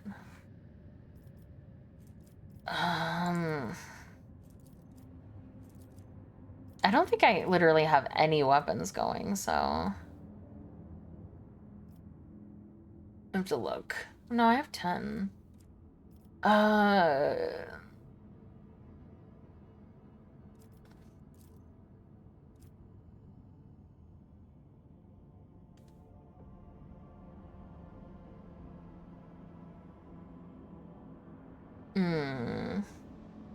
think I'm gonna go with this. No, my profit factor, restoration.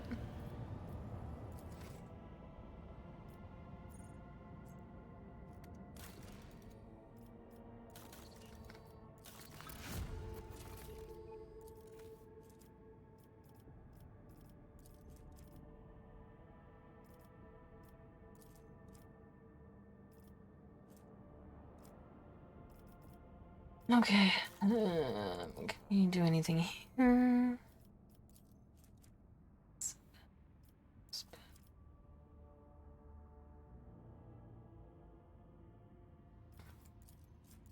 Wait, hold on. I'm dumb. All allies gain dogmatic.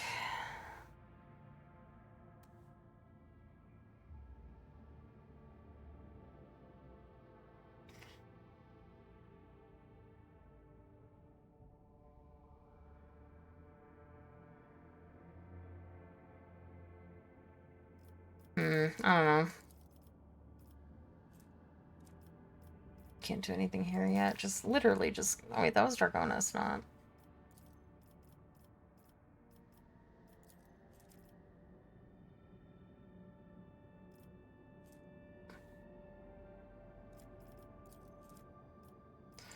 Extarticums.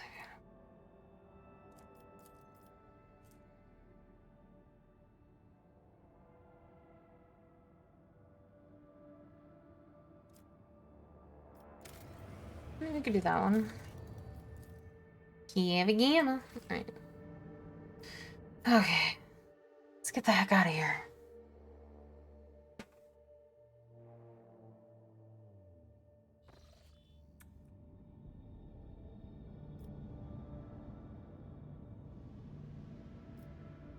Okay, I literally thought of how to do this before.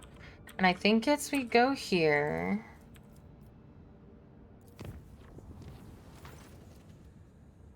The warp jump was unusually hectic. The recent attack of the scrap code disabled many of the sacred machines whose malfunctioning algorithms showed no sign of failure until the vessel departed real space and surrendered itself to the sea of the souls.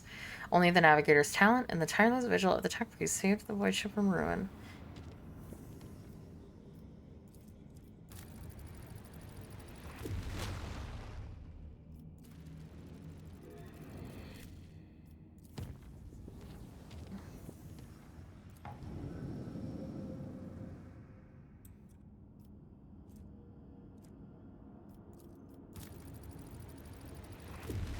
Okay, I think this is how we do it. We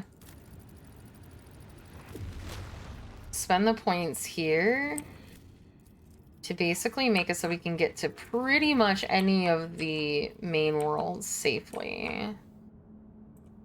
Okay. And then we can just travel through here with no problem. So let's jump. What was here that it was? Yeah.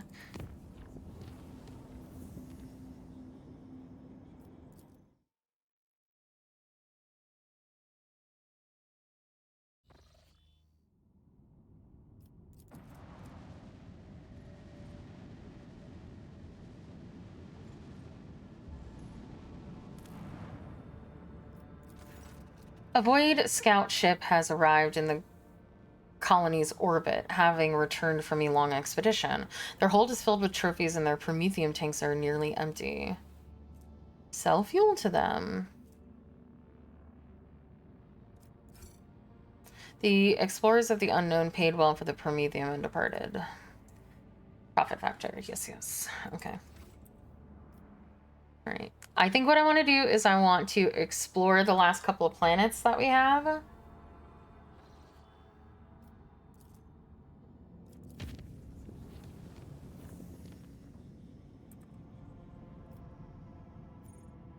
By the Eldari cache.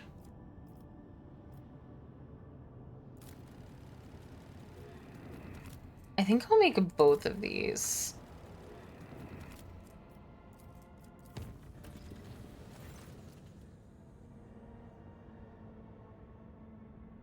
Demonic eyes had materialized and begun to slither across the walls of the crew quarter 49. The burning orbs swelled like bubbles of fetid swamp gas, only in secluded places at first, later appearing in plain sight. Everyone subject to their gaze started experiencing headaches and spells of self-flagellation. After one of the officers peeled off a portion of his own skin to fashion a makeshift eyelid for one of the fiendish orbs, the section was quarantined since neither fire nor other munitions could prevent more eyes from sprouting up on the ship. The vessel was cleansed only by escaping from the clutching embrace of the Sea of Souls. By the God Emperor's grace, no perils of the war prevented the vessel from returning to real space.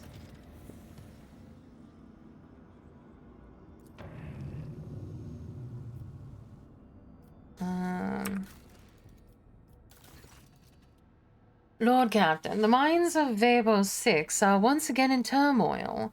At the depths of level MD Zeta 5, the overseers have discovered a mountain of mutilated bodies as if crushed by the millstones of the mining machines.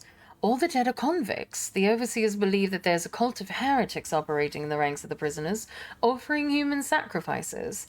The prisoners themselves claim that this atrocity was committed on the order of the superintendent to rid the prison of the more inconvenient inmates. The superintendent tried to reason with the mob, but was mauled instead. His desecrated remains were found inside the cells where the prisoners were being tortured during the interrogation of these strange convicts. The overseers have managed to isolate the rebels inside the mining facilities, but an assault would result in high losses of workforce. On the other hand, the prisoners are ready to lay down their weapons, cease their violence, and repent if the rogue trader would only demonstrate some compassion toward their plight, possibly by reforming some of the more severe punishments. Then who killed those people that were found in the mines? Unknown. The riot made the investigation more difficult. Maybe it was the work of the superintendent, or maybe there is, say, a cell of the Cult of the Final Dawn operating among the prisoners. But there is an oddity on the few pics that the overseers have managed to scrounge together. If one were to use their imagination, they could see a certain pattern in the scattered bodies, one that is remotely similar to the one these difficult prisoners have been drawing. What think you, my officers and advisors? Shireen, if the governor and the pack of overseers cannot handle their duty, should they not take the place of their wards? And could there not be worthy administrators among those who oppose them? Those who could do better? A mob of commoners has mauled a noble man who had been attempting to reason with them. How awful! Perhaps the underground madness has spread among them and assumed a new form, turning them into monsters in the process. It would be cruel to kill them if this is the case. It is much more humane to dissect their brains in order for well-meaningly reduce their ferocity and inclination toward disobedience. It had once been done by my house when the serfs had rebelled in their ignorance. A rather merciful step. I do not care about the overseers, the convicts, or their problems. I care about the dead bodies. Who left them? That is the important question. If the bodies are not destroyed yet, then we can conduct a divination. The ritual is not very appetizing, but a psyker, not on the squeamish side, could learn more about their deaths. Let's see. Complacency and efficiency.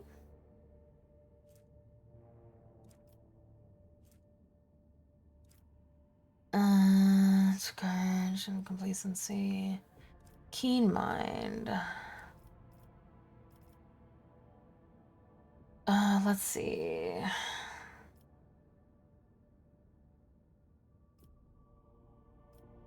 I want to, like... I guess it's this one.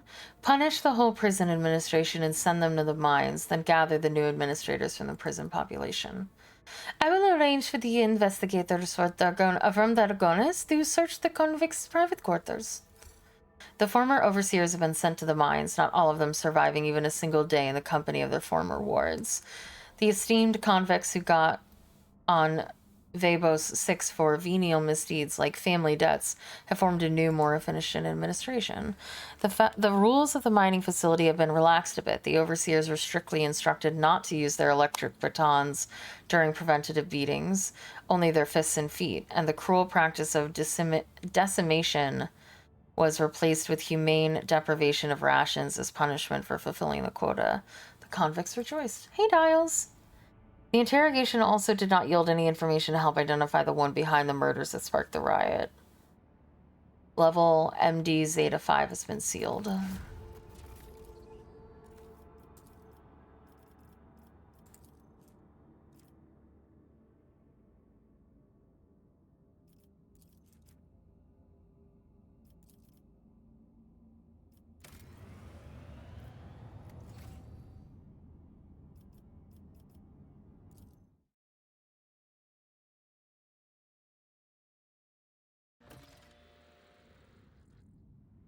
An unidentified object's been located in the system. The artifacts react to our transmissions by release. Sorry, I did that accidentally wrong. An unidentified object's been located in the system. The artifact reacts to our transmissions by releasing unknown radiation. Most likely a zero-nose origin. The cogs are reporting. If you want to get a closer look, you need to close the distance between the vessel and the object. Okay. I got the stash. Scorpion Chainsword. Dope. Whenever the wearer deals damage with an attack of opportunity, they gain the Shrouded effect. As long as the wearer has a Shrouded when becoming the target, they automatically dodge. After that, the Shrouded effect is removed.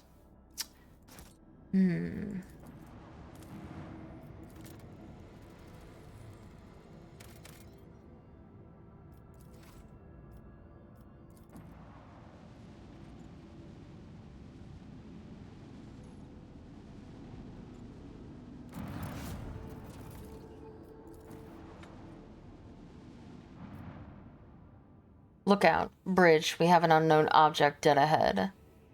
Not an asteroid, clearly artificial in nature, but it's larger than Footfall Station. Copy that. Report relayed to officer on duty and pilots. Expect visual soon. We have visual. What the? Look out. This is the Voxmaster. I'm adding the pilots, senior officers, and Lord Captain to this channel. Her ladyship wishes to assume personal command. Lord Captain, we have requested intel on the object from the Augur Array module, awaiting their response. Lord Captain on the line.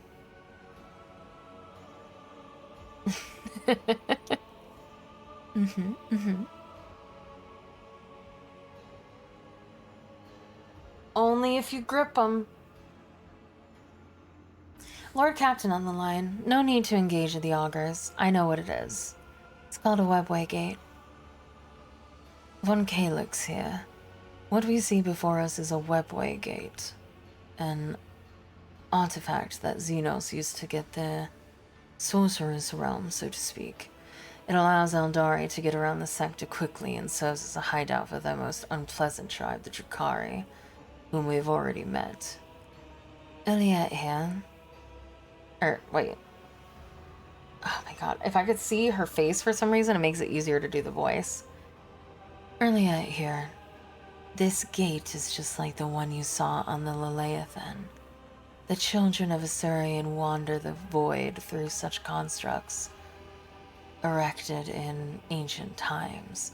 Any ship that passes through such a portal will enter a tangle of paths unfathomable to none but my kin. Is there an augur report?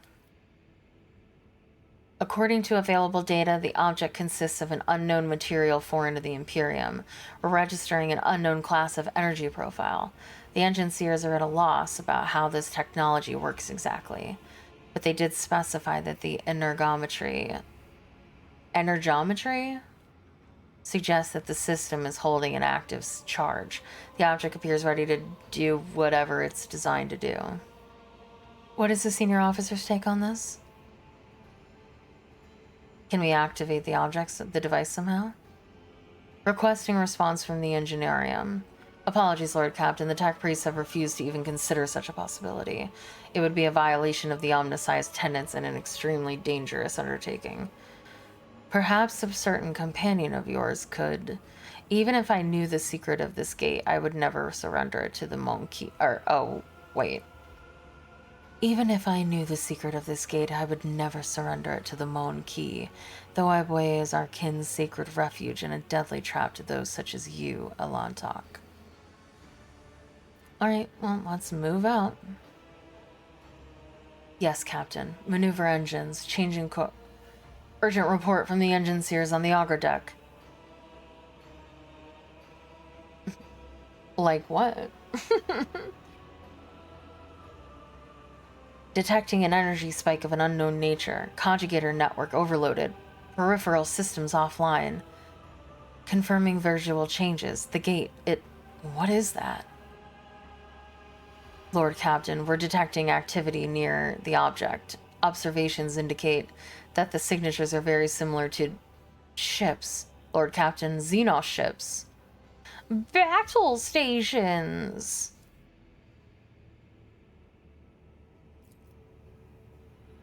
Lord Captain's orders: prepare for maneuvering. Shields to max. Engines to max. Fire on the enemy on my mark only. Wait, what is that? Lord Captain, alert. Another Xenos ship inbound. Must be a boarding party. What? Where did it come from? It was hiding nearby. It closed in undetected while we were distracted by the construct. It's right by us. It's aiming for the engine modules. Lord Captain, emergency. Confirming contact with enemy ship in the engine area.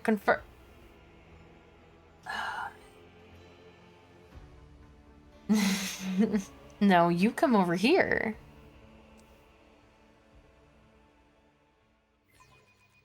These hallowed vessel's bulkheads will hold strong.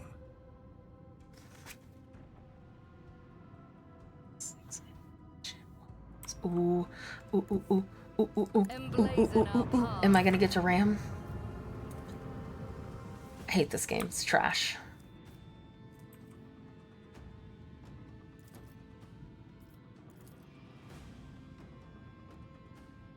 Let the incandescent beams scorch our enemies!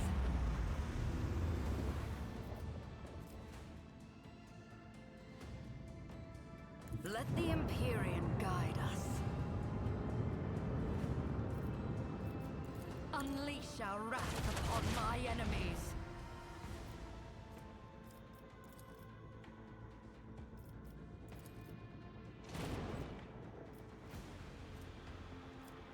Torpedoes, now! I don't understand what that did then. Oh. Unleash torment! Yes, Send their torpedoes. souls to the void.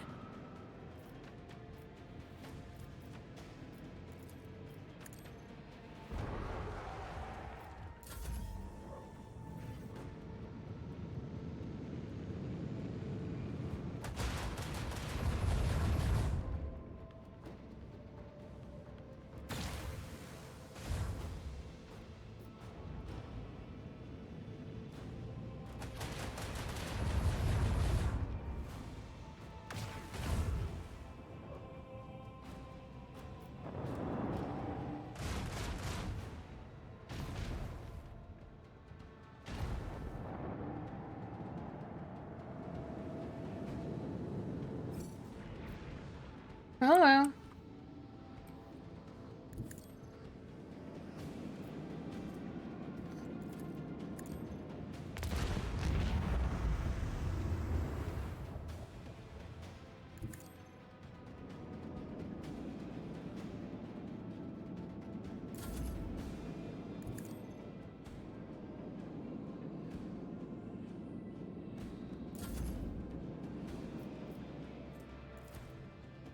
Send them into the cold void. Steer us to our target.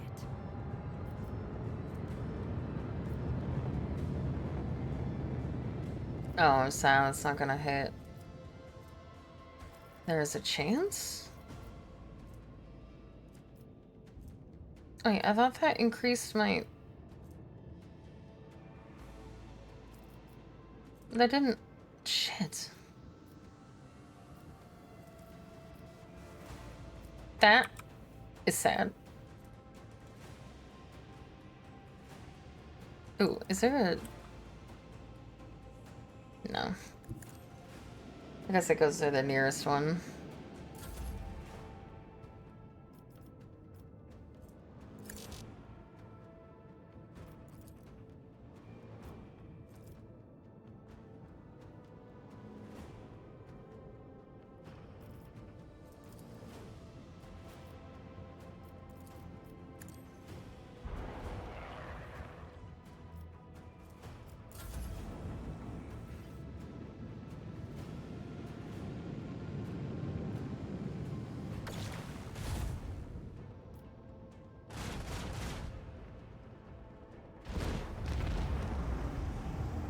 Finally, some real action.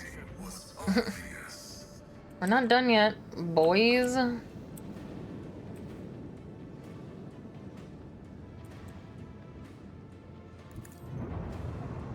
Wait, why didn't my torpedoes go?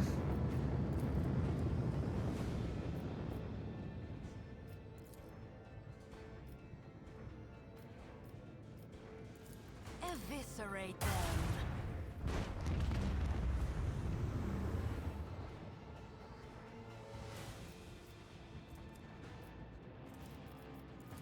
Torpedoes, now!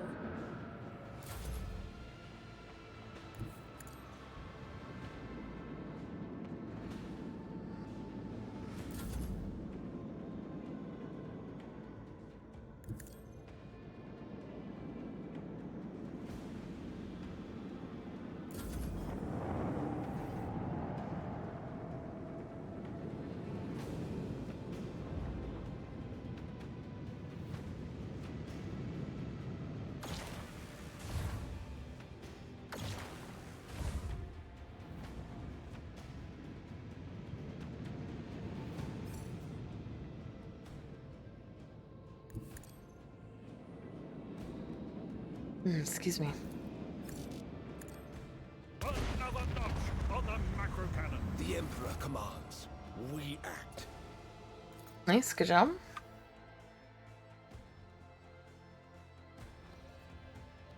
Lord Captain, we've dealt with the void ships of those beasts, but a Xenos boarding party is landing on the ship. They're advancing steadily toward the plasma drive. The enforcers are being overrun. They're asking for reinforcements. If we do not help this filth will destroy our vessel from the inside. We got it. Honestly, me and Hi-Rise could just go for a walk.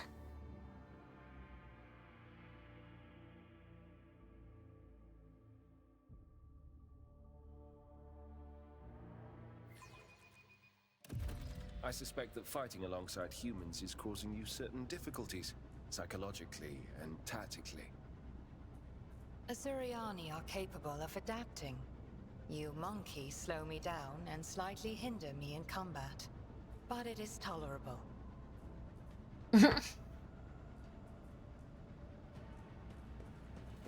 I tread a path unexplored. What is this?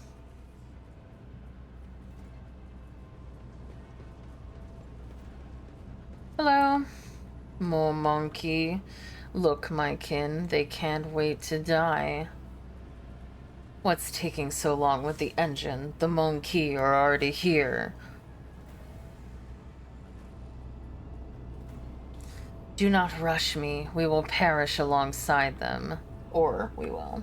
You are but a fleeting flame before my tempest. I will revel in your pain.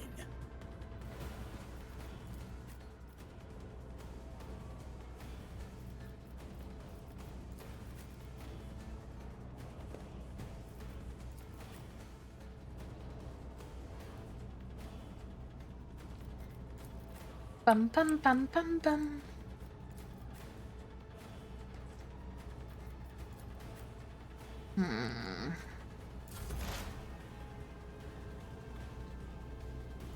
I understand your intent.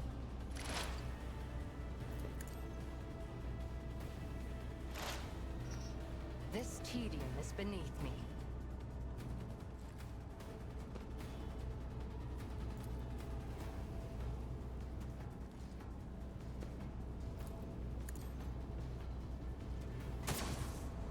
I can't believe this. If it serves your cause. Ancestors guide me. You make me sad. Could have done so much there, and yet you did nothing. Let's see. Why did I do that? Why did I attack first? Terror, smite your enemies. I won't do that. I'm sad.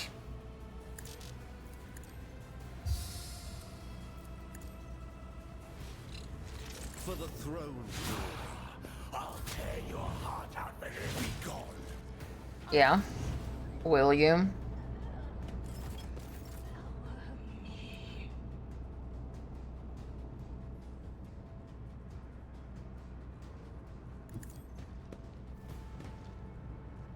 I will triumph. One step closer.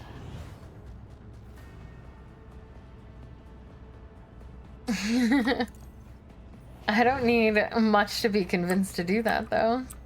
I do it all the time. I can't see anything, so...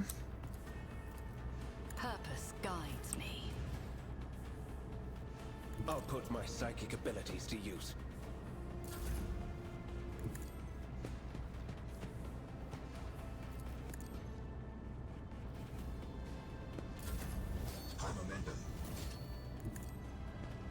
Oh, I thought that was Heinrich's turn. Fuck me.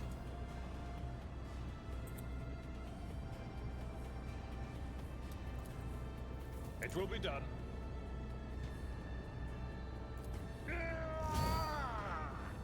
At your beck and call.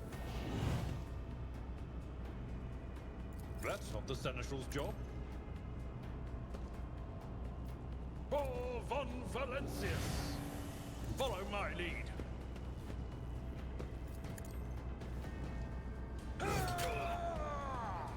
It will be done. Woe to you. I will do my duty. I took care of this one. My place is Oh, I at should have the gone over there. No, it's fine. Heinrich's will go over there. Pay for this in blood. victory is imminent. Your last stroke of luck.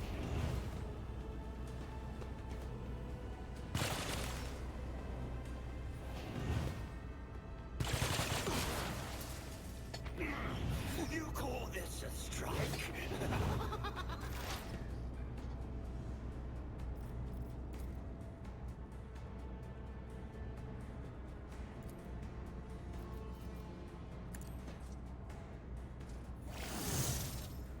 Cogitation fails. My competencies are not that universal. Request approved. My vow is to serve.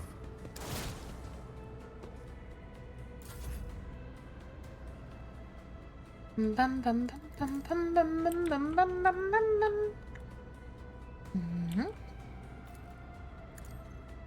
I bring agony. Me? That is foolishness. Usurper. Deliver us! Pain is all.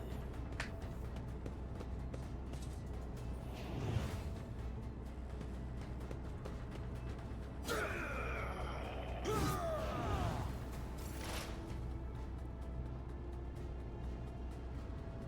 Where are you?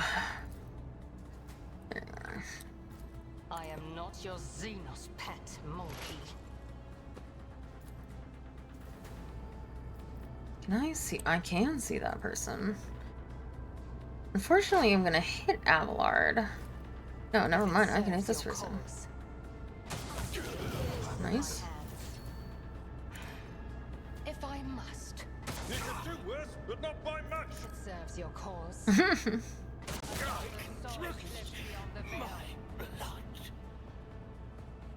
I am not your Xenos pet, monkey. Fortune favors the swift.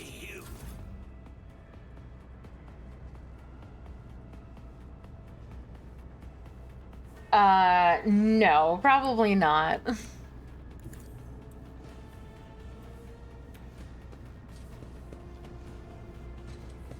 And if I did, it would be for a ridiculous amount of money. I won't object to it. I did consider doing like a Christmas raffle for it, maybe. Naturally.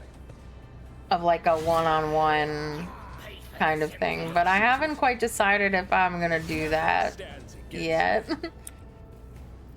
Someone's death wish is mine to grant. For the throne's glory. If your reckoning is due, I need a foothold. Sabatua. Let's see to it. A work for a fleshcraft. But of course, Lord Captain. The Emperor is on our side. Pay attention.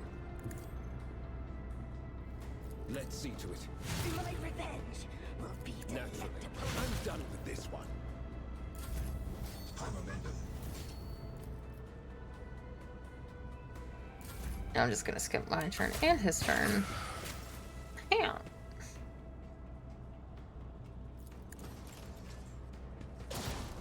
Sag. I am another foe painted black.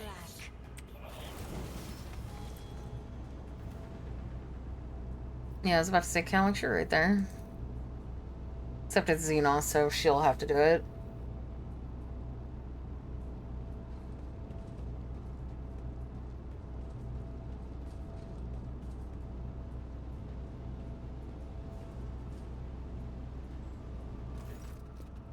A man in an officer's uniform is kneeling and scrabbling around in the mess of blood and dirt on the floor. As soon as you draw near, you hear his feverish muttering. No, no, no. Where is he? Where is my son? The lower half of the officer's face is grimy with some strange substance too pale and lumpy to be blood. The officer pays you no attention, his eyes fixed on the floor. Wait. He's an operational officer from Deck 67-3, not from one of the local clans, which is why I remember him. He helped me bring up the new recruits from the planet. What is he doing here? Examine the officer's face. You take another step toward the man and peer into his face. Blue veins bulge under his scabbed, molted skin. Mottled? And his bloodshot eyes are darting in every direction, sometimes rolling back into his head so that only the whites are visible. The strange stuff covering the officer's face is lumpy pink slime mixed with blood that is streaming from his disfigured nose. Why are you here and not on your assigned deck? Something shifts in the officer's expression and the feverish gleam in his eye goes out. Tacitus, my boy. Swamp devils dragged him off. I'm where I'm supposed to be. I'm looking for my son. The Emperor's valiant guards came to save my boy. I showed them where the swamp devils dragged Tacitus. I led them right here like they asked. They'll make short work of the nest of those beasts, and I'll keep looking for my boy in the meantime. Mistress, will you help? The man's face contorts in a monstrous grimace, a mixture of pain, hope, and madness. I'll be damned if this officer has a son. Perhaps he did once, but he embarked without any family in tow. Abelard sighs heavily. He's cracked, the poor wretch. I believe this monkey is not here by chance. He has been in the clutches of the Dark Ones. His current state may be the bitter fruit of time spent alongside those masters of torment and madness.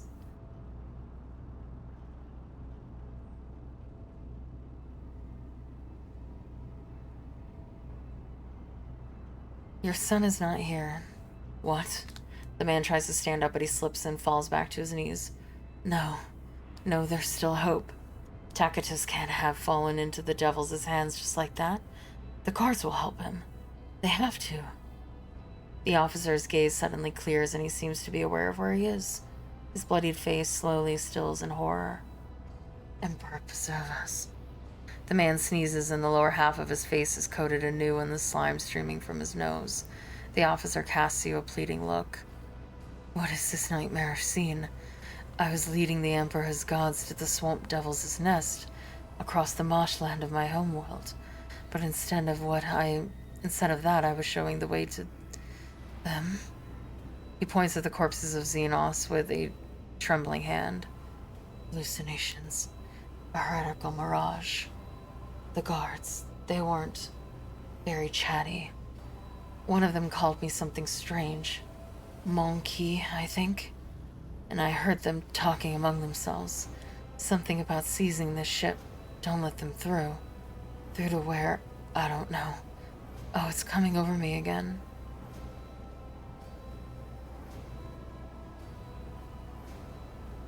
Tell me about these hallucinations. When did they start? I don't remember. It's so strange. It's like I'm here and I'm there at the same time, but I remember many watches ago, a visit from a guardsman after the swamp devils attacked, it seemed. He treated my injuries, did something to my face, and he said that his comrades would come and do what they had to do. And when the rest of them came, they told me to show them the way to the nest. But where on the ship? Where did I take them? A furrow appears between Heinrich's brows as he considers this. It sounds like a mental distortion. The work of Xenos. Drukhari are capable of ensnaring their prey without shackles or fettles. They twist and violate their victims' mind using unholy instruments. Your subject has been forced to experience a nightmare from the past in order to wreak a nightmare upon the present. Iliad's mouth twists.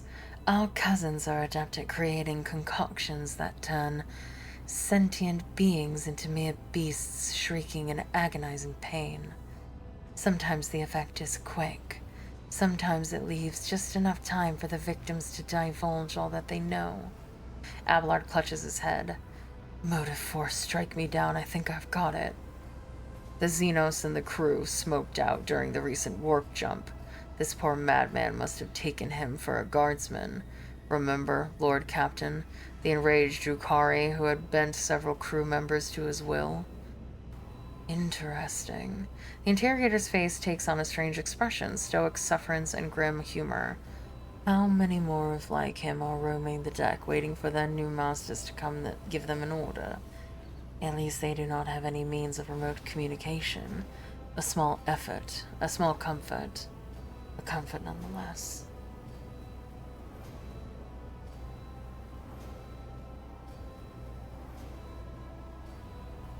It seems you are not in your right mind. I think you're right, your ladyship. Reason has fled me. I can't hold out, even now. I can see the marsh where Tacticus vanished just behind you. The man's face twists in a mask of pain and grief. A powerful spasm racks his body.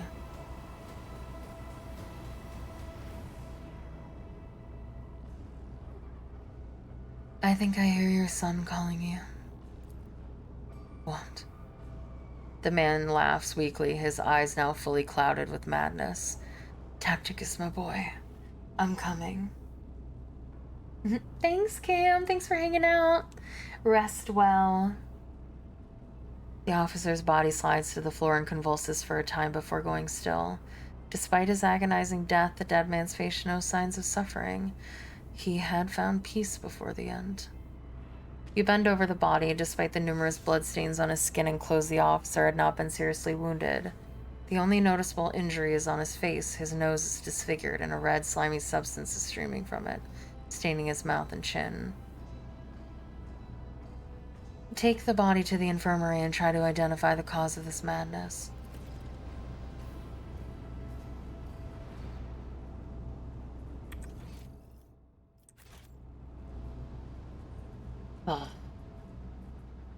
Always madness.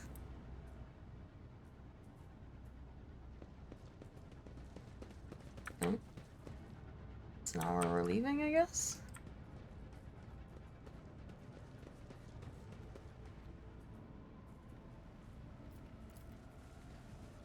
Hey now. Experience? Nothing matters more. Ooh. Oh, I probably could have done this before. This explorer tool is blessed with multifunctionality. Let's seize the opportunity.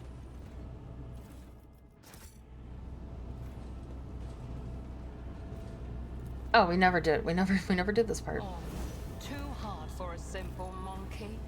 This bomb produced short electromagnetic pulses that disabled power grids and devices. It is strong enough to take out the power of a whole city district or several void ship sections. That was a problem for you. Why are you guys so mean?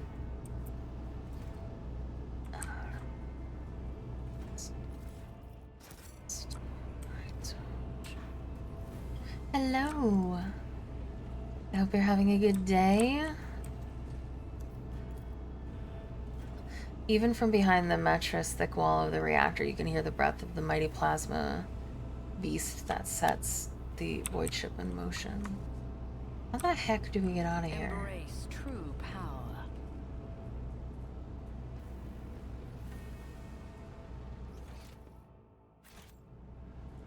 Oh, maybe it'll let me leave now that I actually did what I was supposed to do. Yeah, okay. It was like, hey, idiot, you forgot to take the, like, deal with the bomb? I was like, oh, yeah. Right.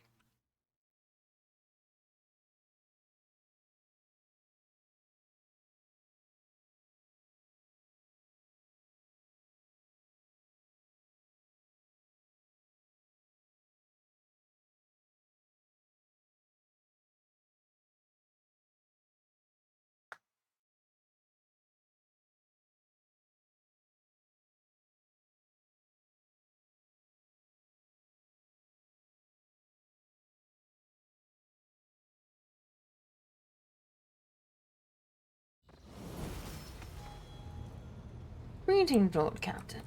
Thank you.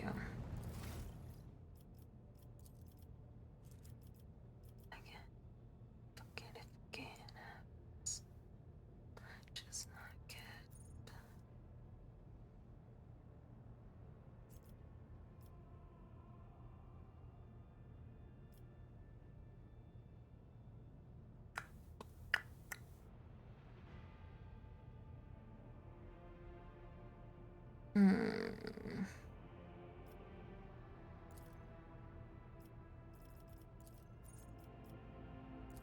I don't feel like I need that, but...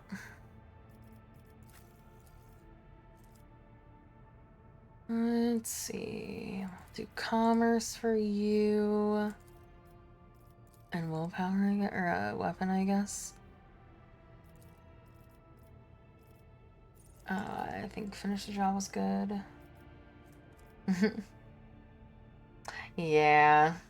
He loves the bunny girl.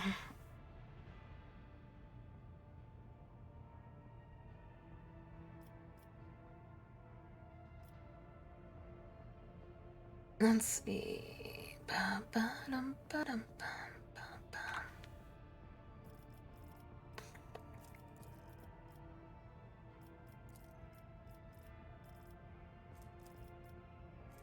Can't do commerce, so I guess only can do logic, I guess.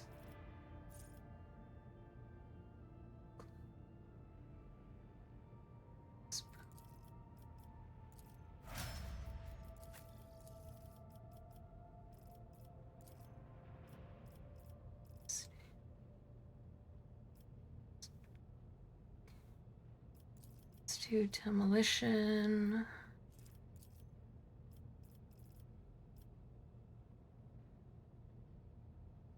Only thing missing is a bunny suit. I mean, you can ask Aircy how much an outfit would cost.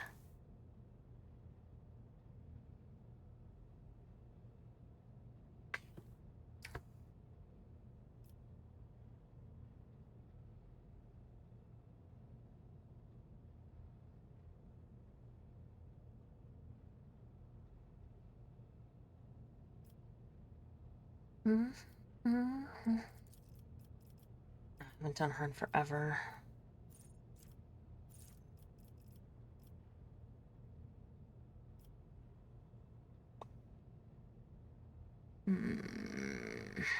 Let's see.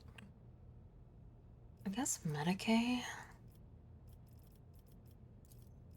Air weapon skill, I mean? No, she doesn't use weapons. I mean, she does, but not that kind of weapon. She uses ballistics.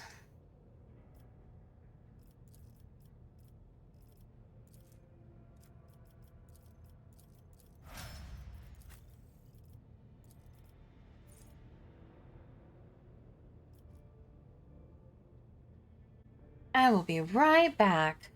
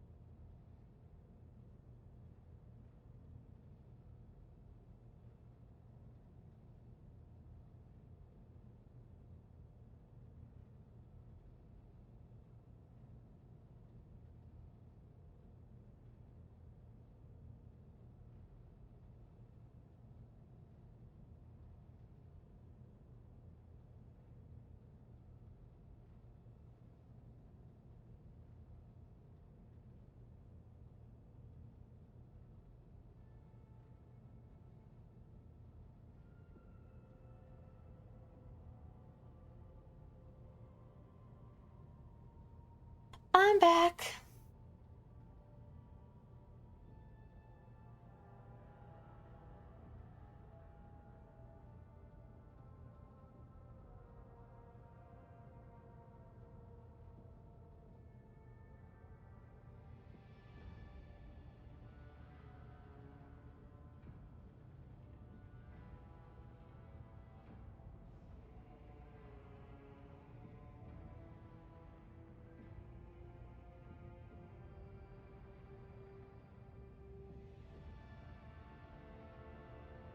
Thank you. Hello, Pedro. Hello, Adora. Good to see you.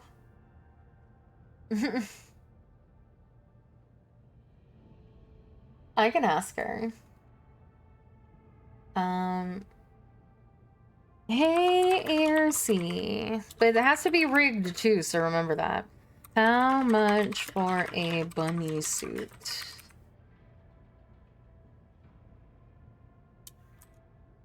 Like, sexy ones, I guess.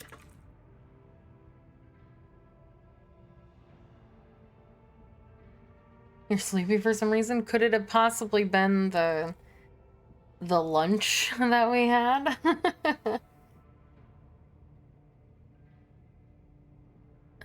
Okay, so I'm just gonna go for these guys. They're like,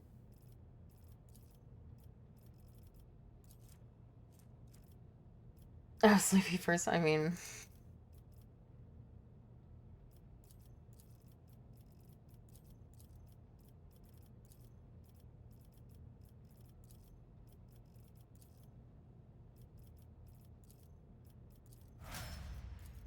okay.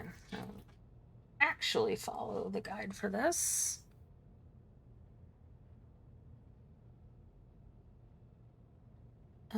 We have 3 more, so we're on 17. Wait. 18. We're on elusive speed.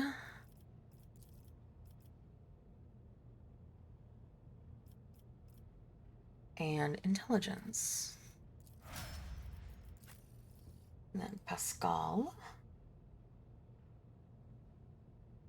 Hunting surge.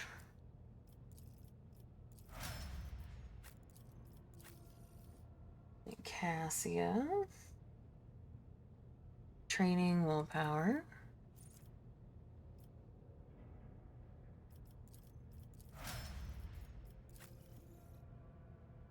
Avalon. Oh yeah, for some reason his Vanguard doesn't end. I don't know why. That's not what I meant to click. Let's see.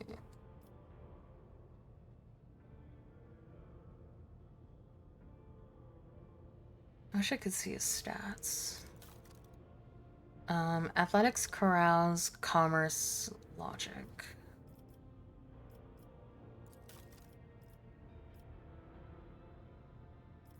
I guess carouse, that makes sense.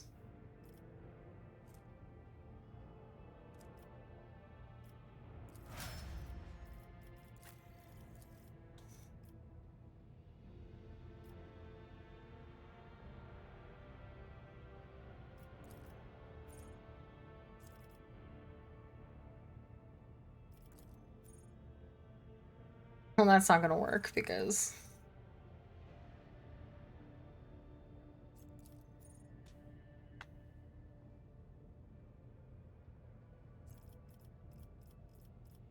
tell you something, right? Oh yeah, I should get that too. Bitch.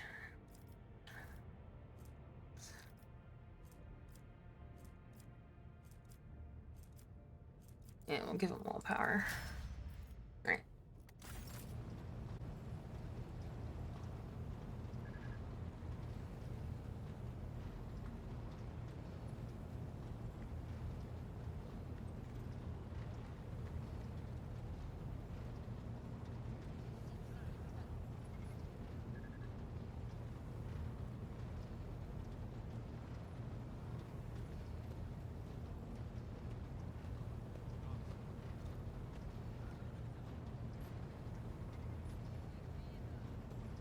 Okay, I think now what I want to do is finish the last planet.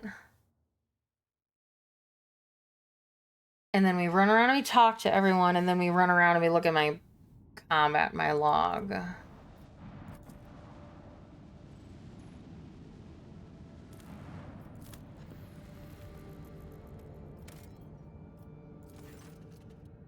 At first it looked like the snowy and desolate planet was devoid of surprises. But the yellow and orange flickering of the new lumens and the notifications from the auger system informed the officers there was a small colony that survived in spite of the harsh climatic conditions. All attempts to hail the colony have failed. Send out a scouting party. The explorers report the dismal condition of the settlement and its inhabitants. Their skin is translucent and pale. Their icy blue eyes see practically no color. Their language is rough and guttural, and their stomachs cannot tolerate anything except a stew made from local roots and mosses. And yet they are subjects of the Imperium, still loyal to the Emperor. They have mistaken your people for his emissaries. Find out what happened. The local elders woefully reminisced about times long gone. Most of them are still sheltered in their mother's wombs when snow first settled on the verdant fields. Hail ruined the crops and frost hardened the soil. Plants and large beasts that could not sustain themselves were the first to go. They were soon followed by birds and other small animals. Most people in large cities perished, unable to warm themselves and their families. They say the governor and his entourage left the world in the first days of the winter, taking all the provisions and fuel with them.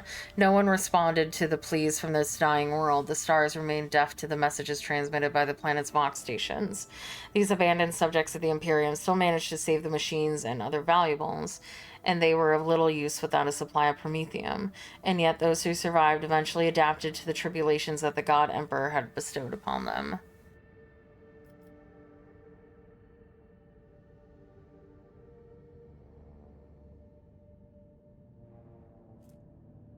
Yeah, I have fuel. Give the unfortunate people a gift of promethium and send tech priests to perform the rites of generator maintenance. When the maw of the first generator belched forth a furious roar and black ash started falling from the sky instead of snow, the locals laughed and danced, trying to warm their limbs after a decade of cold. They called down blessings upon their unseen savior, a rogue trader from the Von Valentian dynasty, and thanked the God Emperor for the fortuitous encounter. The explorer's departure was accompanied by shouts of grateful approval, not to mention their many parting gifts.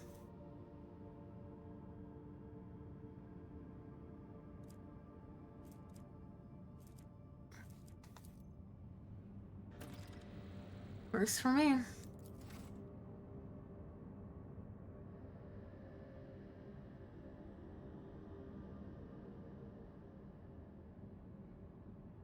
Alright, Aircy says €75. I will put it up on throne, and that includes rigging.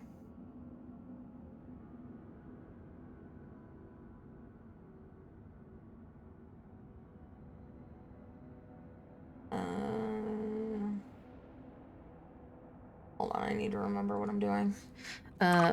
Bunny outfit.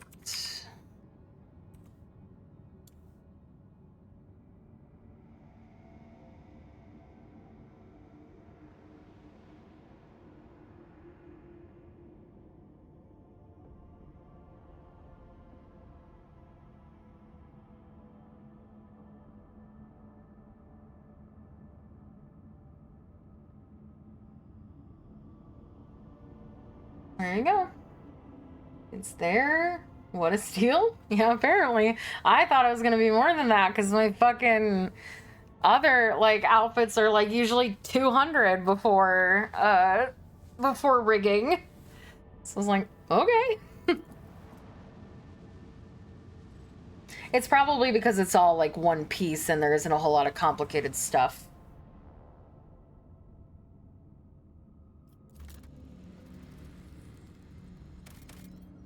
Ash World. Alright, I think we've completed the map, maybe. Or we have one more, I'm not sure. I have an urgent message from Darkonis, Lord Captain. Our astropaths are receiving numerous transmissions. But no, these aren't ordinary messages. Dials contributed 921 Swedish krona and 7 aura to Bunny outfit, summer, via throne. You guys are crazy. Well, I'll put in the order. Hold on.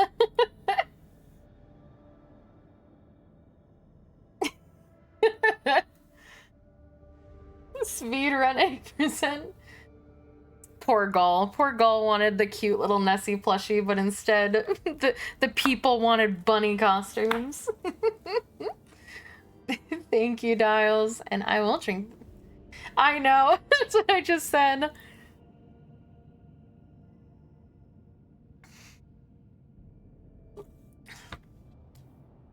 Poor Gull. Oh god, I have to drink again. Please don't drown me.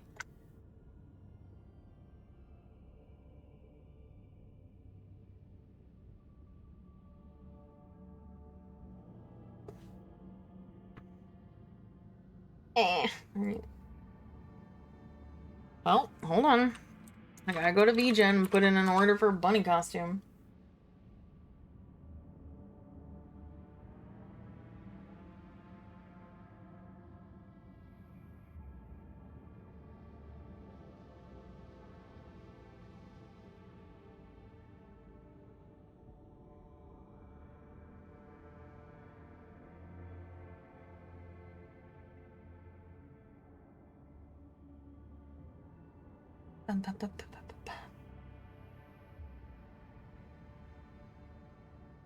Gotta drink some water. Oh, you meant streaming? I drink pretty frequently.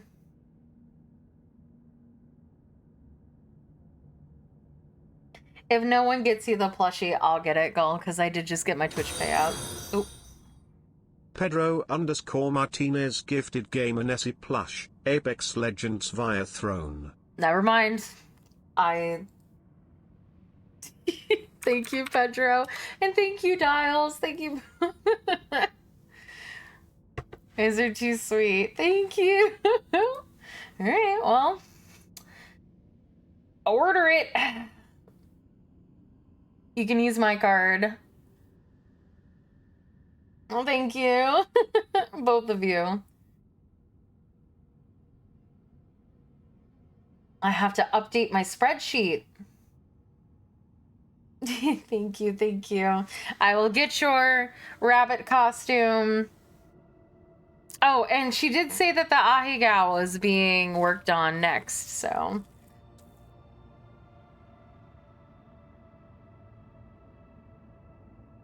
Maybe, actually, I can ask Aircy to... So here's a question, Dials, for you. Do you want the rabbit outfit to be extra sexy, and do you want it to be for fansly only? Or do you want to have it Twitch compliant, so you can use it on Twitch? And then I will have Aircy, like, allow it to be toggled off, and it'll be the nude model? So I finally have something so I can use the summer model on Twitch. Or on a... Not Twitch, no. On Fansly.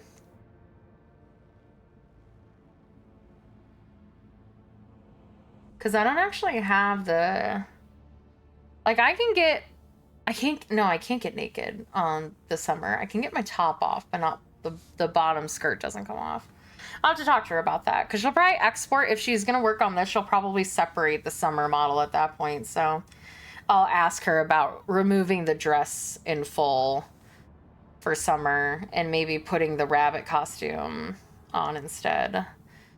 Or maybe I'll just have her do the micro bikini for summer. We'll figure it out. But thank you so much, and thank you so much, Pedro, for buying the Nessie plushie for Gull. She was like, I want to buy this, and I was like, no, we do not need another plushie. I will put it on Throne. Depending on what the extra cost would be, why not both? Oh, so like a safer, like a Twitch safe version, and then a not. I don't know how, like, much more, like, sexy you would make the bunny costume, though. Now that I think about it for more than a second.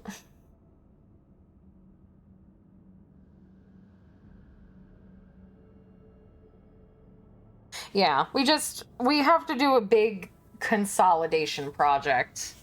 Or, like, the opposite of a consolidation project. We have to separate everything and, like, put all of my spring stuff on the spring model and then all my summer stuff on the summer model and figure out where everything's going.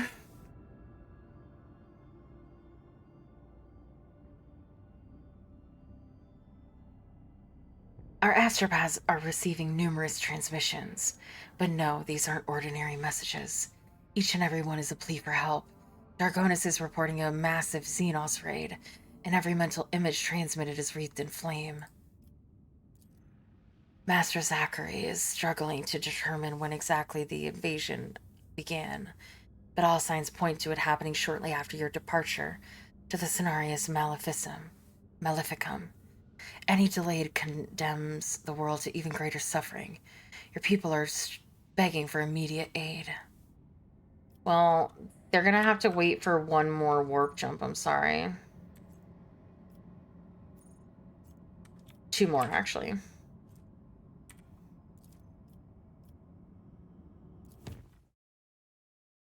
What?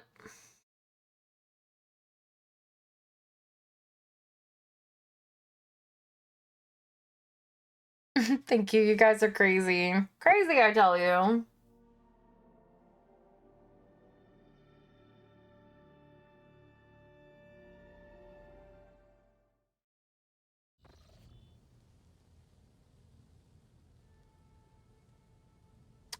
Oh, yeah. We could do that. I missed what this dialogue option said. Instead of admiring themselves, monkeys should direct their gaze to the world around them more often. What? Oh, was she talking about me? Yeah, I could talk to her about it. Oh, hello. Juliet? Taking careful steps almost without a sound, Erlia examines the study's interior, raising her brows in surprise and muttering something to herself in the Aldari tongue.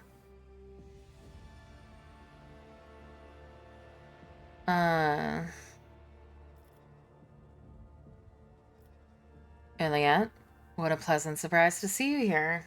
What are you doing here, in my room? I had no idea this was your dwelling until I entered it. The Aldari turns her emerald gaze on you. It seems she is completely unfazed by your sudden appearance. On my craft world, we all held to a simple custom. You may set your foot wherever your path requires. Sacred ground was the only exception to this rule. Is there something sacred in this room, Ellentalk? Erliette looks around the room. I do not think so.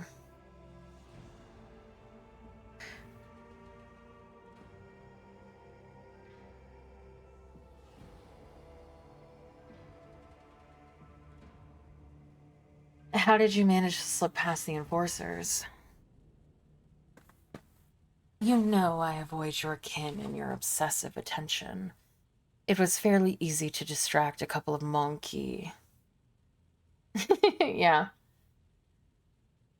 And slip past them. Meeting your eyes, Juliet nods in understanding. I suppose this is not pleasant news to hear. For humans, trespassing is akin to an insult. Did I ever think I would encounter this again after Cruderrock? Juliet laughs sorrowfully. Stiff, meaningless rules. And condemnation for overstepping lifeless boundaries. It weighed so heavily upon me back then. But is your entire world contained within this tiny metal cage, Ilintok? Your ship, these chambers, they are but a speck of dust, an island, a temporary shelter in a world that is far bigger and more expansive. Well, enough of that. Now that you're here, I wish to speak with you about our agreement. I have traveled through the veil many times inside your steel-winged bird, and every time her voice torments me, trying to drive me mad. Erliette stares over through you, consciously touching the spirit stone on her chest with a trembling hand.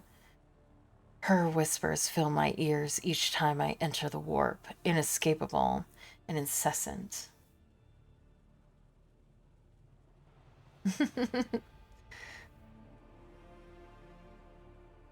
Poisoning and inflaming every single emotion and thought, making them uncontrollable. I have learned to shut myself off as best I can, just so that I might have the chance to search for what I have lost. And we have managed to find some of the children of Cruderrock, find and bear witness to their horrifying fate. Erliette half closes her eyes. I think that every step I take to discover Cruderrock's fate brings nothing but doom to my brothers and sisters, and still I ask you not to stop. With every cycle, those still hidden in the darkness of the cosmos draw closer to their demise and obscurity. Out of all the monkey I have met, I thought that you, Alantok, might be able to understand me and my pain. I was not wrong to think so, was I? For a moment, a sad smile flickers on Erliette's face, and her voice rings with agonished Oh my god, agonizing doubt. I thought there was an H in there. No matter what, you tried to keep your promise, even if your species loves to stamp out any life form they find undesirable.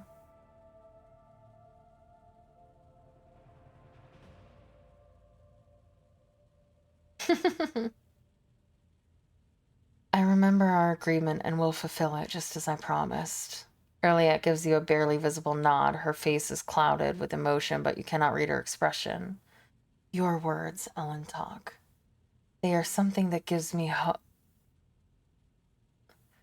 Erliette's words are interrupted by a strange sound, similar to a stifled sigh. Her gaze trained upon something past you. Turning around, you see what has caught her attention. An odd, unsightly shard of porous metal mounted on the wall like a trophy. An entire kaleidoscope of emotion plays through her face, changing too quickly to catch. She sighs once more, and then her feelings are concealed behind an impenetrable, impersonal mask. What is this, Monkey? Erliette's voice sounds unusually cold. The strange shard has been here since at least the day of your ascension to the rogue trader's throne. Looking closely, an odd thought nags in your mind. It may be disfigured and corroded by some unknown power, but it vaguely resembles wraithbone, a material crafted by the Aldari.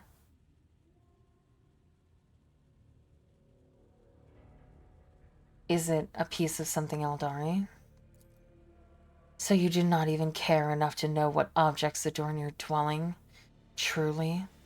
Erliette lets out a thin, sorrowful sound, then cuts herself short, going as still as a statue.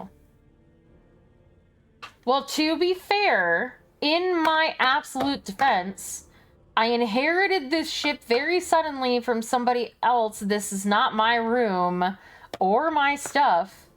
And I've kind of been running around the entire fucking galaxy solving everyone's problems all the time. I haven't exactly had a chance to redecorate, so my apologies. Anyway, enough. I have lingered here too long. From now on, I will avoid entering places you would prefer to keep hidden from me. I know it's my stuff, but I'm saying I haven't had a chance to, like, you know, redecorate. Give me a break. I'll fucking kill you, Anguished.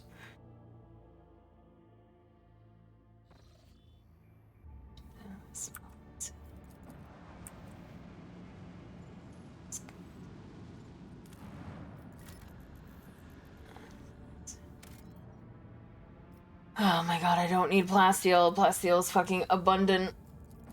Oh, and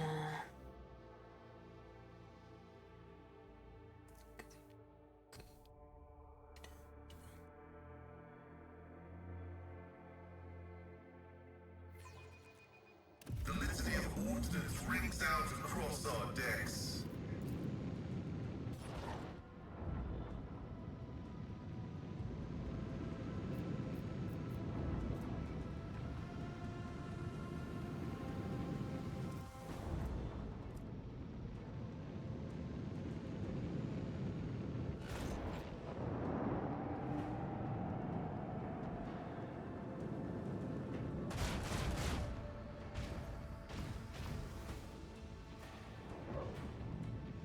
you're fucking casting mirror image.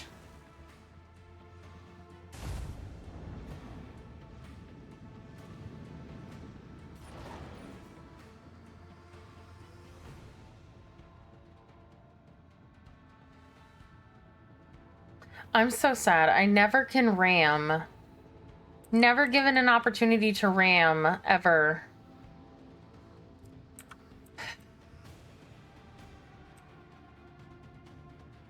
Well, might not be able to ram, but I can do this. Let the incandescent beam scorch our enemies.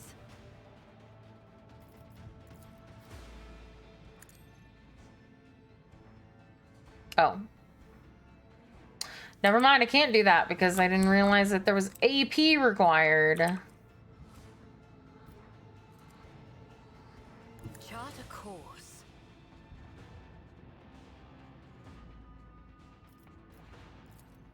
Send them into the cold void.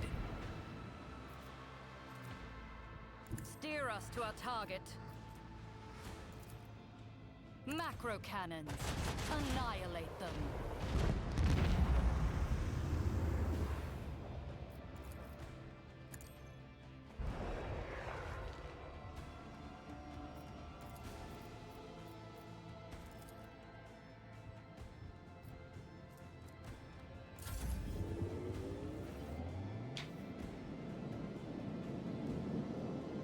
Oh, I didn't put my torpedoes down.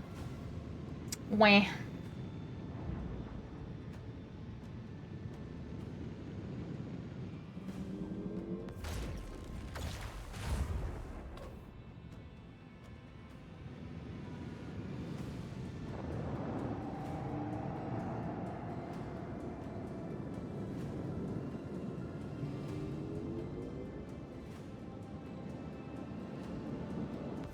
Ow!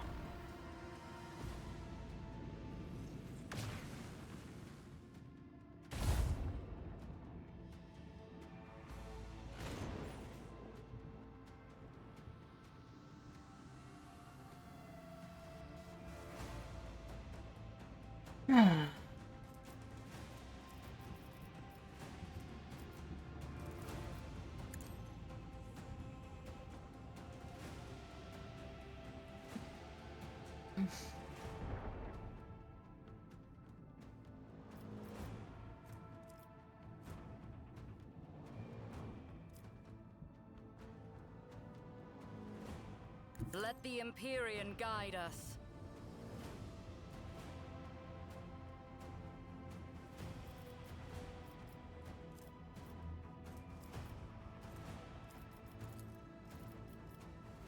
No. Not worth it. Oh, that gives me depression. Send their souls to the void.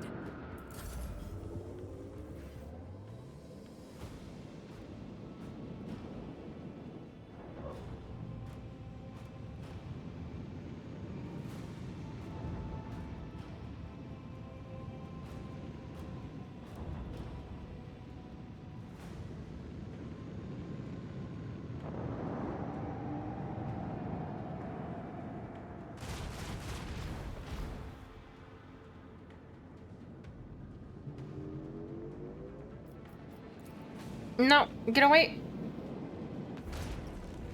Rude.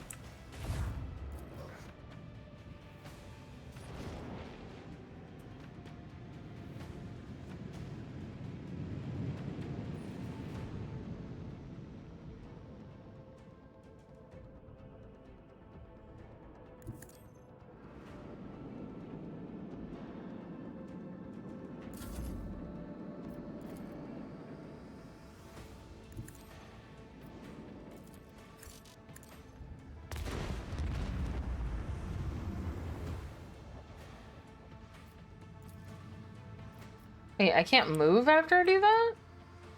Oh. I didn't know that.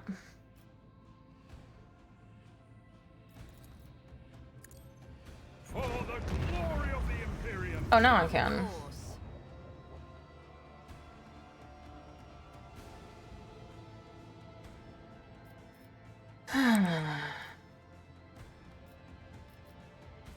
Oh.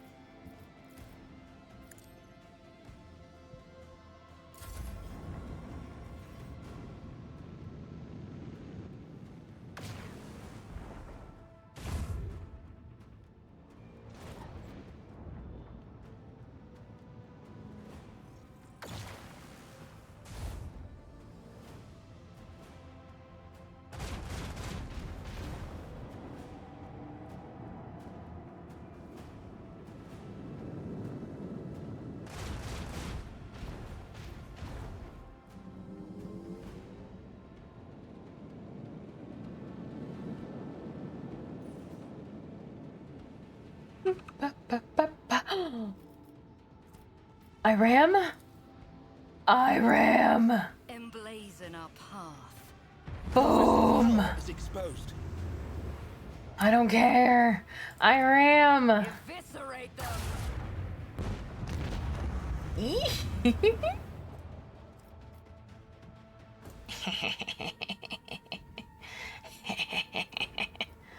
It's my favorite thing. I love ramming. Why not just blow up? Why move? It's literally... Okay. Victory is ours. I love to ram.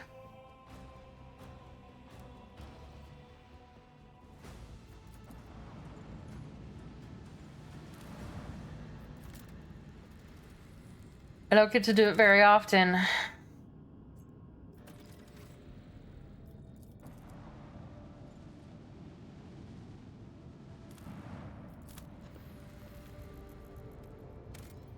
Fucking plasteel. Excuse me.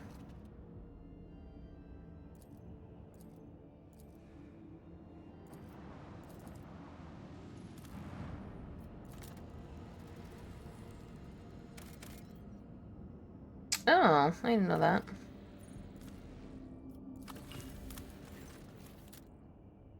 Charred ruins have been detected on the planet's surface. The architecture, building, materials, layout, and passages betray their Xenol's origin. There are currently no signs of Xenol activity on the planet, and the roads seem to be abandoned. Run a detailed scan. The burnt husk of an Imperial shuttle has been found in the heart of the ruins. The pilot's remains are badly damaged. It would seem the shuttle smashed into the building at full speed, causing the fire that destroyed it. Sister Argenta believes the crew has found the remains of a martyr who sacrificed themselves to protect humanity from the Xenos threat. She proposes to erect a monument and hold a service in their honor.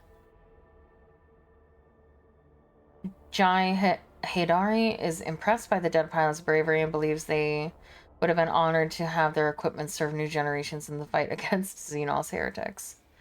And heretics. Of course you do. I don't really get to hang out with Argenta, so sure.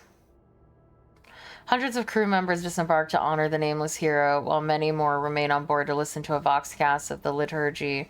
In the somber gloom of the decks, even though a pilot's name is unknown, their sacrifice will be remembered in the hearts of the Imperium's true children.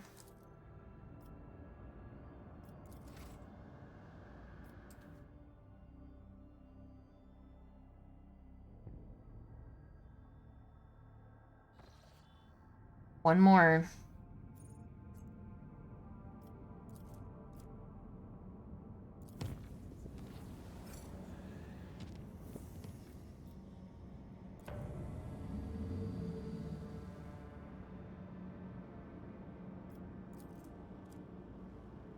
There's no point.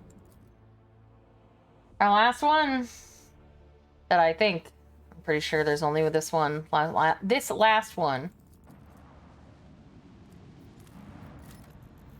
And then I think I've gotten the map that is available. Of course, we have the unavailable part of the map, which will forever haunt me. Provisions. Oh, we get to board.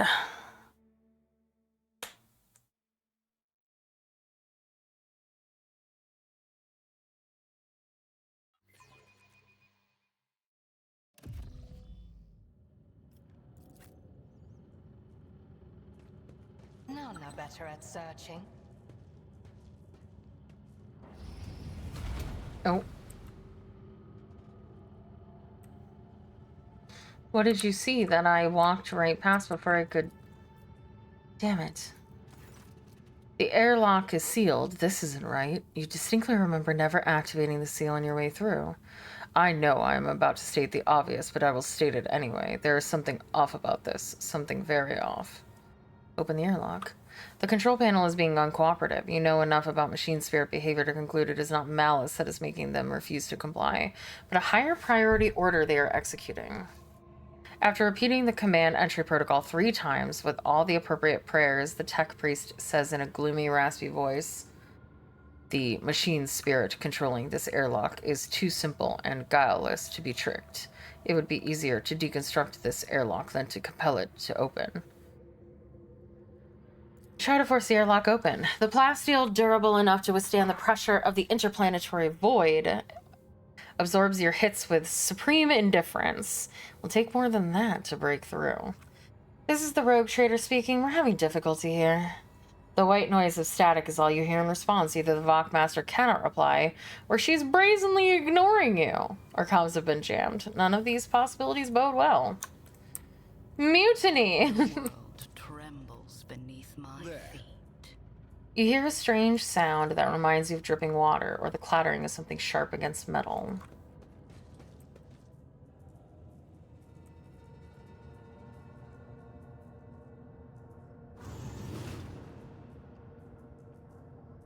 I don't know what way I want to go. I guess we'll go this way first.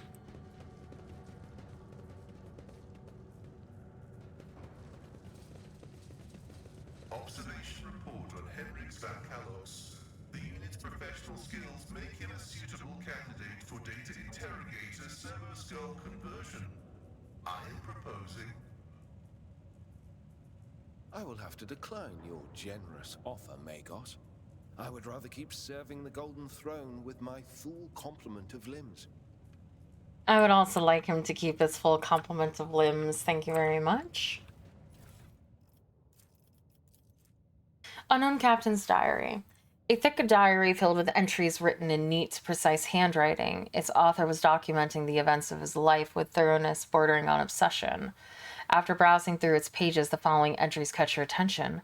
Exodus Watch 1. Never thought this day would come. I'm addressed as Master Captain once more. How many times did I swear never to venture into the void again during those 2 Terran years I spent among the mangled ruins of the unheralded Reckoning's Bridge? Unfortunately, life in a gravity well didn't bring me peace. Reverend Aeronymous promised me that performing a selfless feat of devotion would bring me serenity. Maybe he's right, but I'm still writing in this journal during the long nights to keep my sanity, just like I did for 2 years there and 7 Terran years after that here. We'll see if I'll be able to live without the somewhere that is our wasteland wayfarer's destination. Exodus, Watch 237. The crew has reported hearing strange noises from the ventilation shafts for a 3rd time. Alas, I'm charged with pilgrims, not seasoned voidsmen. The venture scares them, and they're already managed to make up their share of absurd ghost stories. I asked Reverend Gravik to calm them down. He's the official head of the pilgrimage, so they ought to listen to him. Exodus Watch 240. The vent inspection is finished. Just as expected, there was nothing to worry about, just some torn tubing striking the hull. Exodus Watch 393. Reverend Aeronymous was wrong. Faith does not bring me peace. I prefer not to take any sides in the theological dispute that has broken out aboard our vessel, ignoring the debates altogether. I'll let Reverend Gravik handle it. I'm slightly concerned about this schism, but as long as both groups are peaceful and agree to follow my orders, they can bicker and shout all they want.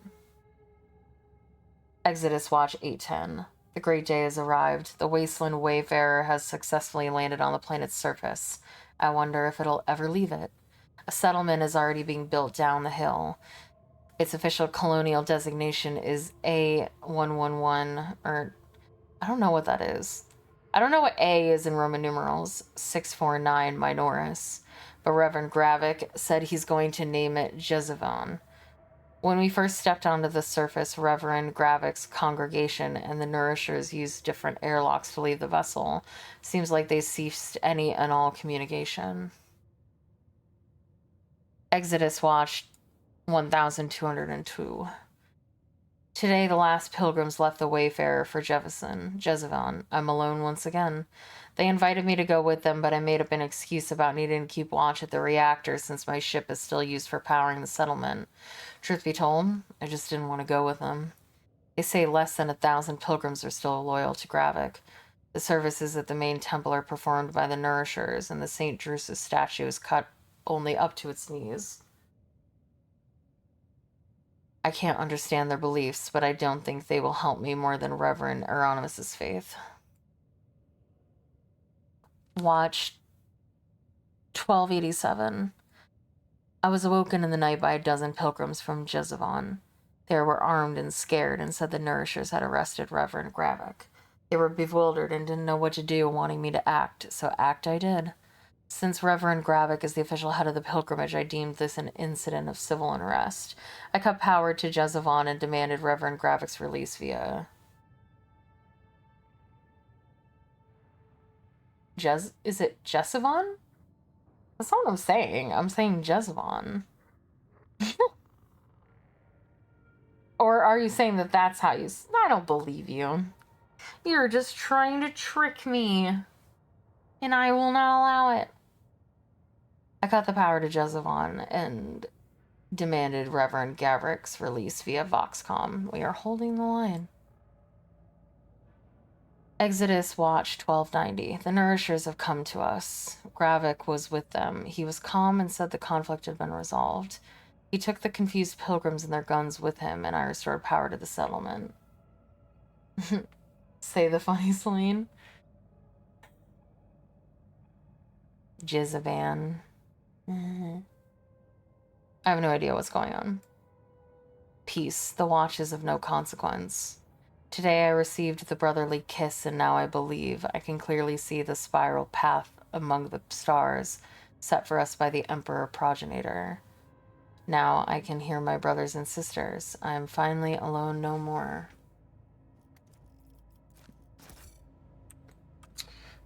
And now you're a fucking body on the ground. Why am I paused? Bum, bum, bum, bum.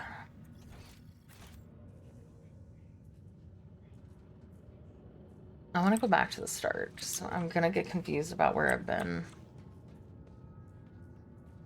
Intriguing. A trivial task. The ventilation system still works. There are strange gouges in the metal. They look like the claw marks of some beast that's trying to crawl through the shaft. I can't make it in there. It's sad. Sorry, no.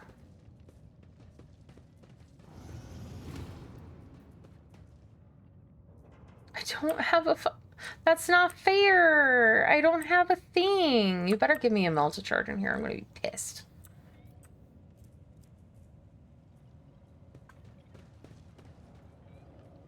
I never find these things. Oh, hello.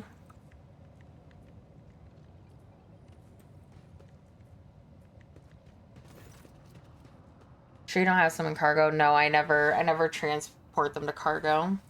They're marked as non-cargo.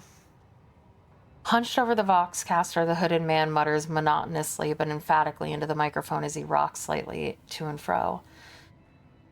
In the light of the distant stars, our Emperor Progenitor wanders warily. With thoughts and visions of us, he sends us particles of his light. Though his body suffers, his mind lingers on us. Let us therefore nourish him with the light of our souls, with our prayers, with our faith.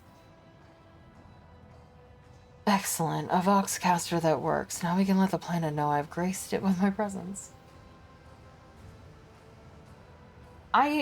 You keep telling me that I can buy things from people, but I can't. The man falls abruptly silent as though sensing your presence and says, "And here come the afflicted." With a pale hand, he throws back his hood. You see an ugly face with flat, wide nose, disproportionately large brow ridges, irisless eyes with enormous pupils, a wide toad-like mouth, and skin that transitions to purple scales at the cheekbones. Standing before you is an abomination, subhuman, a mutant. Welcome to the abode of the nourishers. Heinrich recoils and grimaces and touches his temples of pain by a headache. This is bad. This is very, very bad. Ready your weapon, Celine.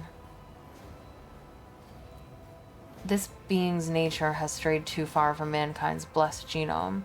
The creed sees no humanity in deviations like these, and so it commands that such creatures be exterminated without mercy.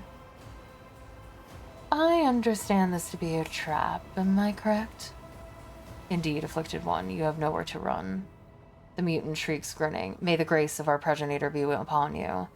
His words are piercing, becoming a shrill echo of 100 voices, minds. Growing ever louder, it torments your mind, and before you know it, you reach for your weapon. You hear a clanging echo growing louder in the empty modules, like hundreds of clawed limbs, striking bulkheads and grabbing onto bars. Whoever is advancing upon you, there are a lot of them. You ought to run for your life before they trap you in this crammed Vox cabin. But small quarters are what I work best in.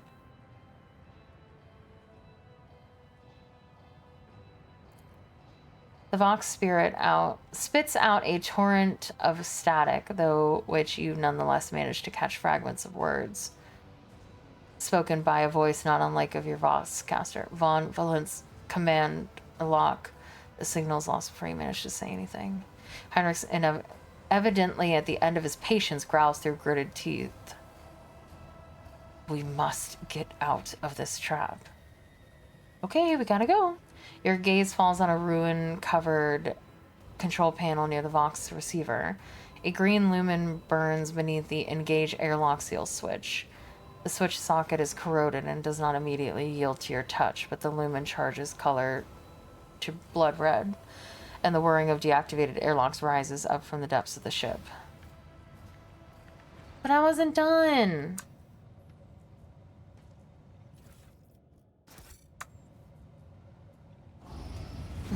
I haven't looted everything yet. Something nearby. Ooh.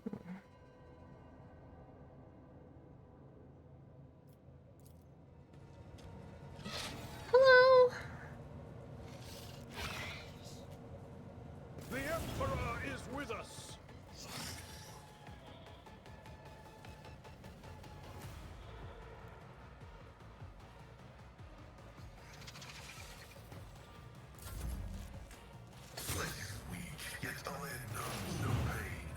I'm not afraid of you. I approach the designated position. This tedium is beneath me. I understand your intent. I am not your Xenos pet monkey. If I must. If it serves your cause. I understand your intent. No weakness is hidden from my sight. Ancestors, guide me! Everyone, step aside. For the throne's glory. Let's see to it. But of course, Lord Captain. Nothing stands against me.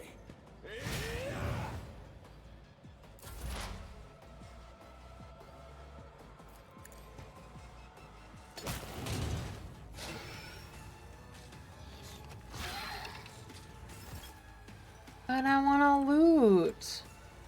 Metal box was brutally forced open. Why would this owner break it into it when they could simply use a key? But I want it.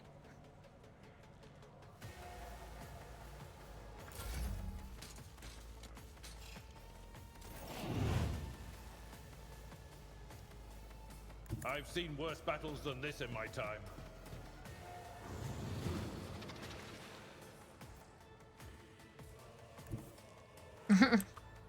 I will not be deterred.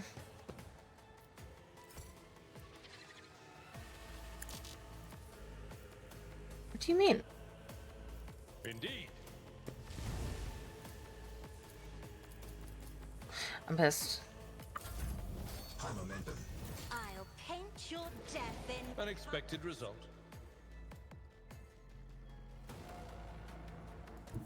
You're not looting A combat. tactically sound approach. You can't loot in combat. That's bullshit. Step aside. The navigator is coming.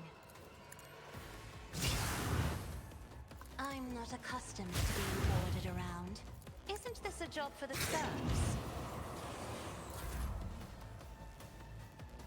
PvP.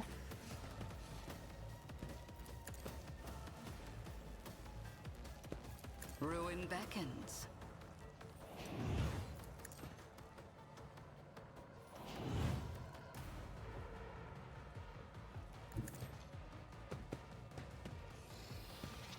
Purpose guides me. I will triumph. I'll put my psychic abilities to use. I need no guidance.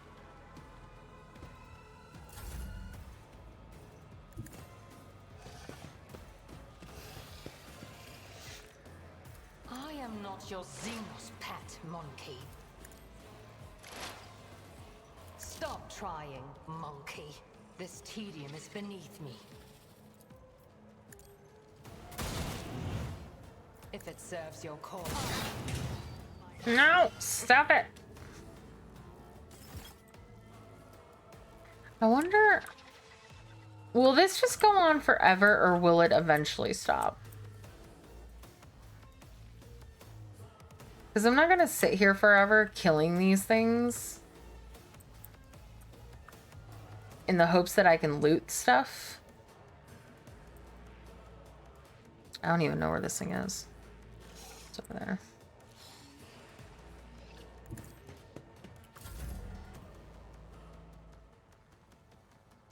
I need a foothold.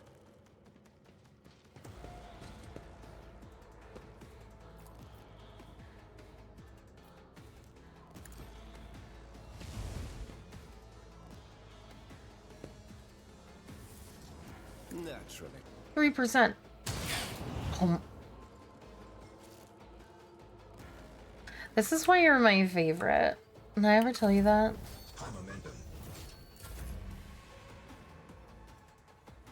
Tried and tested tactics are the best ones.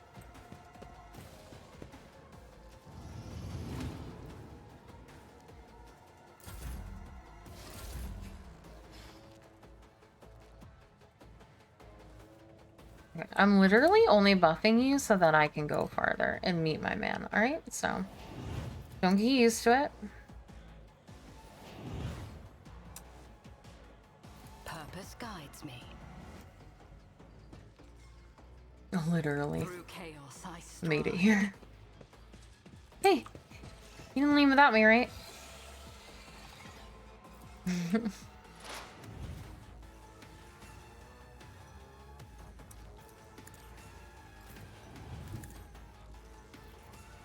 Meet me. I feel the power surging. I won't object to it. Let's see Oh, to it. I have the wrong fucking weapon on right now. I won't object to it. For the throne of glory. Let's see to it. Okay, alright, it doesn't.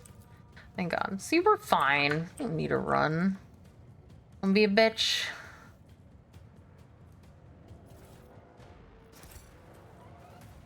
Yeah, I want the loot.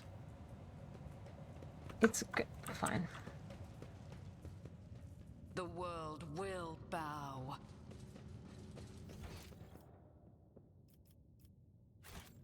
Oh yeah, I can't get in there because I don't have fucking melt to charge.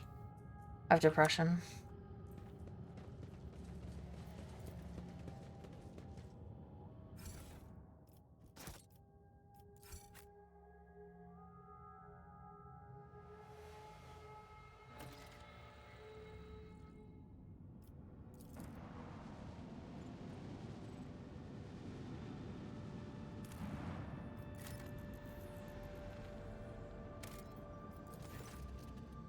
A small planet gently wrapped in amber forest greets you.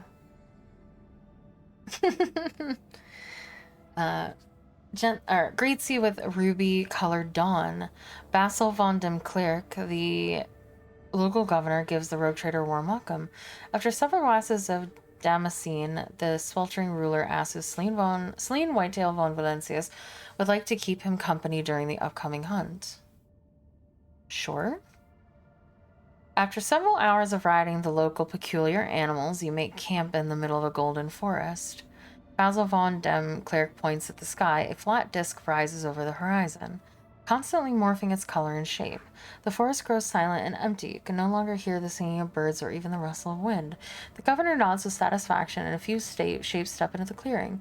Their bodies are twisted by an unknown phenomenon, and you watch the freaks with astonishment as they begin to dance to the throaty cackling of their brethren, turning the bony, gross, and pulsating flesh of their scaly hands toward the unnatural thing in the sky. What is going on? The governor smiles coyly. You're about to see with your own eyes what is happening here. The hypnotic dance seemed to continue forever. The unfortunate creatures howled, whined, and convulsed, unable to tear their bleeding eyes from the celestial body. When the Provenine disk outshone even the light of the local star, the physical shells of the things that used to be men burst, releasing beasts onto this plane that not even the most fluent and capable pen could describe. Basil von Dem Cleric excitedly explains that the creatures you saw are the children of the great king of distortion. It is he who is the true god and patron of these fertile grounds. Once every cycle, his chariot shines its light upon the world and bestows transformations upon his most ardent followers. The rogue trader may become one of his heralds. Execute the governor on the spot. The governor's head separates from his neck with a distinctive squelch. Black and brown blood seeps into the soil beneath his corpulent body and is immediately transformed into a writhing tangle of worms that burrow deep into the ground with unnatural speed. You return to the ship, pondering what to do with the world, and more importantly, what to do with the King of Distortion. Order the crew chart a course to the anomaly known as the King of Distortion. The senior officers observe suspicious activity emanating from the twisted celestial body at the heart of the system. The chaplain advises you to get ready for a potential encounter with the spawn of the archenemy, so it may be wise to reconsider unless you have holy relics, sacred words, or blessed effigies of the Emperor. Aflame with a plethora of colors, the distorted celestial disk trembles slightly beyond the endless windows on the captain's bridge as the rogue trader's ship approaches its center. An otherworldly voice, cold and enveloping, enters your mind. What could this puny wretch possibly offer a king? The officers on the deck look around perplexed. Their eyes are full of terror and confusion. Many clutch their heads and let out long howls of pain. Some empty their stomachs, but most, pale and exhausted though they are, have joined the Lord Captain in resisting the entity's influence. Ask who I'm talking to. An endless flow of images fills your consciousness. You see horrifying scenes of millions of tortured souls. Their screams rend your mind. Their pain pierces you with 1,000 red-hot needles. King, ruler, the one who is obeyed. That's all you can make sense of, although you see much more. Command the entity to release the minds of the Amber Worlders from its grip.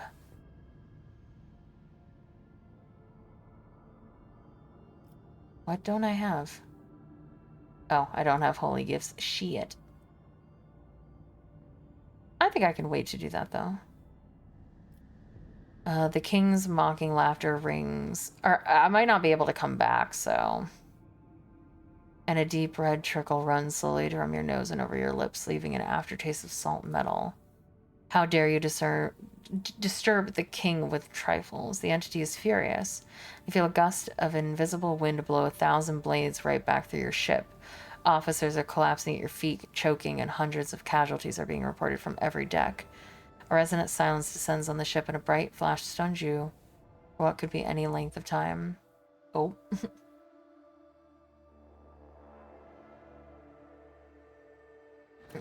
You have died. Oh.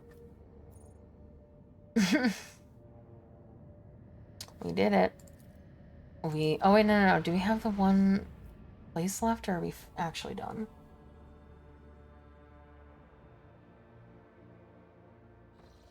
I think that was it, right? Yeah. Where am I? Oh, okay. I guess I... Wait. I wasn't there, was I? How'd I get down here? Wasn't I over here? Well, that's just annoying. Well. Wait. Where am I? What happened? Alright, well, I guess I'm gonna make this safe. And then we're up here. Where am I trying to go to right now? I thought I needed to go back to Dargonis, right? Where is Dargonis? Yeah, I have to go up here.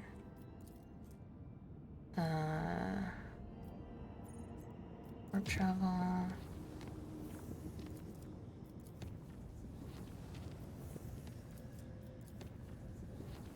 I got teleported down the world.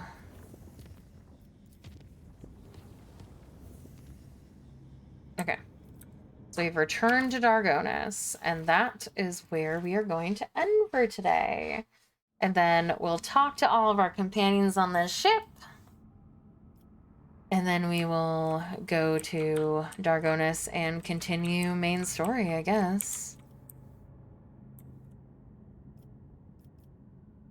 'Cause yeah, that's the only one I can't get to is the one that I can't get to. The Imperium. But I've discovered all of the planets that are visible anyway. As of right now. But I didn't get an achievement. I got an achievement before for like uncovering 50% or like seeing you visited half of the optional locations. So there must be an achievement for seeing them all.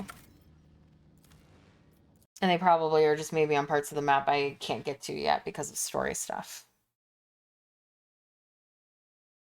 But that is going to be it for me for today. Thank you so much, everyone, for spending your time with me and for you guys being absolutely fucking insane. Thank you so much to Pedro for buying the limited edition Silvervale bread box that came out with her new merch line for gamer subs offline. Funnily enough, Silvervale announced on April Fool's that she was going to do breadbox merch, and low-key, I love bread boxes. I think they're great. And I was like, if this is real, I might get one. And then it turned out, of course, to be an April Fool's joke, because of course it was. But then, apparently, for her birthday, she actually did release one with gamer subs, which is so funny. So I'm going to get her waifu cup for her birthday, and I'm going to get a bread box from Petra, so thank you so much. And thank you to Lasta for the 22 bits, and thank you to Gull for like how many? Like 200 bits for your various in beginning of emotes today. Thank you to Dials for the 75 euro contributed to the bunny outfit. I will put that requisition in with Aircy at the end of stream. And thank you to Pedro for being poor with your money so that we didn't have to, because Gull absolutely was going to buy that gamer Nessie. So thank you so much for being kind enough to get that. She is a Apex nerd and really enjoys Nessie. So yeah, just